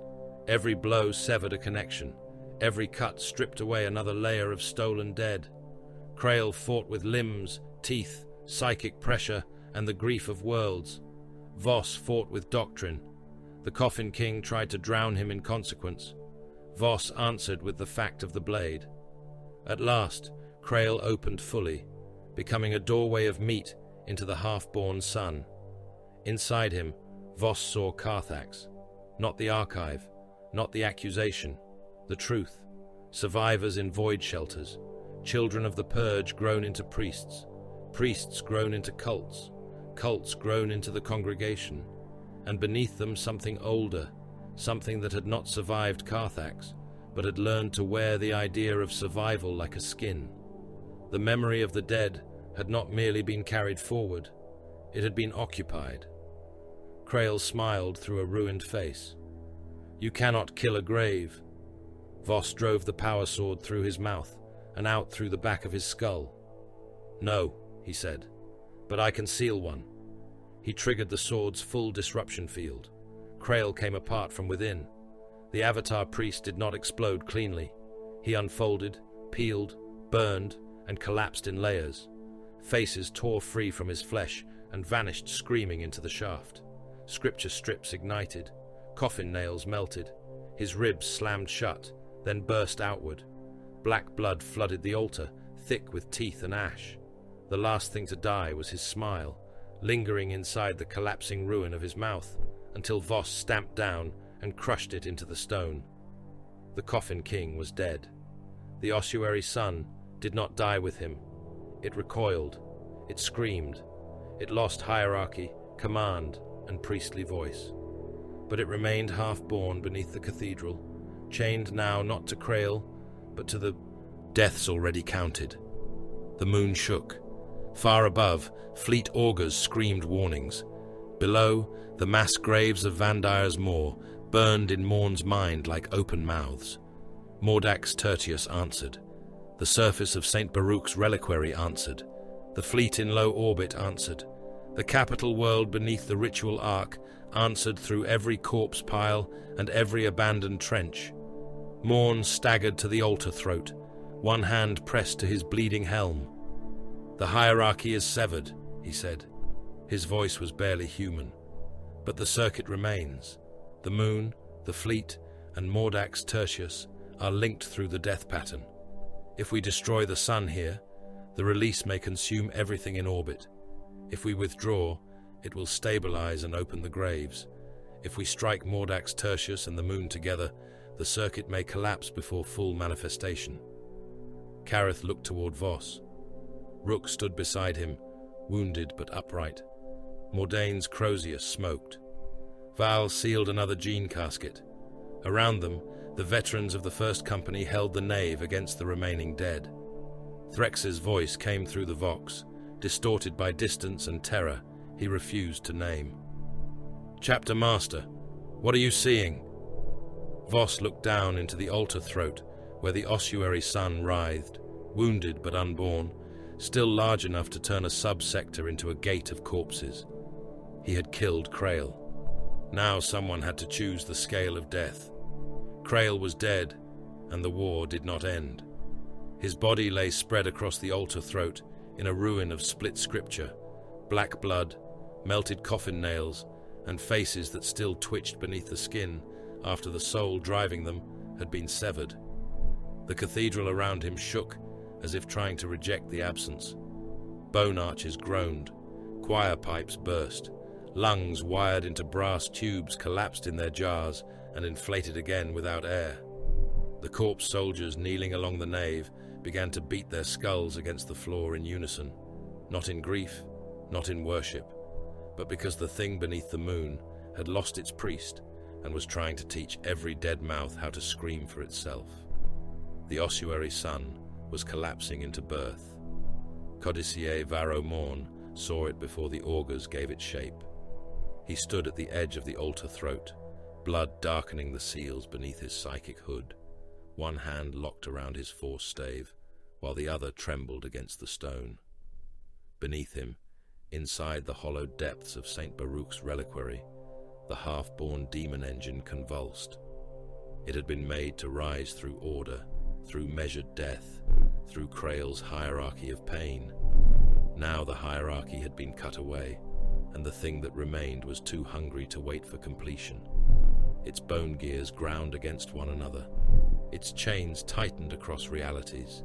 Its corpse rings spun faster, thousands of bodies orbiting in prayer positions, limbs snapping from centrifugal force and then reforming as grave light pulled them back into place.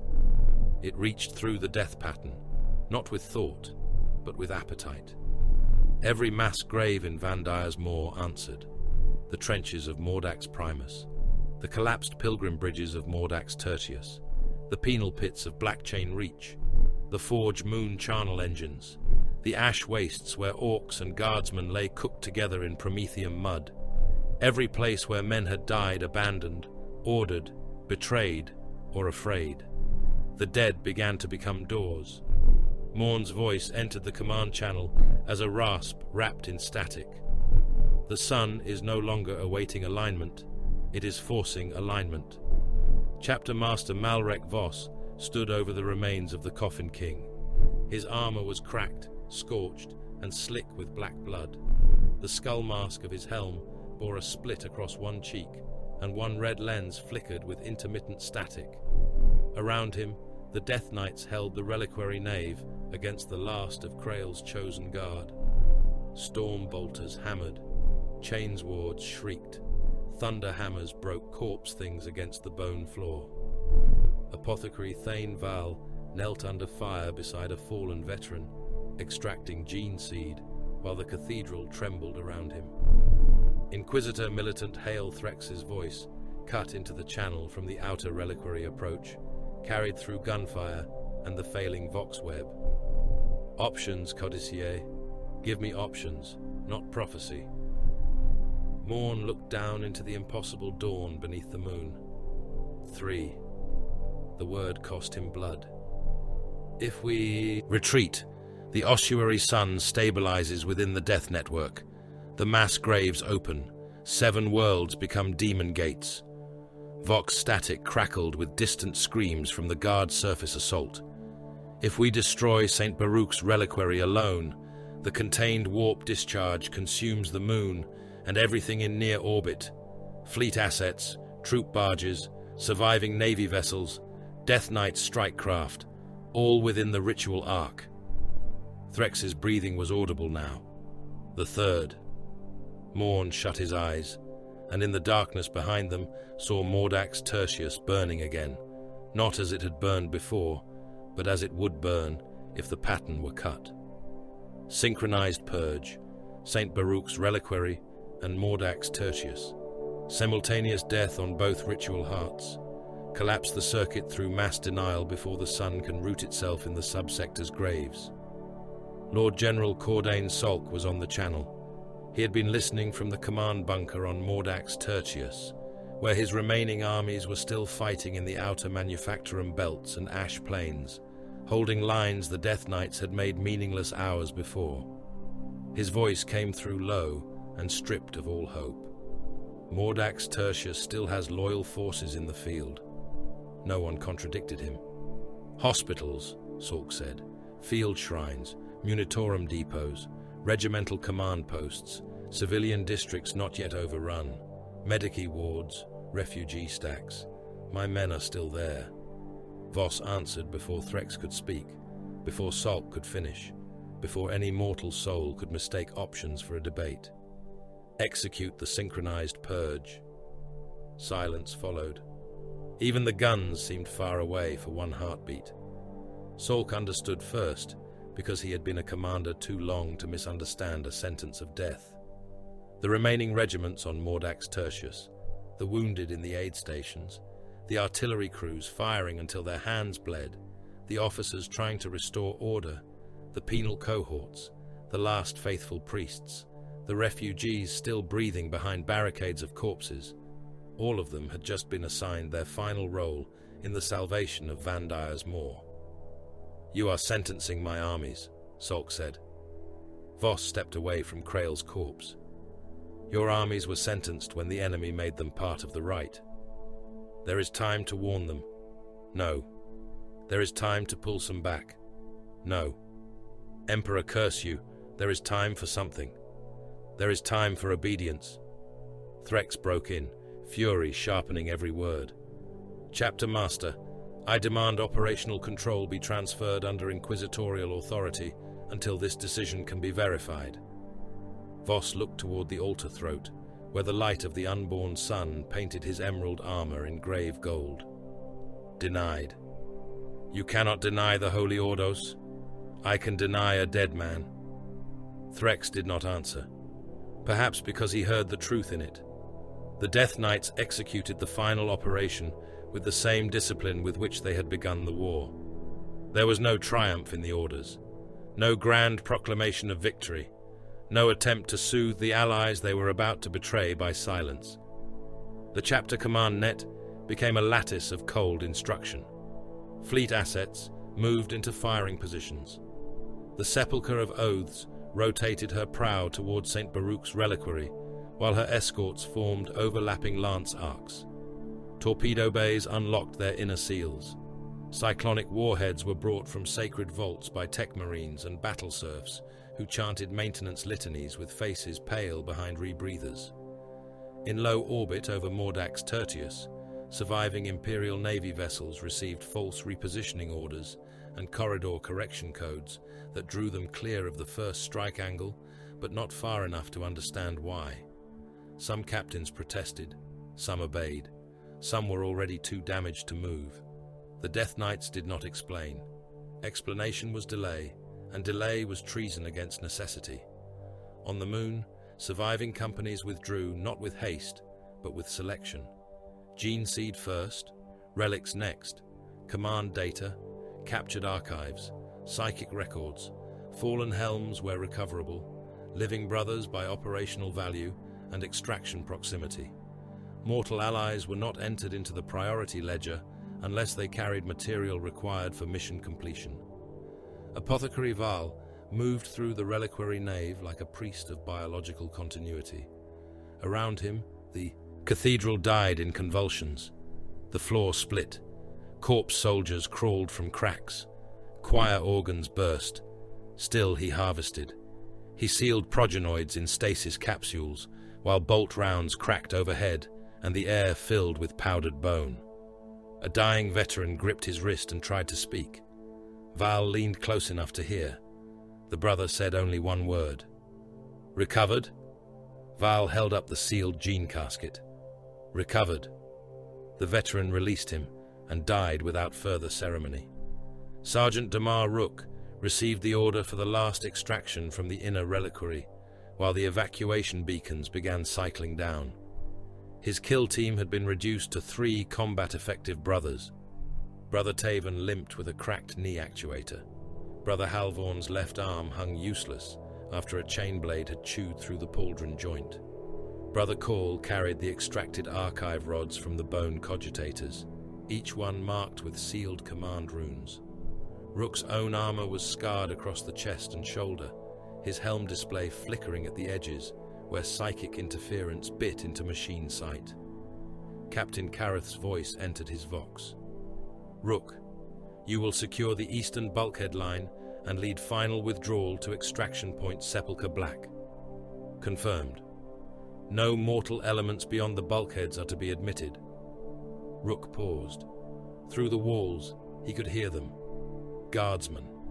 Thousands of them had been driven into the inner reliquary approaches during the surface breach, scattered remnants of regiments that had somehow fought their way farther than expected. They were on the wrong side of the bulkhead line now, retreating from corpse soldiers and demon engines, following Death Knight's beacon spill, because Imperial soldiers had been taught since birth that the Emperor's angels were salvation made flesh. They were pounding on the far doors. "My Lord Astartes, open. In the Emperor's name. We have wounded.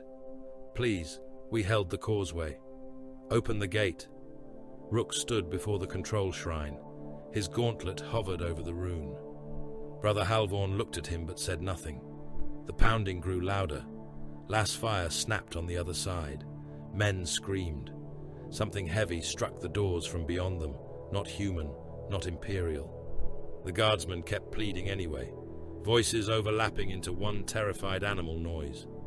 Rook thought of Carthax, of certainty denying risk, of Kareth telling him doubt was permitted only after victory, of Krail saying every purge made a gospel for the next rebellion, of the Death Knight's dead helms waiting in silence aboard the Sepulchre of Oaths. Then he pressed the rune. The bulkhead sealed. Adamantine locks slammed down. Melter charges armed along the frame. The pounding became muffled. The voices became distant. One guardsman on the far side began reciting the Imperial Creed at the top of his lungs. Others joined. The words shook through the metal for a little while, thin and desperate beneath the growing roar of enemies reaching them. Rook turned away. His doubt remained. His obedience won. Reclusiarch Mordain made the final broadcast, not to comfort the living, but to instruct the dead. His voice rode every channel the Death Knights could seize. It entered guard voxnets, navy bridges, Mechanicus Binharic streams, cult frequencies, broken astropathic choirs, orc receivers, chapel speakers, trench horns, evacuation alarms, and the mouthpieces of dying servitors. Across Vandire's moor, men looked up from mud, blood, fire, and ruin to hear the skull-masked chaplain pronounce the last sermon of the campaign. Let the dead stand witness. Let the living learn silence. The Emperor's mercy is that mankind continues, not that you do. Some guardsmen cursed him. Some prayed. Some did both. Some never heard the words because artillery took them first. On Mordax Tertius, Solk stood in his command bunker as alarms began to change tone around him. His officers looked to him for orders he could no longer give. The hololith showed fleet movements that made no defensive sense unless the world itself had become the target. Solk understood. He removed his cap slowly, not in surrender, not in reverence, in acknowledgement that command had ended. "Signal all regiments," he said. A Vox officer stared at him, shaking. "My lord?" Solk looked at the burning map. "Tell them to face the enemy." "What? Message?" The general closed his eyes. "Tell them they served." The cyclonic torpedoes launched. They fell from the Sepulchre of Oaths and her escorts as sacred instruments of final denial, black shapes wreathed in engine fire and machine prayer. Lance batteries fired in sequence, not random fury, but mathematical extinction. St. Baruch's reliquary took the first impacts along its equatorial shrine belt. The moon's surface buckled. Cathedral spires snapped and spun away into space. Orbital guns vanished beneath white fire. Bone trenches collapsed inward, swallowing corpse armies by the million. The second wave struck the reliquary heart. The moon cracked, not like stone, like a skull. Fault lines of white light tore across its surface. Graveyards vented into the void. Whole cathedral continents lifted free and broke apart, spilling bodies, engines, altars, tanks, guns, chained pilgrims, and bone towers into space. The hollow interior flashed with the wounded brilliance of the ossuary sun, struggling to become. Then the final lance pattern stabbed through the fracture, severing the ritual throat at the same moment the torpedoes reached core depth. St. Baruch's reliquary screamed without air. Mordax Tertius answered. From orbit, the shrine hive became a sun-bright wound. Lance fire carved through its cloud layers and struck the already broken districts. Cyclonic fire spread in expanding rings of impossible heat.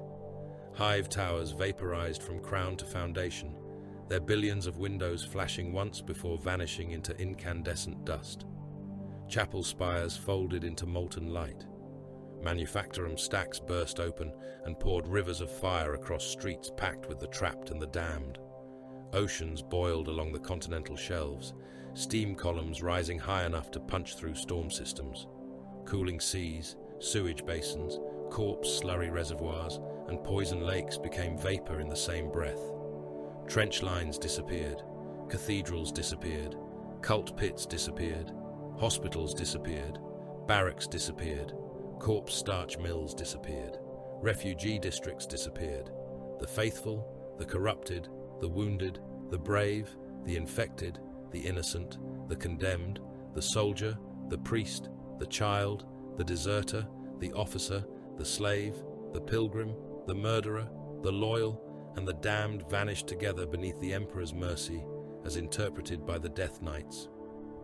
In the command bunker, Solk stood while the ceiling turned white.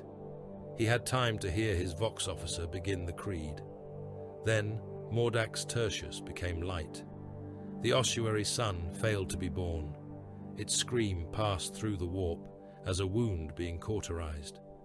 Astropaths across the subsector died in their chairs or survived with mouths full of blood and no memory of their own names. Demon gates half formed in mass graves and collapsed inward, chewing apart the things trying to claw through them. Corpse soldiers fell where they stood.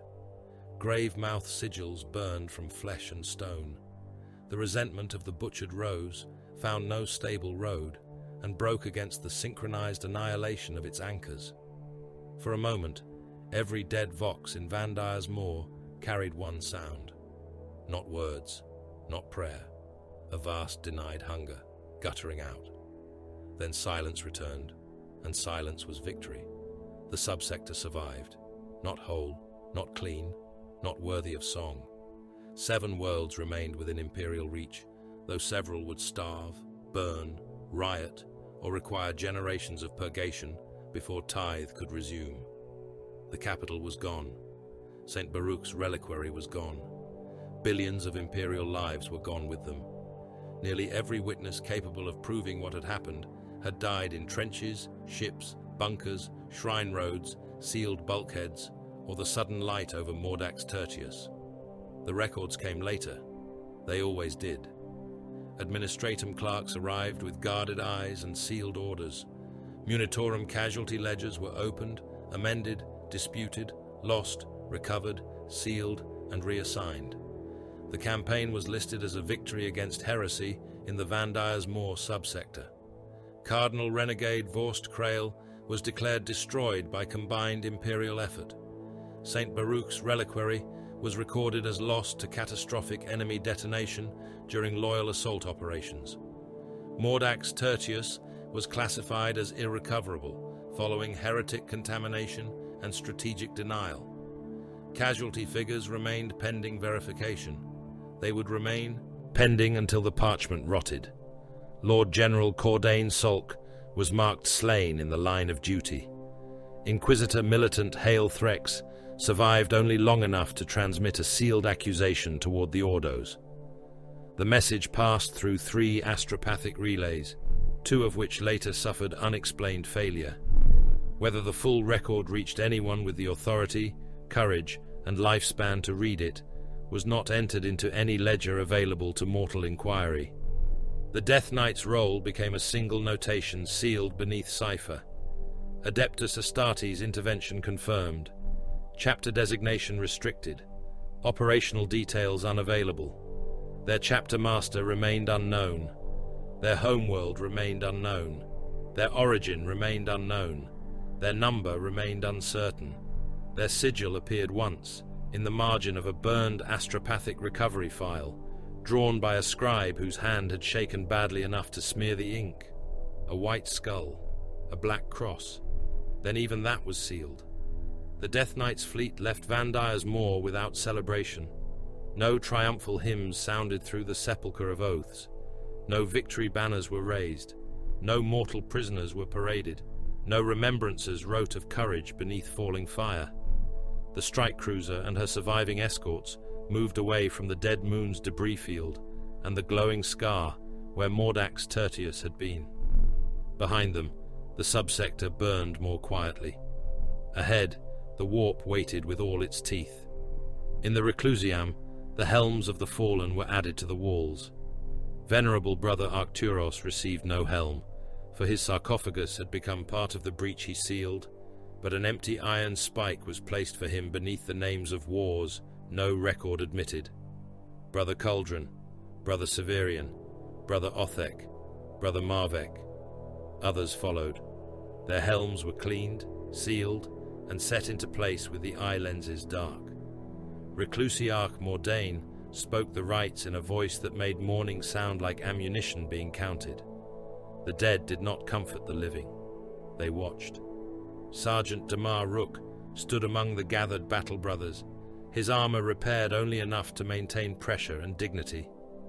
The sealed bulkhead from St. Baruch's reliquary remained in his memory more clearly than the death of Crail, more clearly than the light that had eaten Mordax Tertius. He could still hear the guardsmen pounding from the other side. He had obeyed. He had survived. He did not know whether either fact was exoneration. Chapter Master Malrek Voss entered the first sepulchre vault alone after the rites, but Rook followed at the distance permitted by rank and consequence. The Carthax archive rods recovered from the moon were placed inside a black stasis reliquary.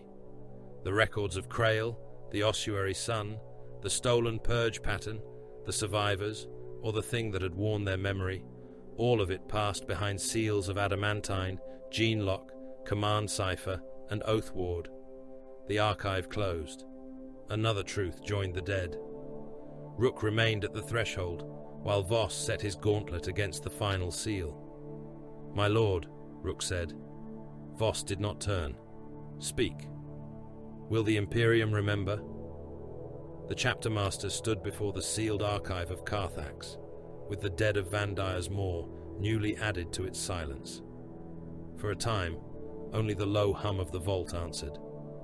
Then Voss looked back at him, skull helm held beneath one arm, his bare face pale in the cold lumen light. "No," he said, "that is why we endure."